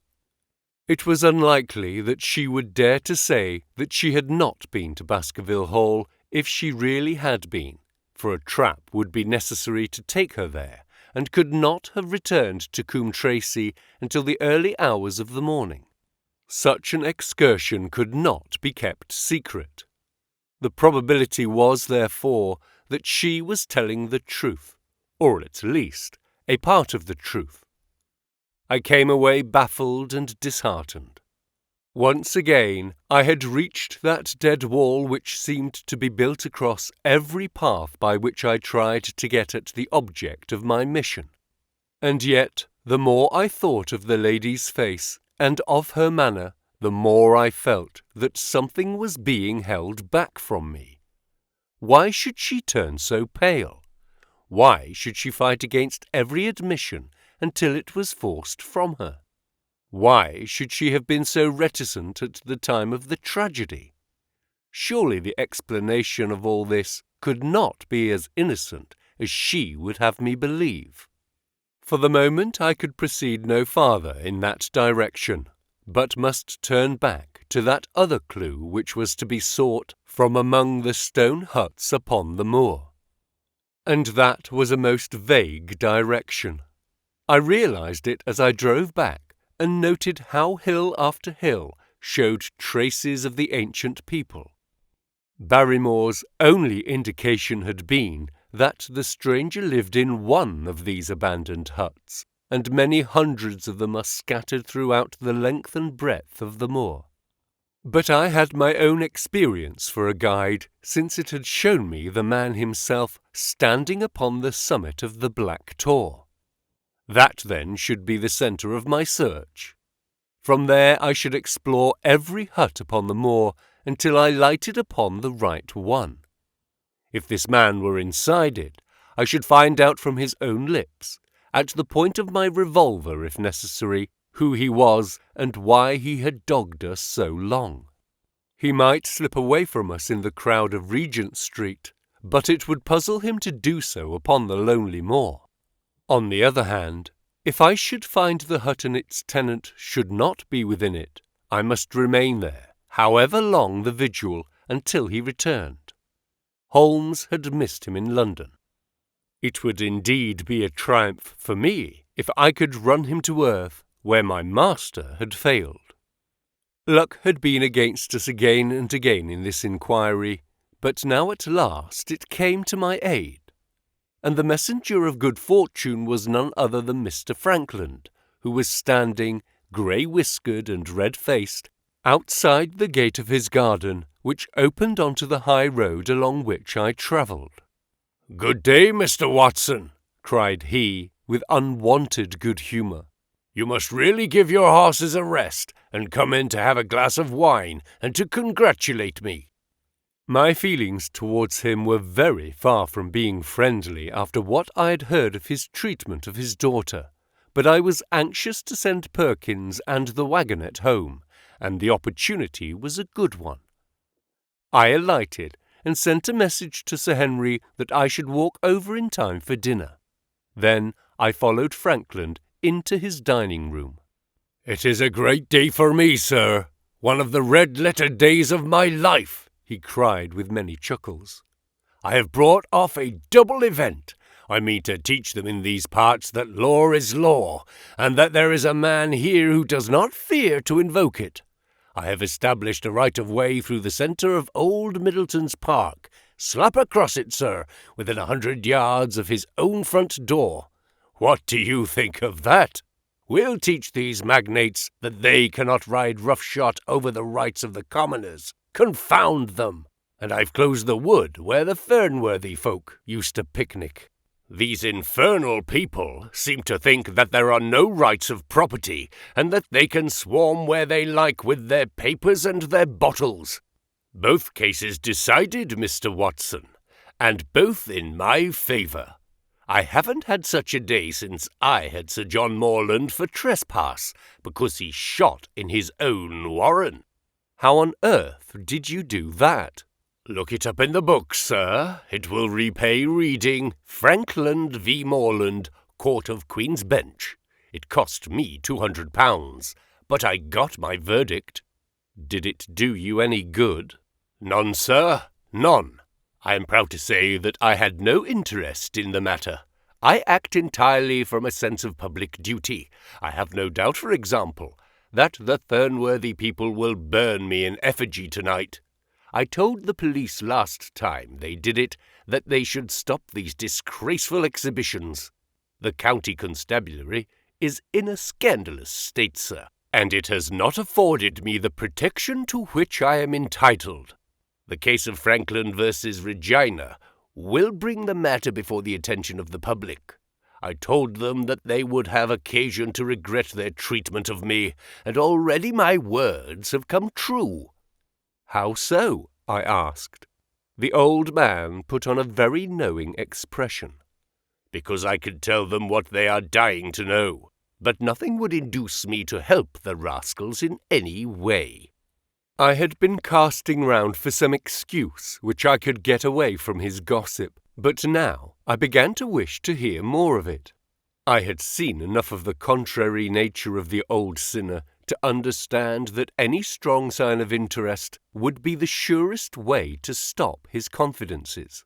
Some poaching cases, no doubt, said I, with an indifferent manner. Ah, my boy, a very much more important matter than that. What about the convict on the moor? I started.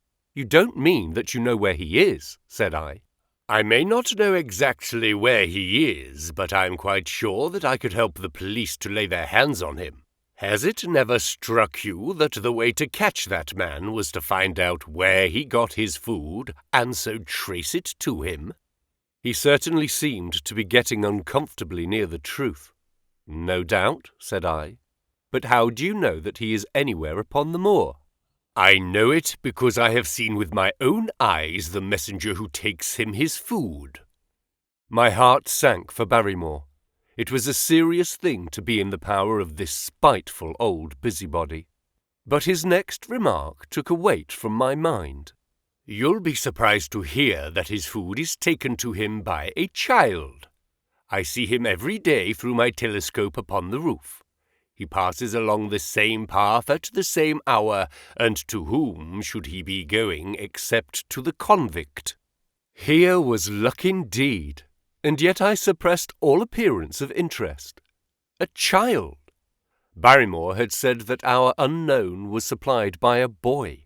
It was on his track, and not upon the convict's, that Frankland had stumbled. If I could get his knowledge, it might save me a long and weary hunt.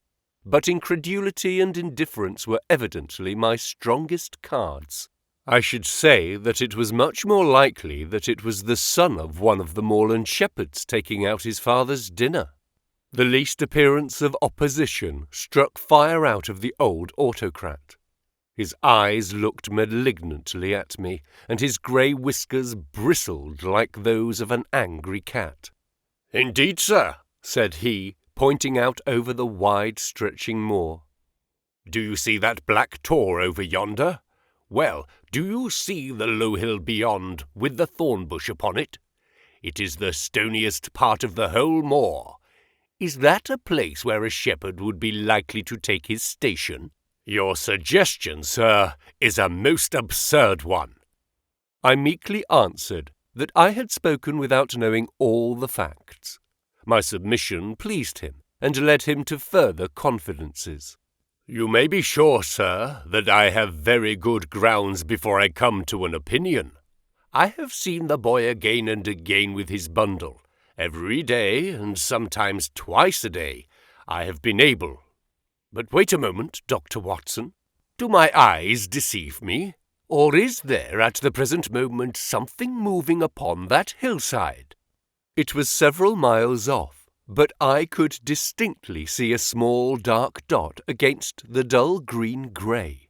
"Come, sir, come!" cried Frankland, rushing upstairs. "You will see with your own eyes and judge for yourself." The telescope, a formidable instrument mounted upon a tripod, stood upon the flat leads of the house. Frankland clapped his eye to it and gave a cry of satisfaction. "Quick, Dr. Watson, quick, before he passes over the hill." There he was, sure enough, a small urchin with a little bundle upon his shoulder, toiling slowly up the hill. When he reached the crest, I saw the ragged, uncouth figure outlined for an instant against the cold blue sky. He looked round him with a furtive and stealthy air, as one who dreads pursuit. Then he vanished over the hill. "Well, am I right?" "Certainly, there is a boy who seems to have some secret errand." "And what the errand is, even a county constable could guess. But not one word shall they have from me, and I bind you to secrecy also, Dr. Watson. Not a word, you understand?" "Just as you wish." "They have treated me shamefully, shamefully.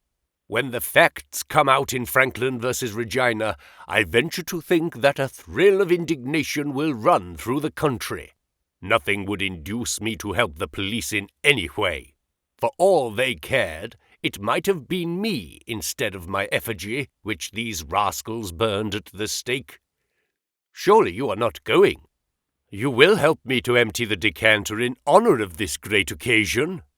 But I resisted all his solicitations and succeeded in dissuading him from his announced intention of walking home with me.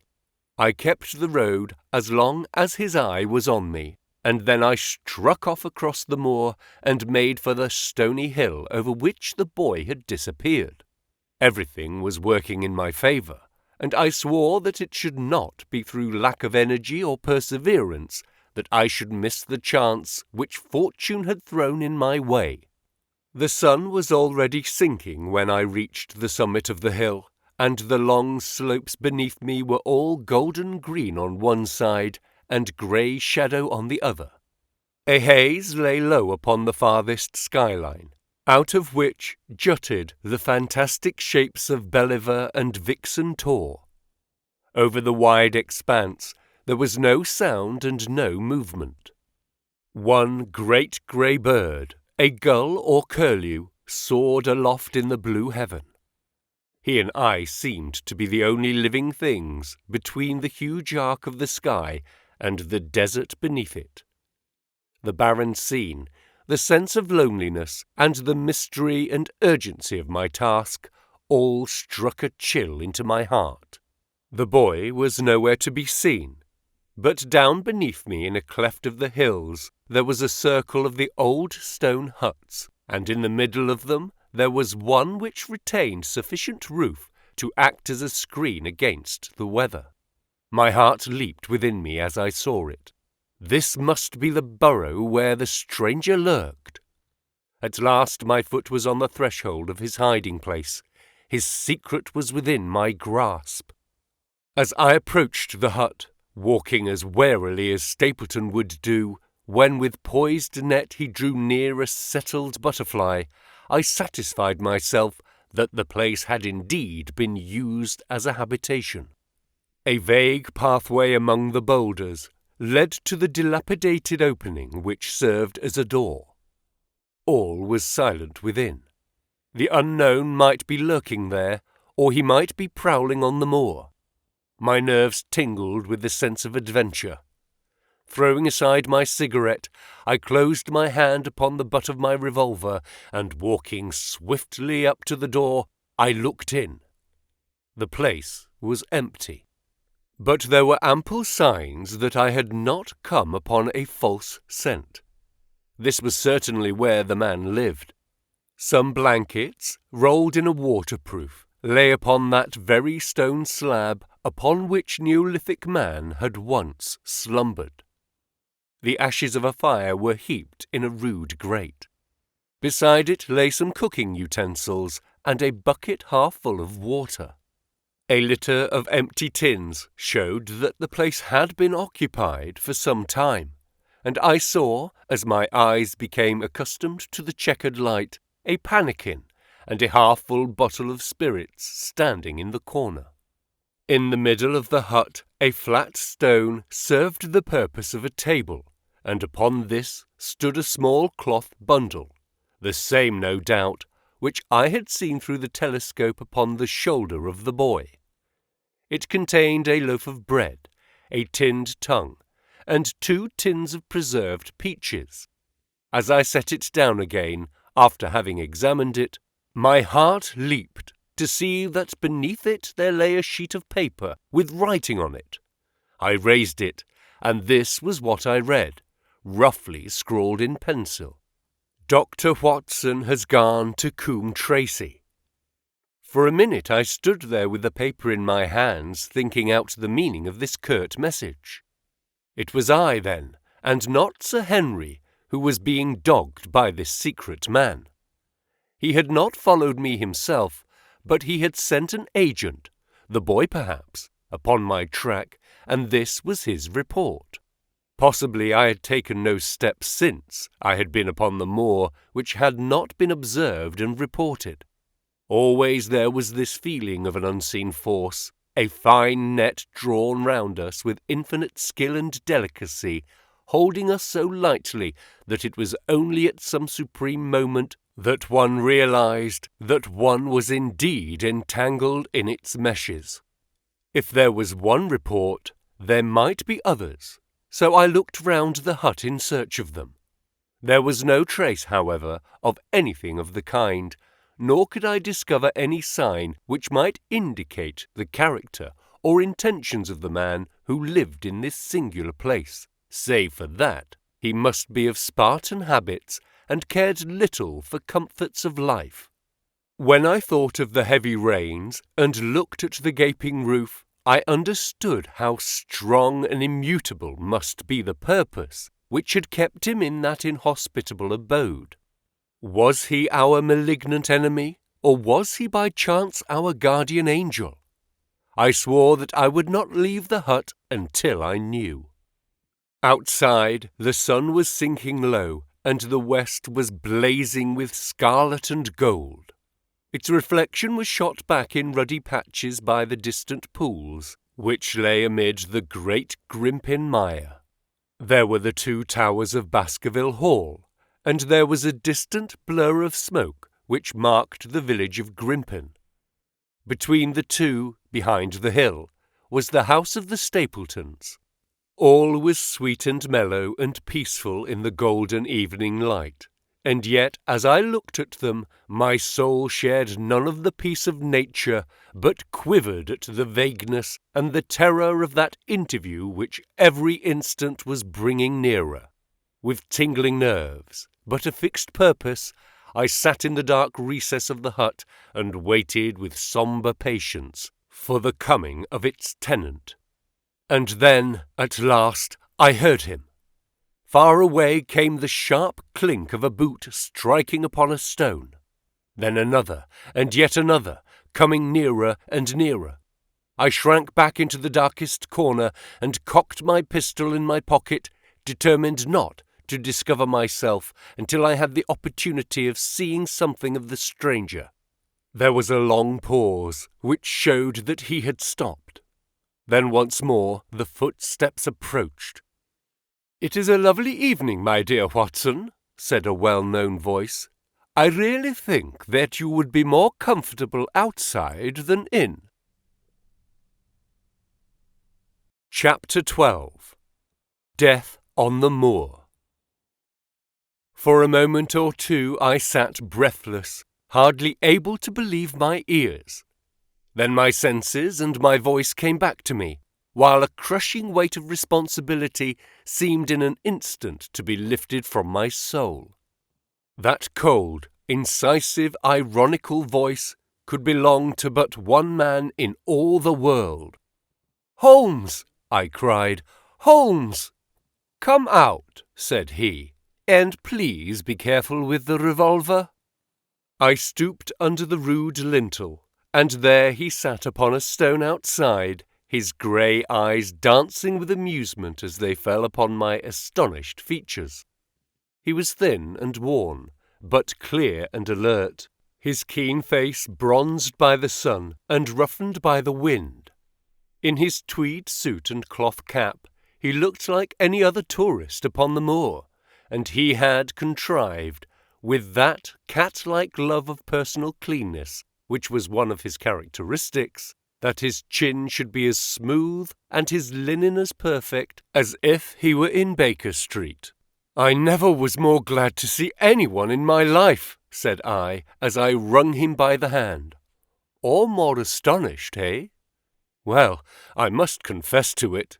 The surprise was not all on one side, I assure you. I had no idea that you had found my occasional retreat, still less that you were inside it, until I was within 20 paces of the door. My footprint, I presume? No, Watson. I fear that I could not undertake to recognize your footprint amid all the footprints of the world. If you seriously desire to deceive me, you must change your tobacconist, for when I see the stub of a cigarette marked Bradley, Oxford Street, I know that my friend Watson is in the neighborhood. You will see it there beside the path. You threw it down, no doubt, at that supreme moment when you charged into the empty hut. Exactly. I thought as much, and knowing your admirable tenacity, I was convinced that you were sitting in ambush, a weapon within reach, waiting for the tenant to return. So you actually thought that I was the criminal? I did not know who you were, but I was determined to find out. Excellent, Watson! And how did you localize me? You saw me, perhaps, on the night of the convict hunt, when I was so imprudent as to allow the moon to rise behind me. Yes, I saw you then, and have no doubt searched all the huts until you came to this one. No, your boy had been observed, and that gave me a guide where to look. The old gentleman with the telescope, no doubt. I could not make it out when first I saw the light flashing upon the lens. He rose and peeped into the hut. Ha! I see that Cartwright has brought up some supplies. What's this paper? So you have been to Coombe Tracey, have you? Yes. To see Mrs. Laura Lyons? Exactly. Well done. Our researches have evidently been running on parallel lines, and when we unite our results, I expect we shall have a fairly full knowledge of the case. Well, I'm glad from my heart that you are here, for indeed the responsibility and the mystery were both becoming too much for my nerves.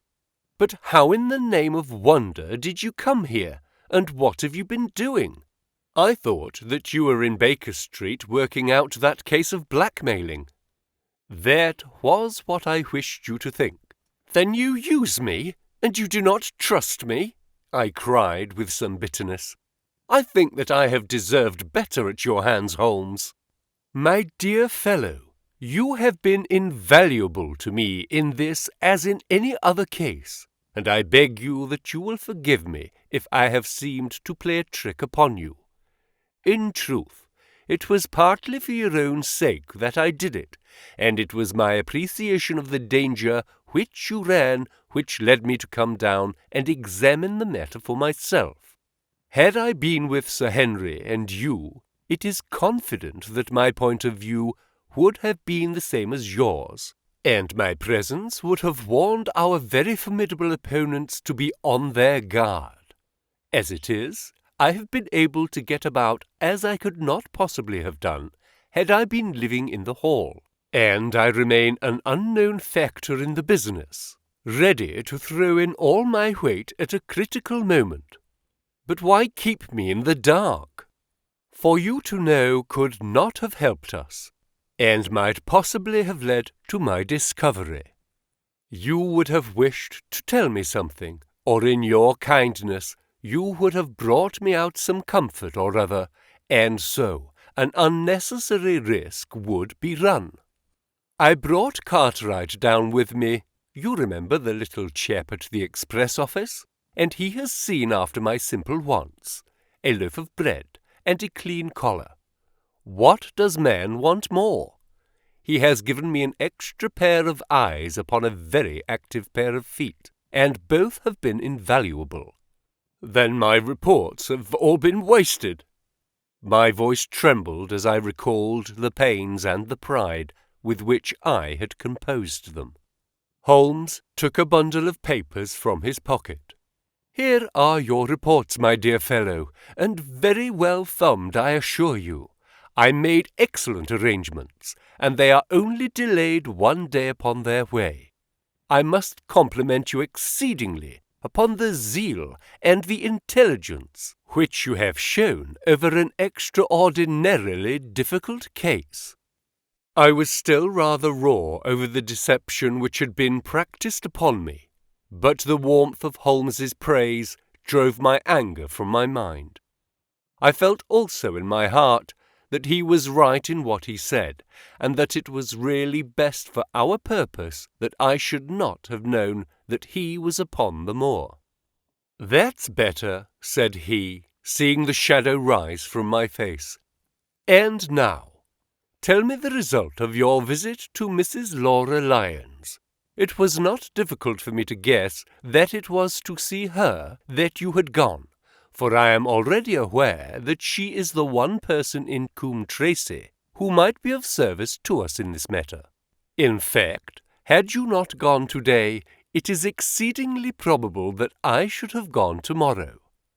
The sun had set, and dusk was settling over the moor.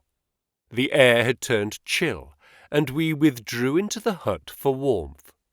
There, sitting together in the twilight, I told Holmes of my conversation with the lady. So interested was he that I had to repeat some of it twice before he was satisfied. "This is most important," said he when I had concluded. "It fills up a gap which I had been unable to bridge in this most complex affair. You are aware, perhaps, that a close intimacy exists between this lady and the man Stapleton." "I did not know of a close intimacy." "There can be no doubt about the matter. They meet, they write, there is a complete understanding between them. Now, this puts a very powerful weapon into our hands. If I could use it to detach his wife, I am giving you some information now in return for all that you have given me. The lady who has passed here as Miss Stapleton is in reality his wife." "Good heavens, Holmes! Are you sure of what you say? How could he have permitted Sir Henry to fall in love with her?" "Sir Henry's falling in love could do no harm to anyone except Sir Henry. He took particular care that Sir Henry did not make love to her, as you have yourself observed. I repeat that the lady is his wife and not his sister. But why this elaborate deception?" "Because he foresaw that she would be very much more useful to him in the character of a free woman. All my unspoken instincts, my vague suspicions, suddenly took shape and centered upon the naturalist. In that impassive, colorless man, with his straw hat and his butterfly net, I seemed to see something terrible. A creature of infinite patience and craft, with a smiling face and a murderous heart. Is it he, then, who is our enemy? Is it he who dogged us in London? So I read the riddle, and the warning. It must have come from her. Exactly. The shape of some monstrous villainy, half seen, half guessed, loomed through the darkness which had girt me so long. But are you sure of this, Holmes? How do you know that the woman is his wife?" "Because he so far forgot himself as to tell you a true piece of autobiography upon the occasion when he first met you, and I dare say he has many a time regretted it since. He was once a schoolmaster in the north of England. Now, there is no one more easy to trace than a schoolmaster. There are scholastic agencies by which one may identify any man who has been in the profession. A little investigation showed me that a school had come to grief under atrocious circumstances, and that a man who had owned it, the name was different, had disappeared with his wife. The descriptions agreed. When I learned that the missing man was devoted to entomology, the identification was complete. The darkness was rising, but much was still hidden by the shadows. If this woman is in truth his wife, where does Mrs. Laura Lyons come in? I asked. That is one of the points upon which your own researches have shed a light. Your interview with the lady has cleared the situation very much. I did not know about a projected divorce between herself and her husband. In that case, regarding Stapleton as an unmarried man, she counted no doubt upon becoming his wife. And when she is undeceived, why then we may find the lady of service. It must be our first duty to see her, both of us, tomorrow. Don't you think, Watson, that you are away from your charge rather long? Your place should be at Baskerville Hall. The last red streaks had faded away in the west, and night had settled upon the moor. A few faint stars were gleaming in a violet sky.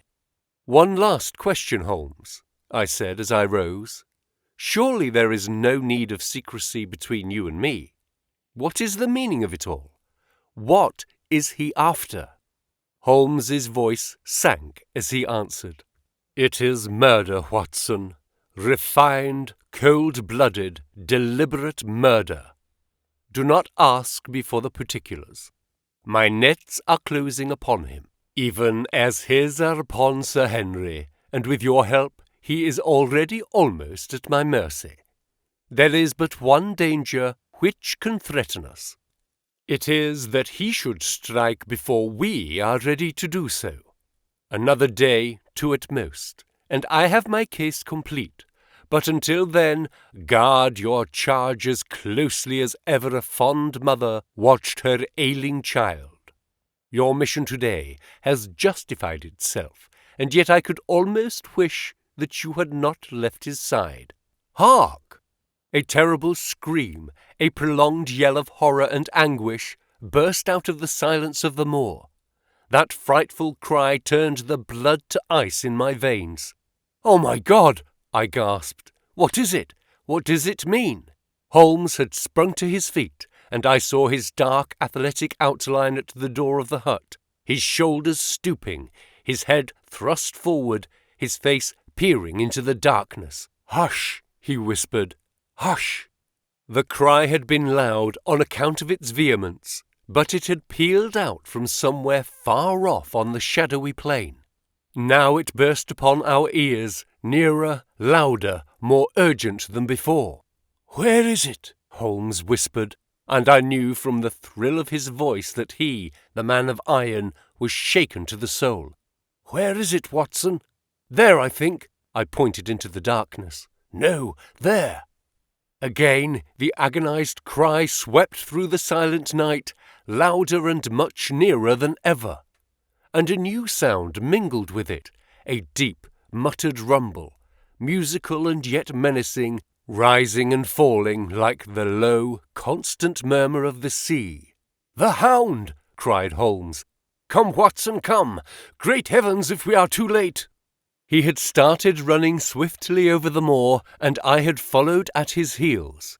But now, from somewhere among the broken ground immediately in front of us, there came one last despairing yell, and then a dull, heavy thud. We halted and listened. Not another sound broke the heavy silence of the windless night. I saw Holmes put his hand to his forehead, like a man distracted. He stamped his feet upon the ground. "He has beaten us, Watson! We are too late!" No, surely not! Fool that I was to hold my hand! And you, Watson, see what comes of abandoning your charge! But by heaven, if the worst has happened, we'll avenge him!"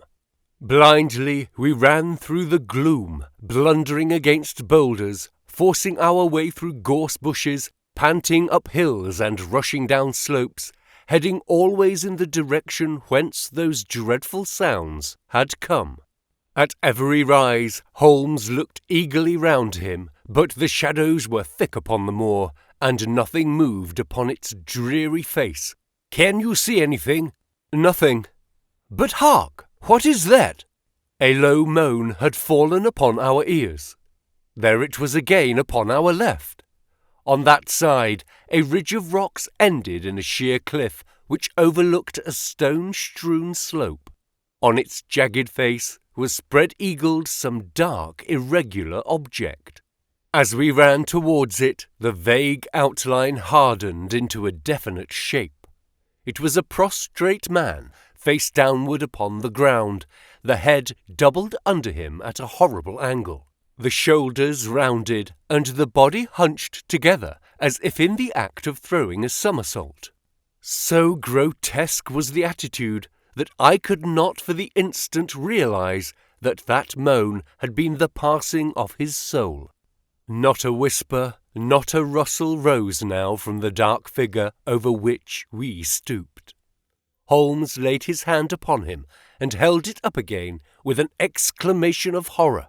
The gleam of the match which he had struck shone upon his clotted fingers and upon the ghastly pool which widened slowly from the crushed skull of the victim. And it shone upon something else which turned our hearts sick and faint within us, the body of Sir Henry Baskerville. There was no chance of either of us forgetting that peculiar ruddy tweed suit, the very one which he had worn on the first morning that we had seen him in Baker Street. We caught the one clear glimpse of it, and then the match flickered and went out, even as the hope had gone out of our souls. Holmes groaned, and his face glimmered white through the darkness. "The brute! The brute!" I cried with clenched hands. "Oh, Holmes, I shall never forgive myself for having left him to his fate." "I am more to blame than you, Watson. In order to have my case well rounded and complete, I have thrown away the life of my client. It is the greatest blow which has befallen me in my career. But how could I know? How could I know that he would risk his life alone upon the moor, in the face of all my warnings? That we should have heard his screams, my God, those screams, and yet have been unable to save him? Where is this brute of a hound which drove him to his death? It may be lurking among these rocks at this instant. And Stapleton, where is he? He shall answer for this deed." "He shall. I will see to that. Uncle and nephew have been murdered, the one frightened to death by the very sight of a beast, which he thought to be supernatural, the other driven to his end in his wild flight to escape from it. But now we have to prove the connection between the man and the beast.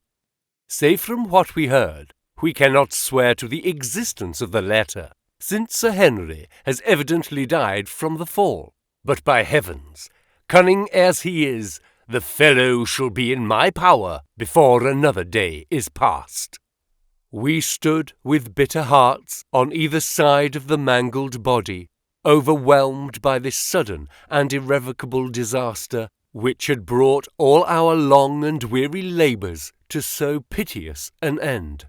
Then, as the moon rose, we climbed to the top of the rocks over which our poor friend had fallen, and from the summit we gazed out over the shadowy moor, half silver and half gloom.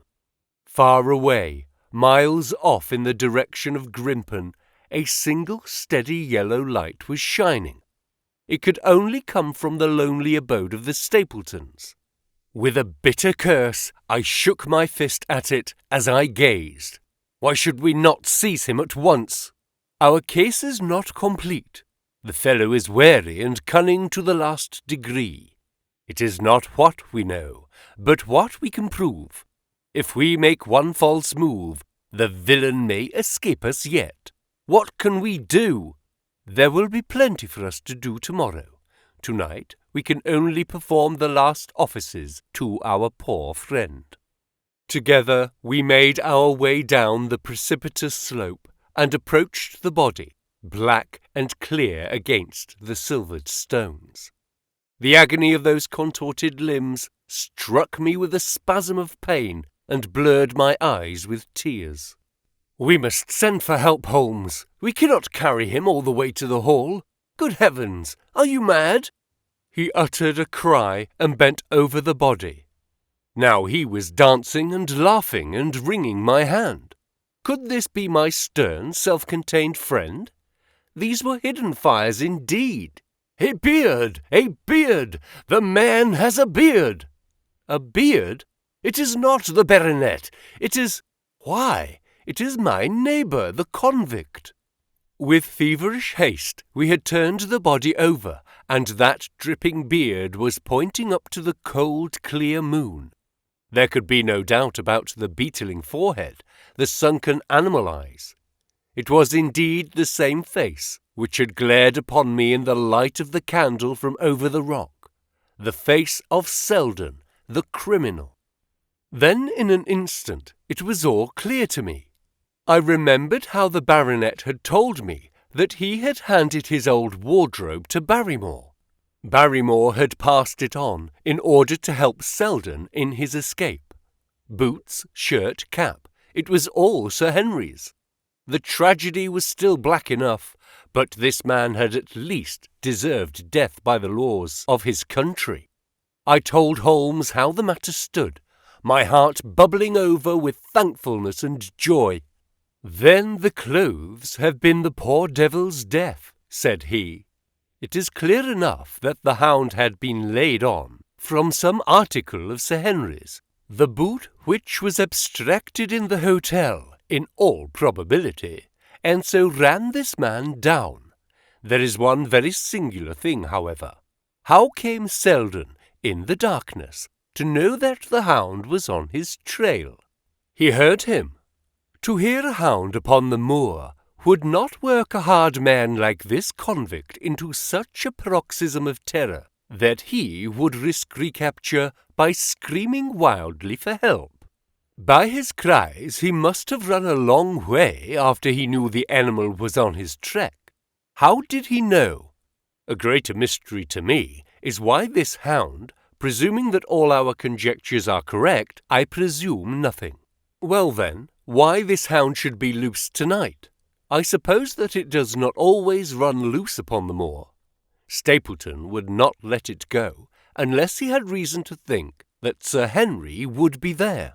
My difficulty is the more formidable of the two, for I think that we shall very shortly get an explanation of yours, while mine may remain forever a mystery. The question now is, what shall we do with this poor wretch's body? We cannot leave it here to the foxes and the ravens.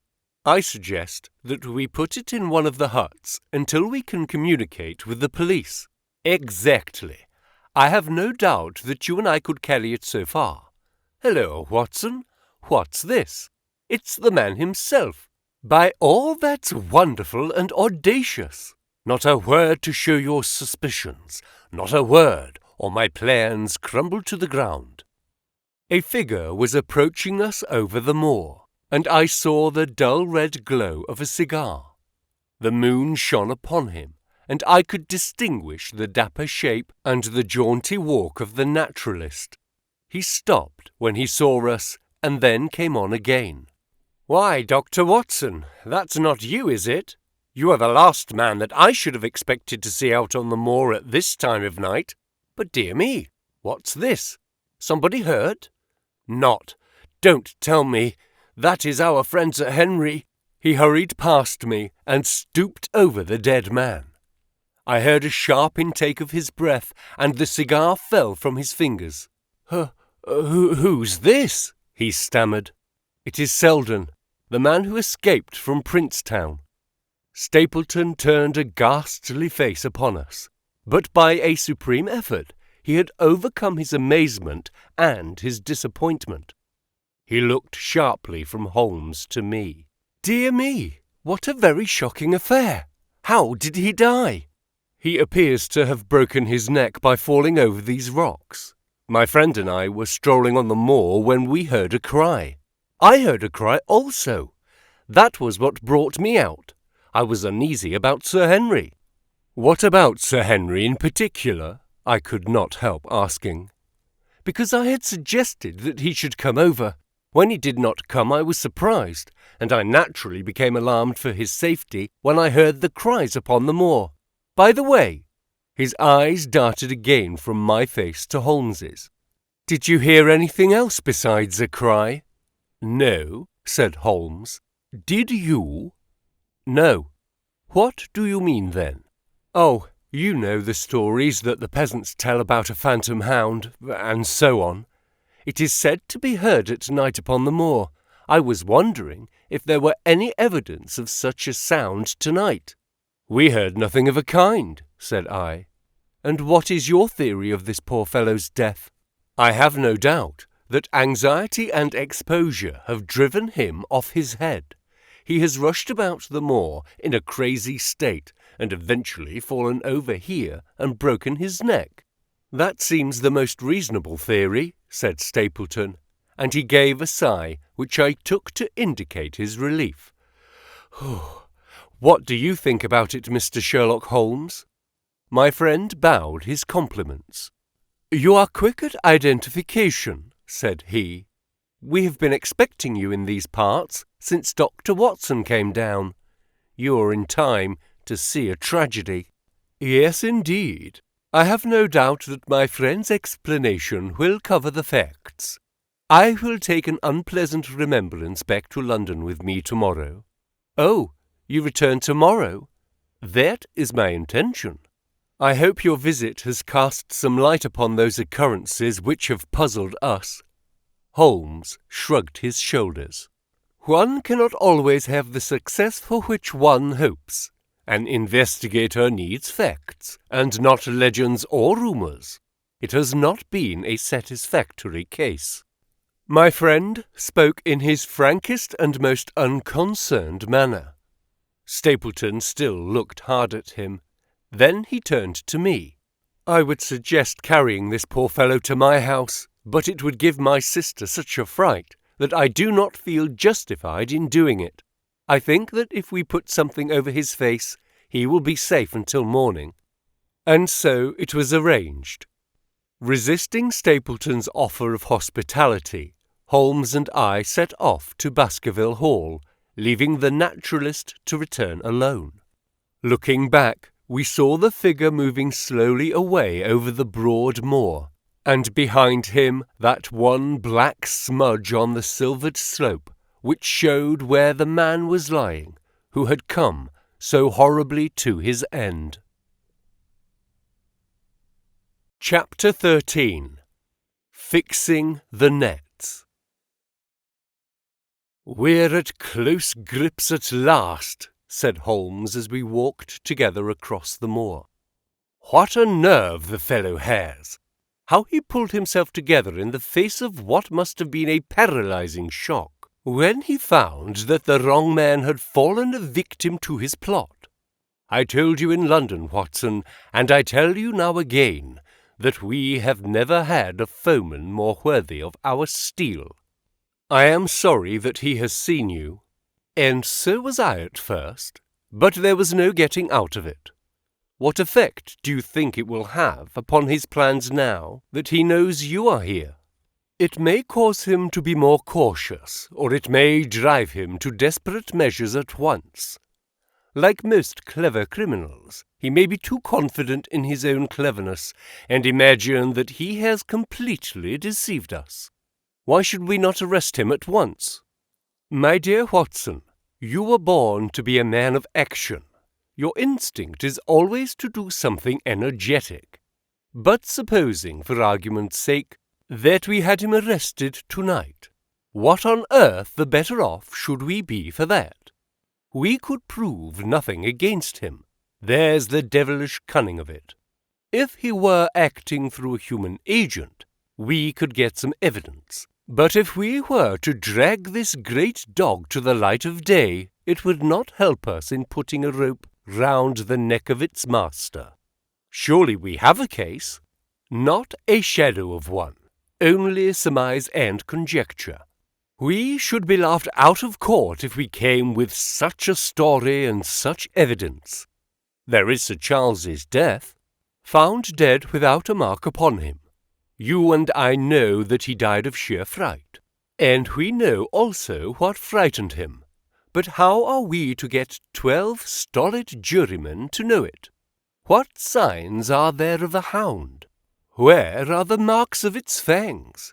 Of course we know that a hound does not bite a dead body, and that Sir Charles was dead before ever the brute overtook him. But we have to prove all this, and we are not in a position to do it. Well then, tonight? We are not much better off tonight. Again, there was no direct connection between the hound and the man's death. We never saw the hound. We heard it, but we could not prove that it was running upon this man's trail. There is a complete absence of motive. No, my dear fellow, we must reconcile ourselves to the fact that we have no case at present, and that it is worth our while to run any risk in order to establish one. And how do you propose to do so? I have great hopes of what Mrs. Laura Lyons may do for us when the position of affairs is made clear to her. And I have my own plan as well. Sufficient for tomorrow is the evil thereof. But I hope before the day is past to have the upper hand at last. I could draw nothing further from him, and he walked, lost in thought, as far as the Baskerville gates. Are you coming up? Yes. I see no reason for further concealment. But one last word, Watson. Say nothing of the hound to Sir Henry. Let him think that Selden's death was as Stapleton would have us believe. He will have a better nerve for the ordeal which he will have to undergo tomorrow, when he is engaged, if I remember your report right, to dine with these people. And so am I. Then you must excuse yourself, and he must go alone. That will be easily arranged. And now, if we are too late for dinner, I think that we are both ready for our suppers. Sir Henry was more pleased than surprised to see Sherlock Holmes, for he had for some days been expecting that recent events would bring him down from London. He did raise his eyebrows, however, when he found out that my friend had neither any luggage nor any explanations for its absence.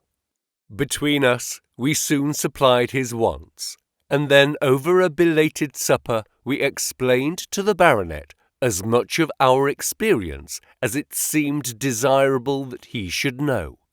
But first, I had the unpleasant duty of breaking the news to Barrymore and his wife.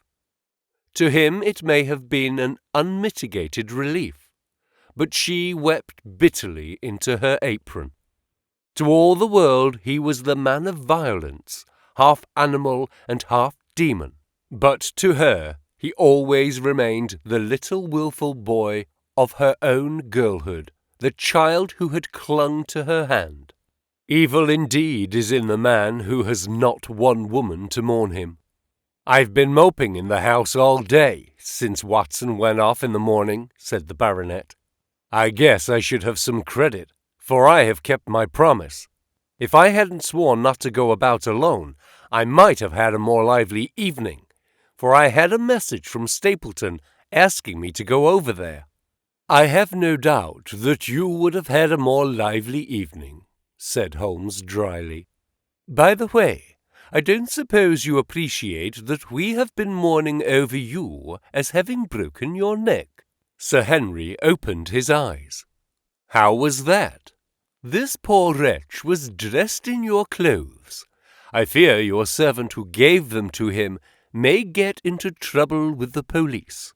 "That is unlikely. There was no mark on any of them, as far as I know." "That's lucky for him. In fact, it's lucky for all of you, since you are all on the wrong side of the law in this matter.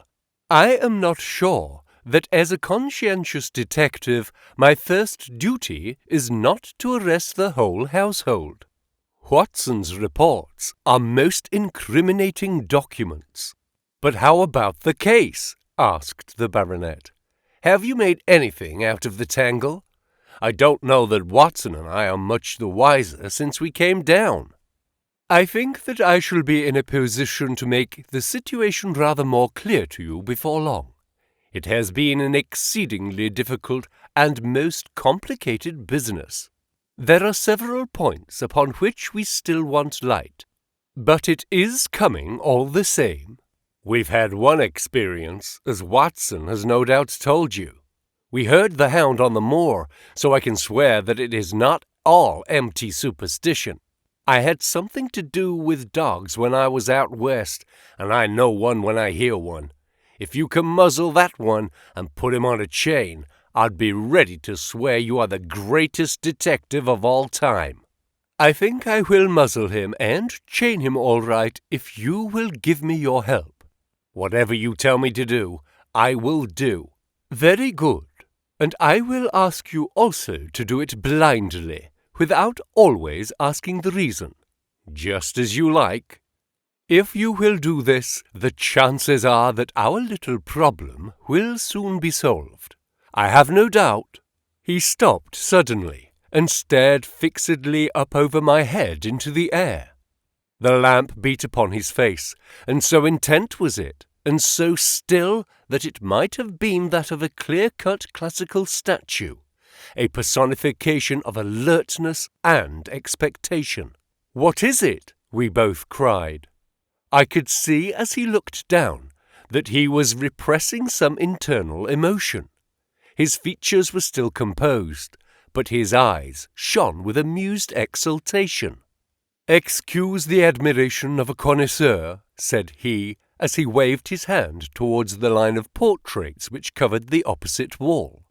"Watson won't allow that I know anything of art, but it is mere jealousy, because our views upon the subject differ. Now, these are a really very fine series of portraits." "Well, I'm glad to hear you say so," said Sir Henry, glancing with some surprise at my friend. "I don't pretend to know much about these things, and I'd be a better judge of a horse or a steer than of a picture. I didn't know that you found time for such things." "I know what is good when I see it, and I see it now. That's a Nella, I'll swear, the lady in the blue silk over yonder, and the stout gentleman with the wig ought to be a Reynolds.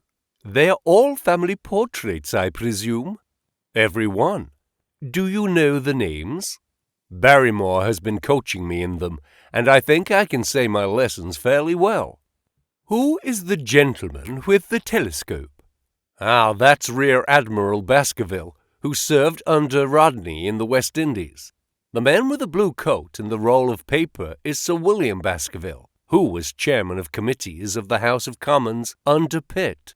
"And this cavalier opposite to me? The one with the black velvet and the lace?" "Ah, you have a right to know about him. This is the cause of all the mischief, the wicked Hugo, who started the Hound of the Baskervilles. We're not likely to forget him." I gazed with interest and some surprise upon the portrait. "Dear me," said Holmes, "he seems quite a meek-mannered man enough, but I dare say that there was a lurking devil in his eyes. I had pictured him as a more robust and ruffianly person." "There's no doubt about the authenticity, for the name and the date, 1647, are on the back of the canvas."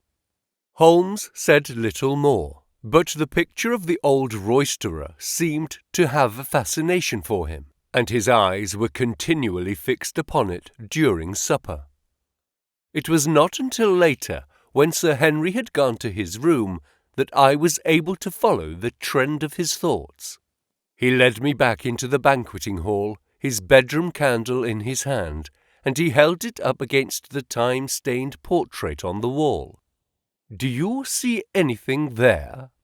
I looked at the broad-plumed hat, the curling love-locks, the white lace collar, and the straight, severe face which was framed between them. It was not a brutal countenance, but it was prim, hard, and stern, with a firm-set, thin-lipped mouth and a coldly intolerant eye. "Is it like anyone you know?" "There is something of Sir Henry about the jaw. Just a suggestion, perhaps. But wait an instant." He stood upon a chair, and holding up the light in his left hand, he curved his right arm over the broad hat and round the long ringlets. "Good heavens!" I cried in amazement. The face of Stapleton had sprung out of the canvas. "Ha! You see it now. My eyes have been trained to examine faces and not their trimmings. It is the first quality of a criminal investigator that he should see through a disguise. But this is marvellous. It might be his portrait." "Yes, it is an interesting instance of a throwback which appears to be both physical and spiritual. A study of family portraits is enough to convert a man to the doctrine of reincarnation. The fellow is a Baskerville, that is evident, with designs upon the succession." "Exactly. This chance of the picture has supplied us with one of our most obvious missing links. We have him, Watson, we have him, and I dare swear that before tomorrow night he will be fluttering in our nets as helpless as one of his own butterflies. A pin, a cork, and a card, and we add him to the Baker Street collection." He burst into one of his rare fits of laughter as he turned away from the picture. I have not heard him laugh often, and it has always boded ill to somebody. I was up betimes in the morning, but Holmes was afoot earlier still, for I saw him as I dressed coming up the drive.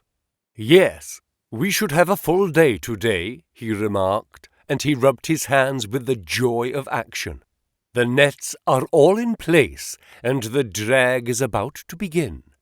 We'll know before the day is out whether we have caught our big lean-jawed pike, or whether he has got through the meshes. Have you been on the moor already? I have sent a report from Grimpen to Princetown as to the death of Selden. I think I can promise that none of you will be troubled in the matter, and I have also communicated with my faithful Cartwright, who would certainly have pined away at the door of my hut, as a dog does at his master's grave, if I had not set his mind at rest about my safety. What is the next move?" "To see Sir Henry. Ah, here he is." "Good morning, Holmes," said the baronet.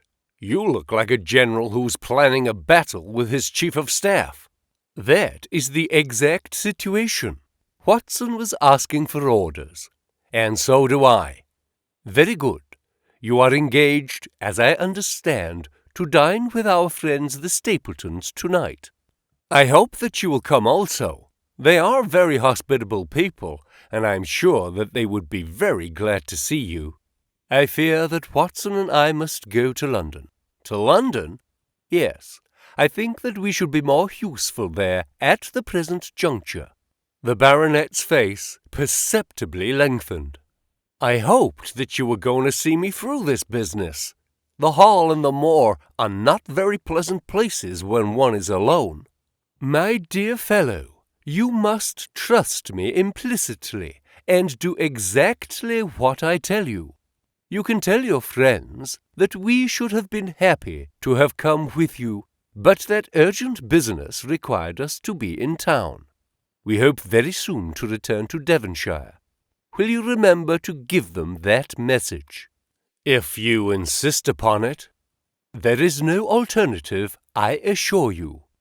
I saw by the baronet's clouded brow that he was deeply hurt by what he regarded as our desertion. "When do you desire to go?" he asked coldly. "Immediately after breakfast. We will drive into Coombe Tracey, but Watson will leave his things as a pledge that he will come back to you. Watson, you will send a note to Stapleton to tell him that you regret that you cannot come." "I have a good mind to go to London with you," said the baronet. "Why should I stay here alone?" "Because it is your post of duty. Because you gave me your word that you would do as you were told, and I tell you to stay. All right, then, I'll stay. One more direction. I wish you to drive to Merripit House. Send back your trap, however, and let them know that you intend to walk home. To walk across the moor? Yes. But that is the very thing which you have so often cautioned me not to do. This time you may do it with safety. If I had not every confidence in your nerve and courage, I would not suggest it. But it is essential that you should do it. Then I will do it. And as you value your life, do not go across the moor in any direction save along the straight path which leads from Merripit House to the Grimpen Road, and is your natural way home. I will do just as you say. Very good. I shall be glad to get away as soon after breakfast as possible, so as to reach London in the afternoon. I was much astounded by this programme, though I remembered that Holmes had said to Stapleton on the night before that his visit would terminate next day. It had not crossed my mind, however, that he would wish me to go with him, nor could I understand how we could both be absent at a moment which he himself declared to be critical. There was nothing for it, however, but implicit obedience, so we bade good-bye to our rueful friend, and a couple of hours afterwards we were at the station of Coombe Tracey, and had dispatched the trap upon its return journey. A small boy was waiting upon the platform. "Any orders, sir?" "You will take this train to town, Cartwright. The moment you arrive, you will send a wire to Sir Henry Baskerville in my name, to say that if he finds the pocket-book which I have dropped, he is to send it by registered post to Baker Street." "Yes, sir." "And ask at the station office if there is a message for me." The boy returned with a telegram which Holmes handed to me. It ran, "Wire received. Coming down with unsigned warrant. Arrive 5:40. Lestrade." That is an answer to mine of this morning. He is the best of professionals, I think, and we may need his assistance.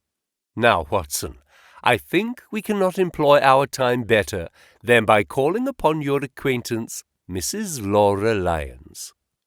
His plan of campaign was beginning to be evident. He would use the baronet in order to convince the Stapletons that we were really gone, while we should actually return at the instant when we were likely to be needed. That telegram from London, if mentioned by Sir Henry to the Stapletons, must remove the last suspicions from their minds. Already I seemed to see our nets drawing closer around that lean-jawed pike. Mrs. Laura Lyons was in her office, and Sherlock Holmes opened his interview with a frankness and directness which considerably amazed her. "I am investigating the circumstances which attended the death of the late Sir Charles Baskerville," said he. "My friend here, Dr. Watson, has informed me of what you have communicated and also of what you have withheld in connection with the matter." "What have I withheld?" she asked defiantly. "You have confessed that you asked Sir Charles to be at the gate at 10 o'clock. We know that that was the place and hour of his death. You have withheld what the connection is between these events." "There is no connection." "In that case, the coincidence must indeed be an extraordinary one. But I think that we shall succeed in establishing a connection after all. I wish to be perfectly frank with you, Mrs. Lyons. We regard this case as one of murder, and the evidence may implicate not only your friend Mr. Stapleton, but his wife as well." The lady sprang from her chair. "His wife?" she cried. "The fact is no longer a secret. The person who has passed for his sister is really his wife." Mrs. Lyons had resumed her seat. Her hands were grasping the arms of her chair, and I saw that the pink nails had turned white with the pressure of her grip. "His wife," she said again. "His wife. He's not a married man." Sherlock Holmes shrugged his shoulders. "Prove it to me! Prove it to me! And if you can do so—" The fierce flash of her eyes said more than any words. "I have come prepared to do so," said Holmes, drawing several papers from his pocket. "Here is a photograph of the couple taken in York 4 years ago. It is endorsed Mr. and Mrs. Vandeleur. But you will have no difficulty in recognizing him, and her also, if you know her by sight. Here are 3 written descriptions by trustworthy witnesses of Mr. and Mrs. Vandeleur, who at the time kept St. Oliver's private school. Read them, and see if you can doubt the identity of these people." She glanced at them, and then looked up at us with the set, rigid face of a desperate woman. "Mr. Holmes," she said, "this man had offered me marriage on condition that I could get a divorce from my husband. He has lied to me, the villain, in every conceivable way. Not one word of truth has he ever told me. And why? Why? I imagined that all was for my own sake, but now I see that I was never anything but a tool in his hands. Why should I preserve faith with him who never kept any with me? Why should I try to shield him from the consequences of his own wicked acts? Ask me what you like, and there is nothing which I shall hold back. One thing I swear to you, and that is that when I wrote the letter, I never dreamed of any harm to the old gentleman, who had been my kindest friend." "I entirely believe you, madam," said Sherlock Holmes. "The recital of these events must be very painful to you, and perhaps it will make it easier if I tell you what occurred, and you can check me if I make any material mistake. The sending of this letter was suggested to you by Stapleton. He dictated it. I presume that the reason he gave was that you would receive help from Sir Charles for the legal expenses connected with your divorce." "Exactly." "And that after you had sent the letter, he dissuaded you from keeping the appointment. He told me that it would hurt his self-respect, that any other man should find the money for such an object, and that though he was a poor man himself, he would devote his last penny to removing the obstacles which divided us. He appears to be a very consistent character. And then you heard nothing until you read the reports of the death in the paper? No. And he made you swear to say nothing about your appointment with Sir Charles?" "He did. He said that the death was a very mysterious one, and that I should certainly be suspected if the facts came out. He frightened me into remaining silent." "Quite so. But you had your suspicions." She hesitated and looked down. "I knew him," she said, "but if he had kept faith with me, I should have always done so with him." "I think that on the whole you have had a fortunate escape," said Sherlock Holmes. "You have had him in your power, and he knew it, and yet you are alive. You have been walking for some months very near to the edge of a precipice. We must wish you good morning now, Mrs. Lyons, and it is probable that you will very shortly hear from us again. Our case becomes rounded off, and difficulty after difficulty thins away in front of us," said Holmes, as we stood waiting for the arrival of the express from town. "I shall soon be in the position of being able to put into a single connective narrative one of the most singular and sensational crimes of modern times. Students of criminology will remember the analogous incidents in Godno, in Little Russia in the year 66, and of course there are the Anderson murders in North Carolina, but this case possesses some features which are entirely its own. Even now we have no clear case against this very wily man, but I shall be very much surprised if it is not clear enough before we go to bed this night." The London Express came roaring into the station, and a small, wiry bulldog of a man had sprung from a first-class carriage. We all three shook hands, and I saw at once from the reverential way in which Lestrade gazed at my companion that he had learned a good deal since the days when they had first worked together. I could remember well the scorn which the theories of the reasoner used then to excite in the practical man. "Anything good?" he asked. "The biggest thing for years," said Holmes. "We have 2 hours before we need to think of starting.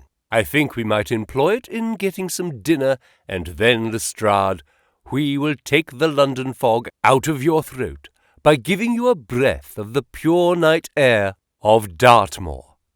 Never been there? Ah, well, I don't suppose you will forget your first visit." Chapter 14. The Hound of the Baskervilles. One of Sherlock Holmes's defects, if indeed one may call it a defect, was that he was exceedingly loath to communicate his full plans to any other person until the instant of their fulfilment. Partly it came no doubt from his own masterful nature, which loved to dominate and surprise those who were around him. Partly also from his professional caution, which urged him never to take any chances. The result, however, was very trying for those who were acting as his agents and assistants. I had often suffered under it, but never more so than during that long drive in the darkness. The great ordeal was in front of us. At last, we were about to make our final effort, and yet Holmes had said nothing, and I could only surmise what his course of action would be. My nerves thrilled with anticipation when at last the cold wind upon our faces and the dark void spaces on either side of the narrow road told me that we were back upon the moor once again. Every stride of the horses, every turn of the wheels was taking us nearer to our supreme adventure. Our conversation was hampered by the presence of the driver of the hired wagonette, so that we were forced to talk of trivial matters when our nerves were tense with emotion and anticipation. It was a relief to me, after that unnatural restraint, when we at last passed Franklin's house and knew that we were drawing near to the hall and to the scene of action. We did not drive up to the door, but got down near the gate of the avenue. The wagonette was paid off and ordered to return to Coombe Tracey forthwith, while we started to walk to Merripit House. "Are you armed, Lestrade?" The little detective smiled. "As long as I have my trousers, I have a hip pocket, and as long as I have my hip pocket, I have something in it." "Good. My friend and I are also ready for emergencies." "You're mighty close about this affair, Mr. Holmes. What's the game now?" "A waiting game." "My word, it does not seem a very cheerful place," said the detective with a shiver, glancing round him at the gloomy slopes of the hill, and at the huge lake of fog which lay over the Grimpen Mire. "I see the lights of a house ahead of us." "That is Merripit House, and the end of our journey. I must request you to walk on tiptoe and not to talk above a whisper." We moved cautiously along the track, as if we were bound for the house, but Holmes halted us when we were about 200 yards from it. "This will do," said he. "These rocks upon the right make an admirable screen." "We are to wait here?" "Yes. We shall make our little ambush here. Get into this hollow, Lestrade. You have been inside the house, have you not, Watson? Can you tell the position of the rooms? What are those latticed windows at this end?" "I think they are the kitchen windows." "And the one beyond, which shines so brightly?" "That is certainly the dining room." "The blinds are up. You know the lie of the land best. Creep forward quietly and see what they are doing. But for heaven's sake, don't let them know that they are watched." I tiptoed down the path and stooped behind the low wall which surrounded the stunted orchard. Creeping in its shadow, I reached a point whence I could look straight through the uncurtained window. There were only 2 men in the room, Sir Henry and Stapleton. They sat with their profiles towards me on either side of the round table. Both of them were smoking cigars, and coffee and wine were in front of them. Stapleton was talking with animation, but the baronet looked pale and distrait. Perhaps the thought of that lonely walk across the ill-omened moor was weighing heavily upon his mind. As I watched them, Stapleton rose and left the room, while Sir Henry filled his glass again and leaned back in his chair, puffing at his cigar. I heard the creak of a door and the crisp sound of boots upon gravel. The steps passed along the path on the other side of the wall under which I crouched. Looking over, I saw the naturalist pause at the door of an outhouse in the corner of the orchard. A key turned in a lock, and as he passed in, there was a curious scuffling noise from within. He was only a minute or so inside, and then I heard the key turn once more, and he passed me and re-entered the house. I saw him rejoin his guest, and I crept quietly back to where my companions were waiting to tell them what I had seen. "You say, Watson, that the lady is not there?" Holmes asked, when I had finished my report. "No." "Where can she be, then, since there is no light in any other room except the kitchen?" "I cannot think where she is." I have said that over the great Grimpen Mire there hung a dense white fog. It was drifting slowly in our direction, and banked itself up like a wall on that side of us, low, but thick and well defined. The moon shone on it, and it looked like a great shimmering ice field, with the heads of the distant tors as rocks borne upon its surface. Holmes's face was turned towards it, and he muttered impatiently as he watched its sluggish drift. "It's moving towards us, Watson." "Is that serious?" "Very serious indeed. The one thing upon earth which could have disarranged my plans. He can't be very long now. It is already 10 o'clock. Our success and even his life may depend upon his coming out before the fog is over the path." The night was clear and fine above us. The stars shone cold and bright, while a half-moon bathed the whole scene in a soft, uncertain light. Before us lay the dark bulk of the house, its serrated roof and bristling chimneys hard outlined against the silver-spangled sky. Broad bars of golden light from the lower windows stretched across the orchard and the moor. One of them was suddenly shut off. The servants had left the kitchen. There only remained the lamp in the dining-room, where the 2 men, the murderous host and the unconscious guest, still chatted over their cigars. Every minute that white woolly plain which covered one half of the moor was drifting closer and closer to the house. Already the first thin wisps of it were curling across the golden square of the lighted window. The farther wall of the orchard was already invisible, and the trees were standing out of a swirl of white vapour. As we watched it, the fog wreaths came crawling round both corners of the house and rolled slowly into one dense bank, on which the upper floor and the roof floated like a strange ship upon a shadowy sea. Holmes struck his hand passionately upon the rock in front of us, and stamped his feet in his impatience. "Shall we move farther back upon higher ground?" "Yes, I think it would be as well." So as the fog bank flowed onward, we fell back before it until we were half a mile from the house, and still that dense white sea, with the moon silvering its upper edge, swept slowly and inexorably on. "We are going too far," said Holmes. "We dare not take the chance of his being overtaken before he can reach us. At all costs, we must hold our ground where we are." He dropped on his knees and clapped his ear to the ground. "Thank God, I think that I hear him coming."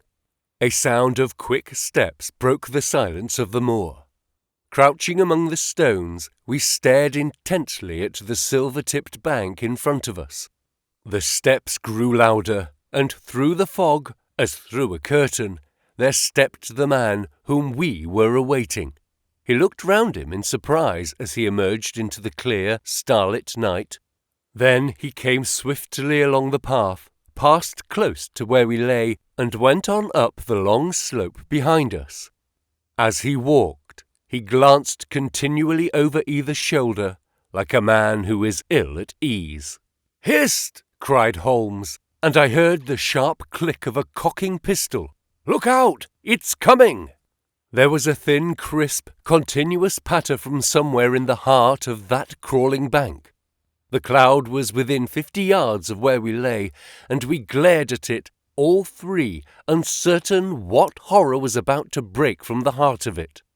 I was at Holmes's elbow, and I glanced for an instant at his face. It was pale and exultant, his eyes shining brightly in the moonlight. But suddenly they started forward in a rigid, fixed stare, and his lips parted in amazement. At the same instant, Lestrade gave a yell of terror and threw himself face downward upon the ground.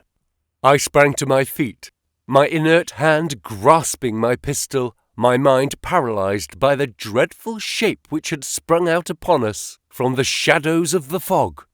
A hound it was, an enormous coal-black hound, but not such a hound as mortal eyes have ever seen. Fire burst from its open mouth, its eyes glowed with a smouldering glare, its muzzle and hackles and dewlap were outlined in flickering flame. Never in the delirious dream of a disordered brain could anything more savage, more appalling, more hellish be conceived than that dark form and savage face which broke upon us out of the wall of fog. With long bounds, the huge black creature was leaping down the track, following hard upon the footsteps of our friend. So paralyzed were we by the apparition that we allowed him to pass before we had recovered our nerve. Then Holmes and I both fired together, and the creature gave a hideous howl, which showed that one at least had hit him. He did not pause, however, and bounded onward. Far away on the path, we saw Sir Henry looking back, his face white in the moonlight, his hands raised in horror, glaring helplessly at the frightful thing which was hunting him down. But that cry of pain from the hound had blown all our fears to the winds. If he was vulnerable, he was mortal, and if we could wound him, we could kill him. Never have I seen a man run as Holmes ran that night. I am reckoned fleet of foot, but he outpaced me as much as I outpaced the little professional. In front of us, as we flew up the track, we heard scream after scream from Sir Henry and the deep roar of the hound. I was in time to see the beast spring upon its victim, hurl him to the ground, and worry at his throat. But the next instant, Holmes had emptied 5 barrels of his revolver into the creature's flank. With a last howl of agony and a vicious snap in the air, it rolled upon its back, 4 feet pawing furiously, and then fell limp upon its side. I stooped panting, and pressed my pistol to the dreadful shimmering head, but it was useless to press the trigger.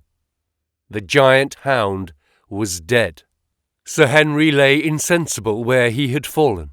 We tore away his collar, and Holmes breathed a prayer of gratitude when we saw that there was no sign of a wound, and that the rescue had been in time.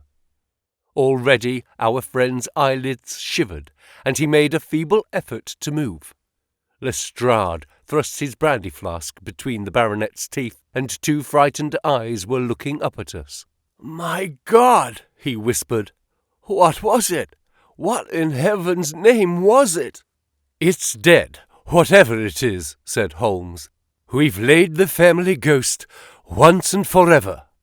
In mere size and strength, it was a terrible creature which was lying stretched before us.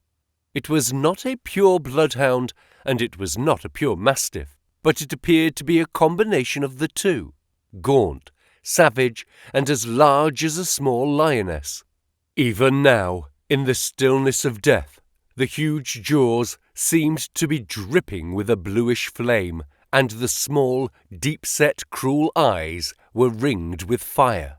I placed my hand upon the glowing muzzle, and as I held them up, my own fingers smouldered and gleamed in the darkness. "Phosphorus," I said. "A cunning preparation of it," said Holmes, sniffing at the dead animal. "There is no smell which might have interfered with his power of scent." "We owe you a deep apology, Sir Henry, for having exposed you to this fright. I was prepared for a hound, but not for a creature such as this, and the fog gave us little time to receive him." "You saved my life, having first endangered it. Are you strong enough to stand? Give me another mouthful of that brandy, and I shall be ready for anything. So, now, if you will help me up, what do you propose to do?" "To leave you here. You are not fit for further adventures tonight. If you will wait, one or other of us will go back with you to the hall." He tried to stagger to his feet, but he was still ghastly pale and trembling in every limb. We helped him to a rock, where he sat shivering with his face buried in his hands.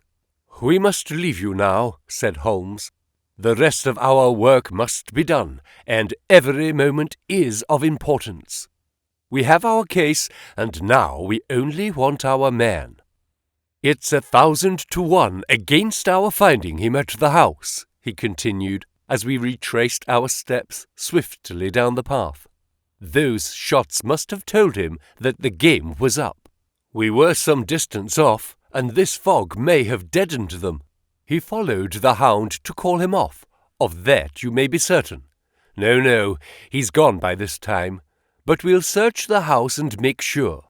The front door was open, so we rushed in and hurried from room to room, to the amazement of a doddering old manservant who met us in the passage.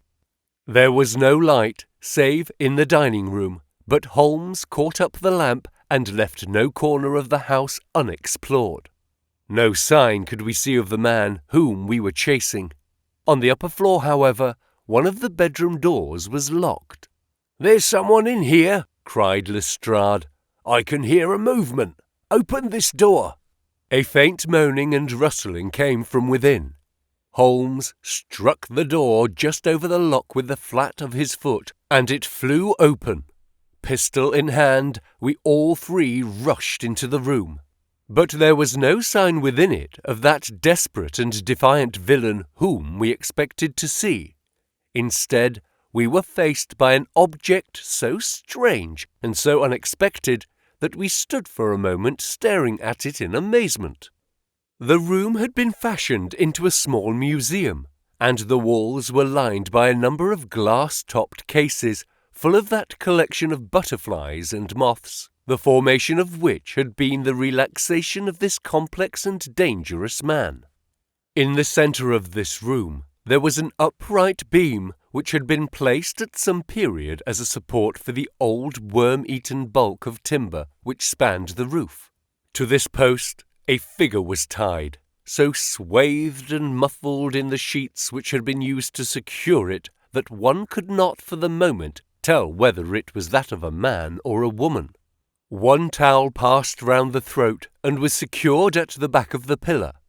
Another covered the lower part of the face, and over it 2 dark eyes full of grief and shame and a dreadful questioning, stared back at us.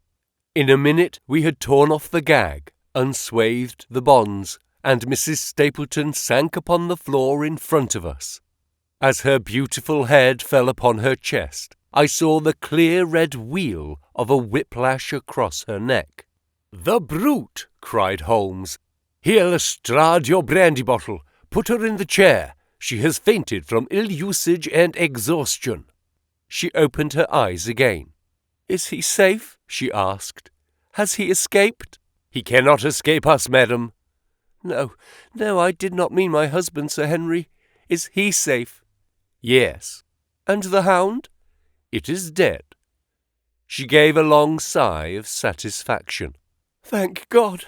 Thank God! Oh, this villain! See how he has treated me!" She shot her arms out from her sleeves, and we saw with horror that they were all mottled with bruises. "But this is nothing, nothing. It is my mind and soul that he has tortured and defiled. I could endure it all, ill-usage, solitude, a life of deception, everything, as long as I could still cling to the hope that I had his love. But now I know that in this also I have been his dupe and his tool." She broke into a passionate sobbing as she spoke. "You bear him no good will, madam," said Holmes. "Tell us then, where shall we find him? If you have ever aided him in evil, help us now, and so atone." "There is but one place where he can have fled," she answered. "There is an old tin mine on an island in the heart of the mire. It was there that he kept his hound, and there also he had made preparations so that he might have a refuge. That is where he would fly." The fog bank lay like white wool against the window. Holmes held the lamp towards it.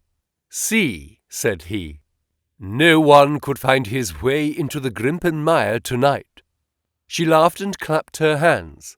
Her eyes and teeth gleamed with fierce merriment. "He may find his way in, but never out," she cried. "How can he see the guiding wands tonight? We planted them together, he and I, to mark the pathway through the mire. Oh, if I could only have plucked them out today, then indeed you would have had him at your mercy." It was evident to us that all pursuit was in vain until the fog had lifted. Meanwhile, we left Lestrade in possession of the house, while Holmes and I went back with the baronet to Baskerville Hall. The story of the Stapletons could no longer be withheld from him, but he took the blow bravely when he learned the truth about the woman whom he had loved. But the shock of the night's adventures had shattered his nerves, and before morning he lay delirious in a high fever under the care of Dr. Mortimer. The two of them were destined to travel together round the world before Sir Henry had become once more the hale, hearty man that he had been before he became master of that ill-omened estate.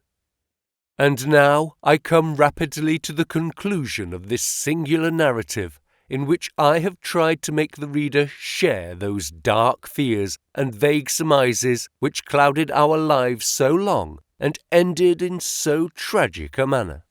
On the morning after the death of the Hound, the fog had lifted, and we were guided by Mrs. Stapleton to the point where they had found a pathway through the bog.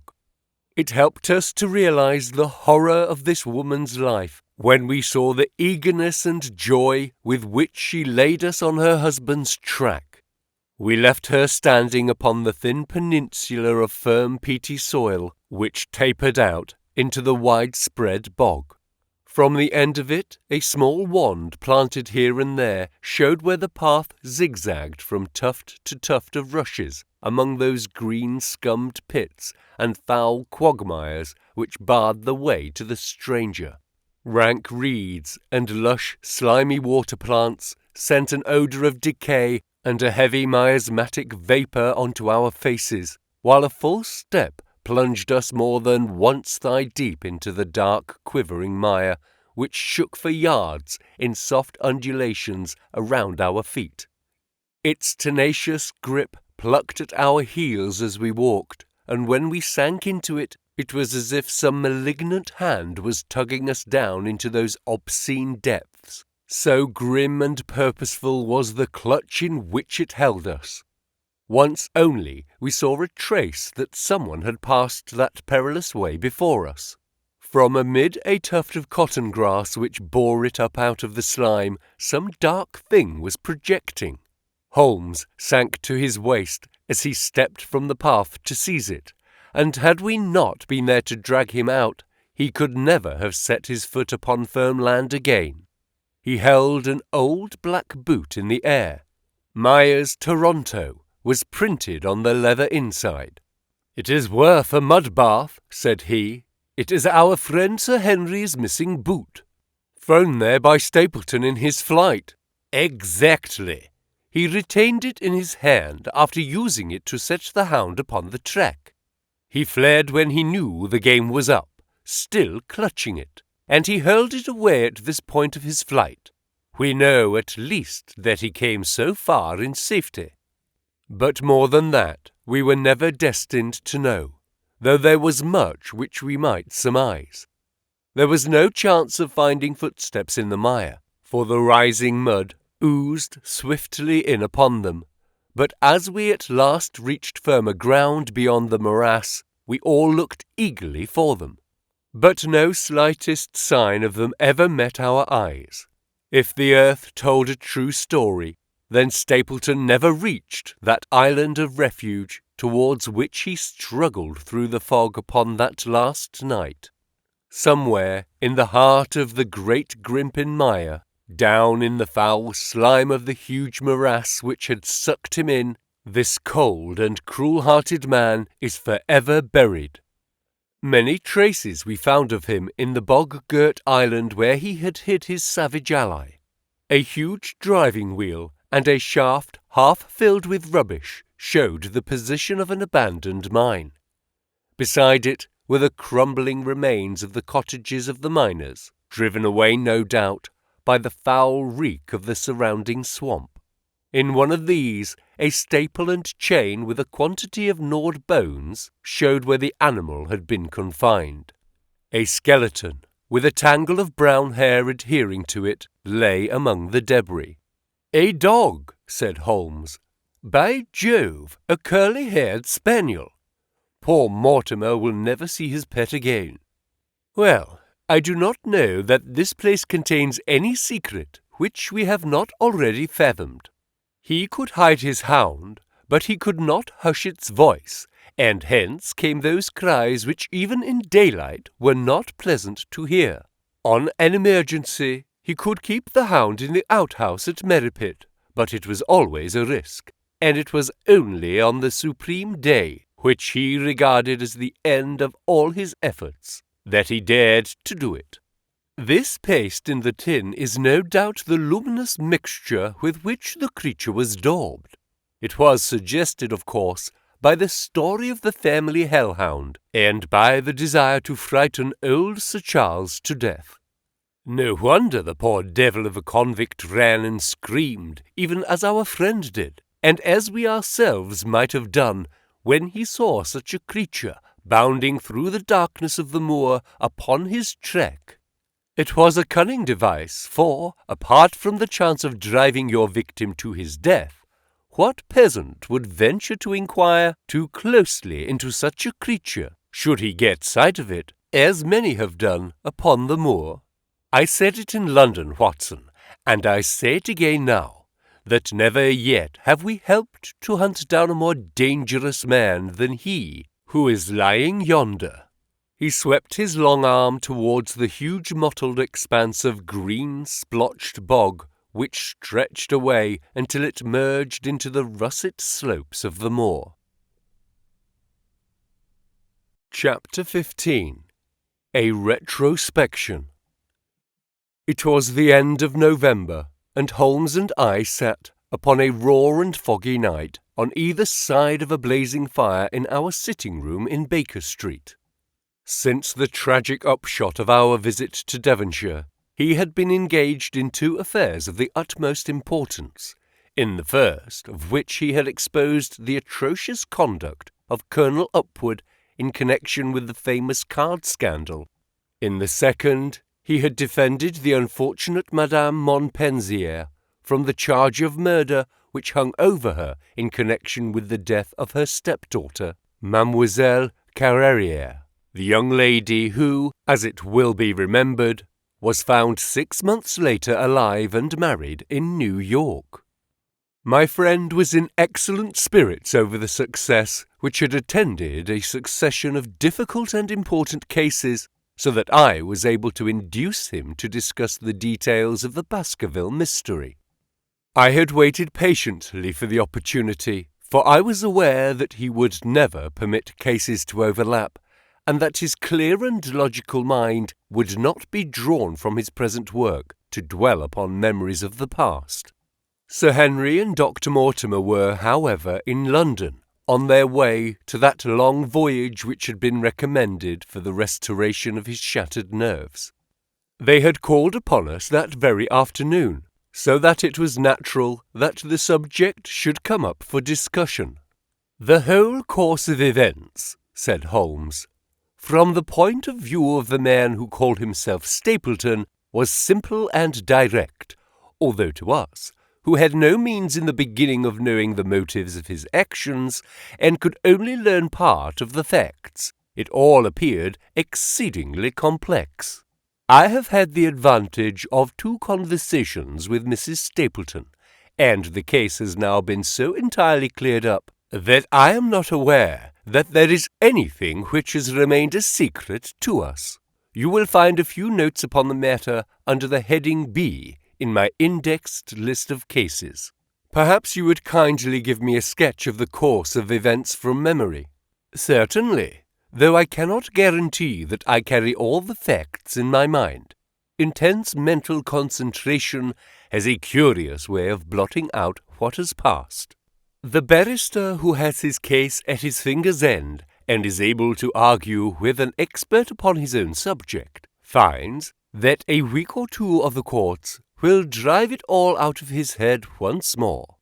So each of my cases displaces the last, and Mademoiselle Carrera has blurred my recollection of Baskerville Hall. Tomorrow some other little problem may be submitted to my notice, which will in turn dispossess the fair French lady and the infamous Upward. So far as the case of the Hound goes, however, I will give you the course of events as nearly as I can, and you will suggest anything which I may have forgotten. My inquiry showed beyond all question that the family portrait did not lie, and that this fellow was indeed a Baskerville. He was a son of that Roger Baskerville, the younger brother of Sir Charles, who fled with a sinister reputation to South America, where he was said to have died unmarried. He did, as a matter of fact, marry, and had 1 child, this fellow, whose real name is the same as his father's. He married Beryl Garcia, one of the beauties of Costa Rica, and, having purloined a considerable sum of public money, he changed his name to Vandeleur and fled to England, where he established a school in the east of Yorkshire. His reason for attempting this special line of business was that he had struck up an acquaintance with a consumptive tutor on the voyage home, and that he had used this man's ability to make the undertaking a success. Fraser, the tutor, died, however, and the school, which had begun well, sank from disrepute into infamy. The Vandeleurs found it convenient to change their name to Stapleton, and he brought the remains of his fortune, his schemes for the future, and his taste for entomology to the south of England. I learned at the British Museum that he was a recognized authority on the subject, and that the name of Vandeleur has been permanently attached to a certain moth which he had, in his Yorkshire days, been the first to describe. We now come to that portion of his life which has proved to be of such intense interest to us. The fellow had evidently made inquiry and found that only 2 lives intervened between him and a valuable estate. When he went to Devonshire, his plans were, I believe, exceedingly hazy, but that he meant mischief from the first is evident from the way in which he took his wife with him in the character of his sister. The idea of using her as a decoy was clearly already in his mind, though he may not have been certain how the details of his plot were to be arranged. He meant in the end to have the estate, and he was ready to use any tool or run any risk for that end. His first act was to establish himself as near to his ancestral home as he could, and his second was to cultivate a friendship with Sir Charles Baskerville and with the neighbours. The baronet himself told him about the family hound, and so prepared the way for his own death. Stapleton, as I will continue to call him, knew that the old man's heart was weak, and that a shock would kill him. So much he had learned from Dr. Mortimer. He had heard also that Sir Charles was superstitious, and had taken this grim legend very seriously. His ingenious mind instantly suggested a way by which the baronet could be done to death, and yet it would hardly be possible to bring home the guilt to the real murderer. Having conceived the idea, he proceeded to carry it out with considerable finesse. An ordinary schemer would have been content to work with a savage hound. The use of artificial means to make the creature diabolical was a flash of genius upon his part. The dog he bought in London from Ross and Mangles, the dealers in Fulham Road. It was the strongest and most savage in their possession. He brought it down by the North Devon line, and walked a great distance over the moor so as to get it home without exciting any remarks. He had already, on his insect hunts, learned to penetrate the Grimpen mire, and so had found a safe hiding place for the creature. Here he knelled it and waited his chance. But it was a long time coming. The old gentleman could not be decoyed outside of his grounds at night. Several times Stapleton lurked about with his hound, but without avail. It was during these fruitless quests that he, or rather his ally, was seen by peasants, and that the legend of the demon dog received a new confirmation. He had hoped that his wife might lure Sir Charles to his ruin, but here she proved unexpectedly independent. She would not endeavour to entangle the old gentleman in a sentimental attachment which might deliver him over to his enemy. Threats and even, I am sorry to say, blows refused to move her. She would have nothing to do with it, and for a time Stapleton was at a deadlock. He found a way out of his difficulties through the chance that Sir Charles, who had conceived a friendship for him, made him the minister of his charity in the case of this unfortunate woman, Mrs. Laura Lyons. By representing himself as a single man, he acquired complete influence over her, and he gave her to understand that in the event of her obtaining a divorce from her husband, he would marry her. His plans were suddenly brought to a head by his knowledge that Sir Charles was about to leave the hall on the advice of Dr. Mortimer, with whose opinion he himself pretended to coincide. He must act at once, or his victim might get beyond his power. He therefore put pressure on Mrs. Lyons to write this letter imploring the old man to give her an interview on the evening before his departure for London. He then, by a specious argument, prevented her from going, and so had the chance for which he had waited. Driving back in the evening from Coombe Tracey, he was in time to get his hound, to treat it with his infernal paint, and to bring the beast round to the gate at which he had reason to expect that he would find the old gentleman waiting. The dog, incited by its master, sprang over the wicket gate and pursued the unfortunate baronet, who fled screaming down the yew alley. In that gloomy tunnel it must indeed have been a dreadful sight to see that huge black creature with its flaming jaws and blazing eyes bounding after its victim. He fell dead at the end of the alley from heart disease and terror. The hound had kept upon the grassy border, while the baronet had run down the path, so that no track but the man's were visible. On seeing him lying still, the creature had probably approached to sniff at him, but finding him dead, had turned away again. It was then that it left the print, which was actually observed by Dr. Mortimer. The hound was called off, and hurried away to its lair in the Grimpen mire, and a mystery was left which puzzled the authorities, alarmed the countryside, and finally brought the case within the scope of our observation. So much for the death of Sir Charles Baskerville. You perceive the devilish cunning of it, for really it would be almost impossible to make a case against the real murderer. His only accomplice was one who could never give him away, and the grotesque, inconceivable nature of the device only served to make it more effective. Both women concerned in the case, Mrs. Stapleton and Mrs. Laura Lyons, were left with a strong suspicion against Stapleton. Mrs. Stapleton knew that he had designs upon the old man, and also of the existence of the Hound. Mrs. Lyons knew neither of these things, but had been impressed by the death occurring at the time of an uncancelled appointment, which was only known to him. However, both of them were under his influence, and he had nothing to fear from them. The first half of his task was successfully accomplished, but the more difficult still remained.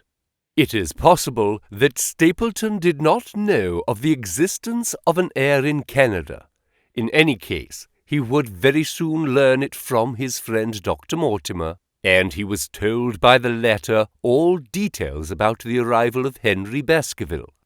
Stapleton's first idea was that this young stranger from Canada might possibly be done to death in London without coming down to Devonshire at all. He distrusted his wife ever since she had refused to help him in laying a trap for the old man, and he dared not leave her long out of his sight for fear he should lose his influence over her. It was for this reason that he took her to London with him. They lodged, I find, at the Mexborough Private Hotel in Craven Street, which was actually one of those called upon by my agent in search of evidence. Here he kept his wife imprisoned in her room, while he, disguised in a beard, followed Dr. Mortimer to Baker Street, and afterwards to the station and to the Northumberland Hotel. His wife had some inkling of his plans, but she had such a fear of her husband, a fear founded upon brutal ill-treatment, that she dare not write to warn the man whom she knew to be in danger. If the letter should fall into Stapleton's hands, her own life would not be safe. Eventually, as we know, she adopted the expedient of cutting out the words which would form the message, and addressing the letter in a disguised hand. It reached the baronet, and gave him the first warning of his danger. It was very essential for Stapleton to get some article of Sir Henry's attire, so that, in the case he was driven to use the dog, he might always have the means of setting him upon his track. With characteristic promptness and audacity he set about this at once, and we cannot doubt that the boots or chambermaid of the hotel was well bribed to help him in his design. By chance, however, the first boot which was procured for him was a new one, and therefore useless for his purpose. He then had it returned and obtained another, a most instructive incident, since it proved conclusively to my mind that we were dealing with a real hound, as no other supposition could explain this anxiety to obtain an old boot, and this indifference to a new one. The more outre and grotesque an incident is, the more carefully it deserves to be examined, and the very point which appears to complicate a case is, when duly considered and scientifically handled, the one which is most likely to elucidate it. Then we had the visit from our friends next morning, shadowed always by Stapleton in the cab. From his knowledge of our rooms and of my appearance, as well as from his general conduct, I am inclined to think that Stapleton's career of crime has been by no means limited to this single Baskerville affair. It is suggestive that during the last 3 years there have been 4 considerable burglaries in the West Country, for none of which was any criminal ever arrested. The last of these, at Folkestone Court in May, was remarkable for the cold-blooded pistoling of the page, who surprised the masked and solitary burglar. I cannot doubt that Stapleton recruited his waning resources in this fashion, and that for years he has been a desperate and dangerous man. We had an example of his readiness of resource that morning when he got away from us so successfully, and also of his audacity in sending back my own name to me through the cabman. From that moment he understood that I had taken over the case in London, and that therefore there was no chance for him there. He returned to Dartmoor, and awaited the arrival of the baronet. "One moment," said I. "You have, no doubt, described the sequence of events correctly, but there is one point which you have left unexplained. What became of the Hound when its master was in London?" "I have given some attention to this matter, and it is undoubtedly of importance. There can be no question that Stapleton had a confidant, though it is unlikely that he ever placed himself in his power by sharing all his plans with him. There was an old manservant at Merripit House whose name was Anthony. His connection with the Stapletons can be traced for several years, as far back as the schoolmastering days, so that he must have been aware that his master and mistress were really husband and wife. This man has disappeared and has escaped from the country. It is suggestive that Anthony is not a common name in England, while Antonio is so in all Spanish or Spanish-American countries. The man, like Mrs. Stapleton herself, spoke good English, but with a curious lisping accent. I have myself seen this old man cross the Grimpen Mire by the path which Stapleton had marked out.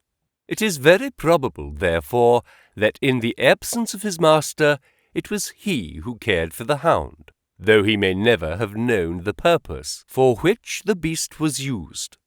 The Stapletons then went down to Devonshire, whither they were soon followed by Sir Henry and you. One word now as to how I stood myself at the time. It may possibly recur to your memory that when I examined the paper upon which the printed words were fastened, I made a close inspection for the watermark. In doing so, I held it within a few inches of my eyes, and was conscious of a faint smell of the scent known as white jessamine. There are 75 perfumes which it is very necessary that a criminal expert should be able to distinguish from each other, and cases have more than once within my own experience depended upon their prompt recognition. The scent suggested the presence of a lady, and already my thoughts began to turn towards the Stapletons. Thus, I had made certain of the Hound, and had guessed at the criminal before ever we went to the West Country. It was my game to watch Stapleton. It was evident, however, that I could not do this if I were with you, since he would be keenly on his guard. I deceived everybody, therefore, yourself included, and I came down secretly when I was supposed to be in London. My hardships were not so great as you imagined, though such trifling details must never interfere with the investigation of a case. I stayed for the most part at Coombe Tracey, and only used the hut upon the moor when it was necessary to be near the scene of action. Cartwright had come down with me, and in his disguise as a country boy, he was of great assistance to me. When I was watching Stapleton, Cartwright was frequently watching you, so that I was able to keep my hand upon all the strings. I have already told you that your reports reached me rapidly, being forwarded instantly from Baker Street to Coombe Tracey. They were of great service to me, and especially that one incidentally truthful piece of biography of Stapleton's. I was able to establish the identity of the man and the woman, and knew at last exactly how I stood.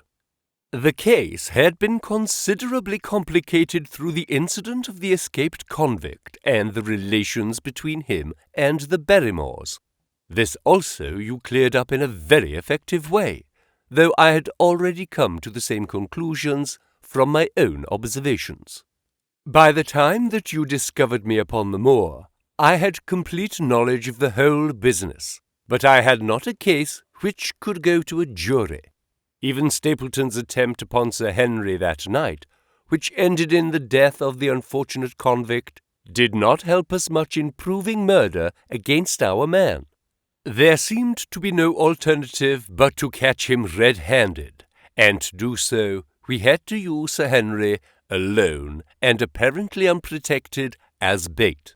We did so, and at the cost of a severe shock to our client, we succeeded in completing our case and driving Stapleton to his destruction. That Sir Henry should have been exposed to this is, I must confess, a reproach to my management of the case, but we had no means of foreseeing the terrible and paralyzing spectacle which the beast presented, nor could we predict the fog which enabled him to burst upon us at such short notice. We succeeded in our object at a cost which both the specialist and Dr. Mortimer assure me will be a temporary one.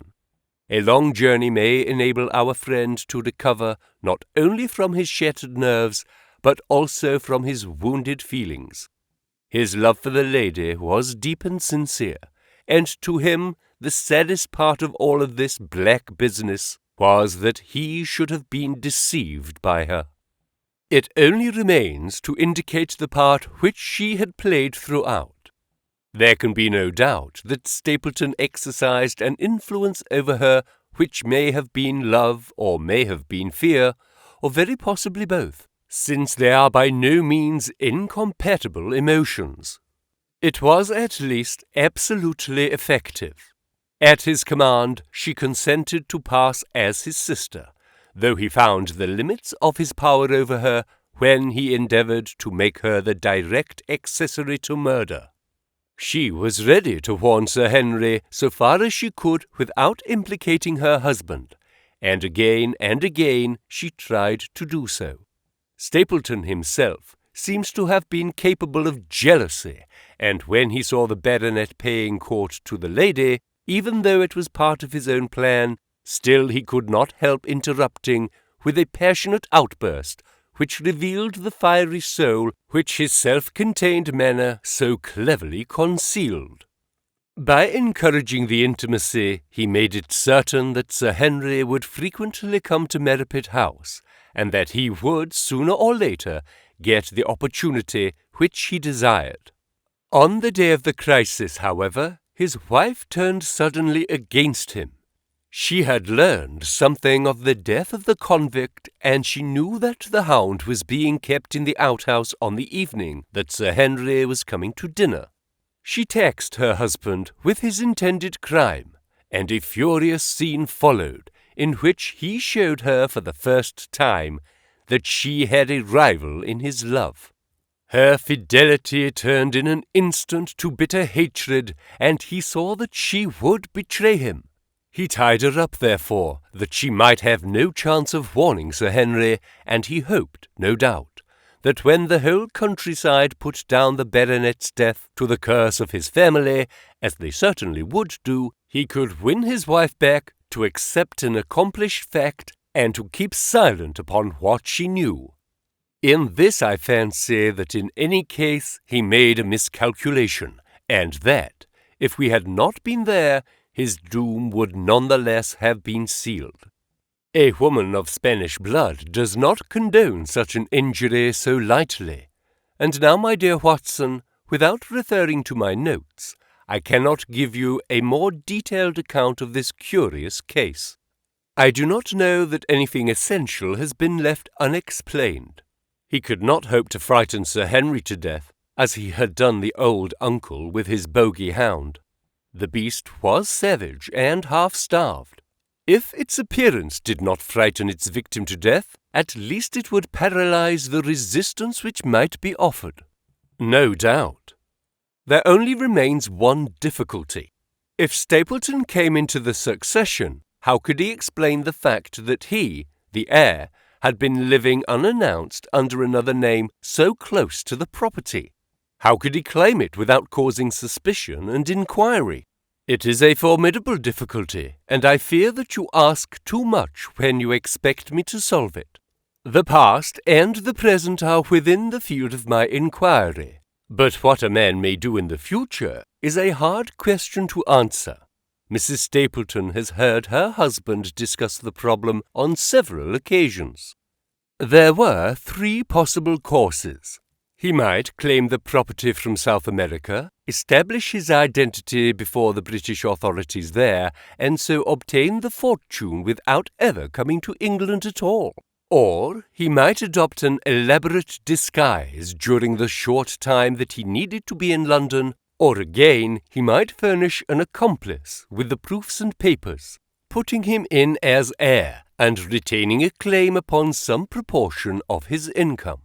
We cannot doubt from what we know of him that he would have found some way out of the difficulty. And now, my dear Watson, we have some weeks of severe work, and for one evening, I think, we may turn our thoughts into more pleasant channels. I have a box for Les Huguenots. Have you heard the Direzkes? Might I trouble you then to be ready in half an hour, and we can stop at Marcini's for a little dinner on the way.